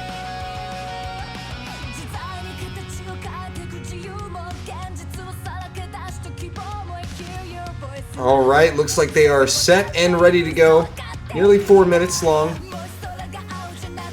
And I don't think there's too much to say about this map. This is kind of your almost no mod 1, but Hard Rock. Wait. Oh? I'm sorry, did Tim Kackner just type in roll like 10,000 and get 9? A million! He put 1 million and got 9! 9 in a million. Those are the odds of Tim Kackner missing. Wow. Incredible stuff. I mean, it's guaranteed FC.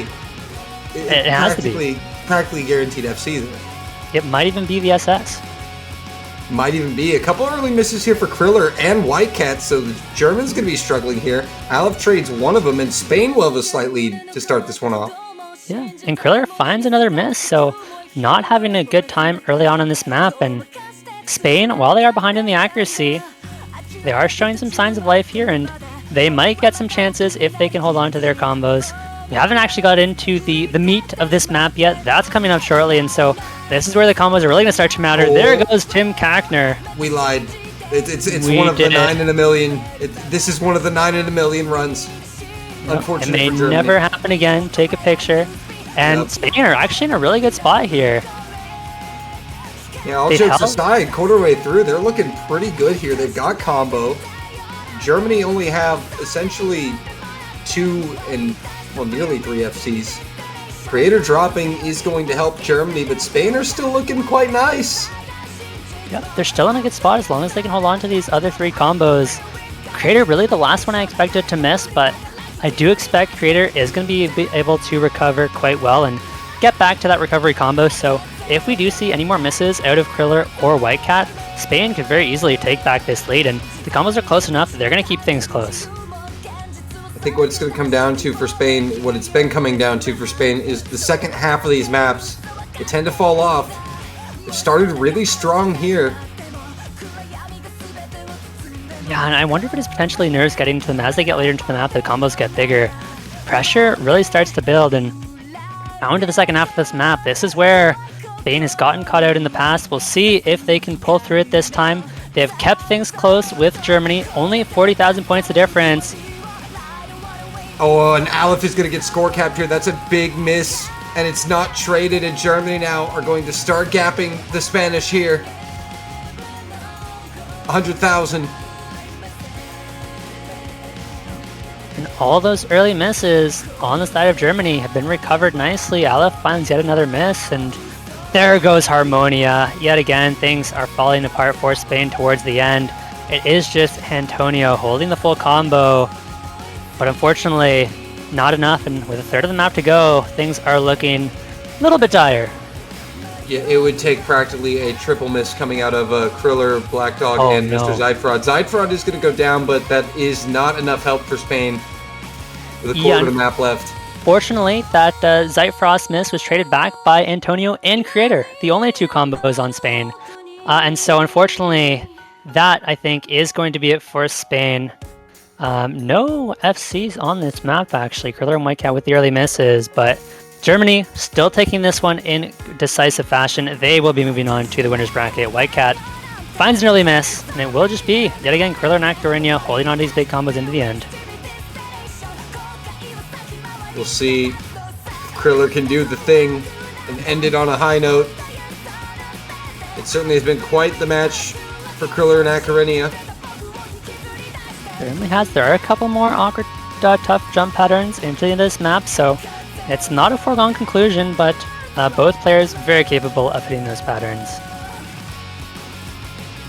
And coming into the end, a couple misses here for Spain, but it's going to be Germany taking the 5-0 sweep here.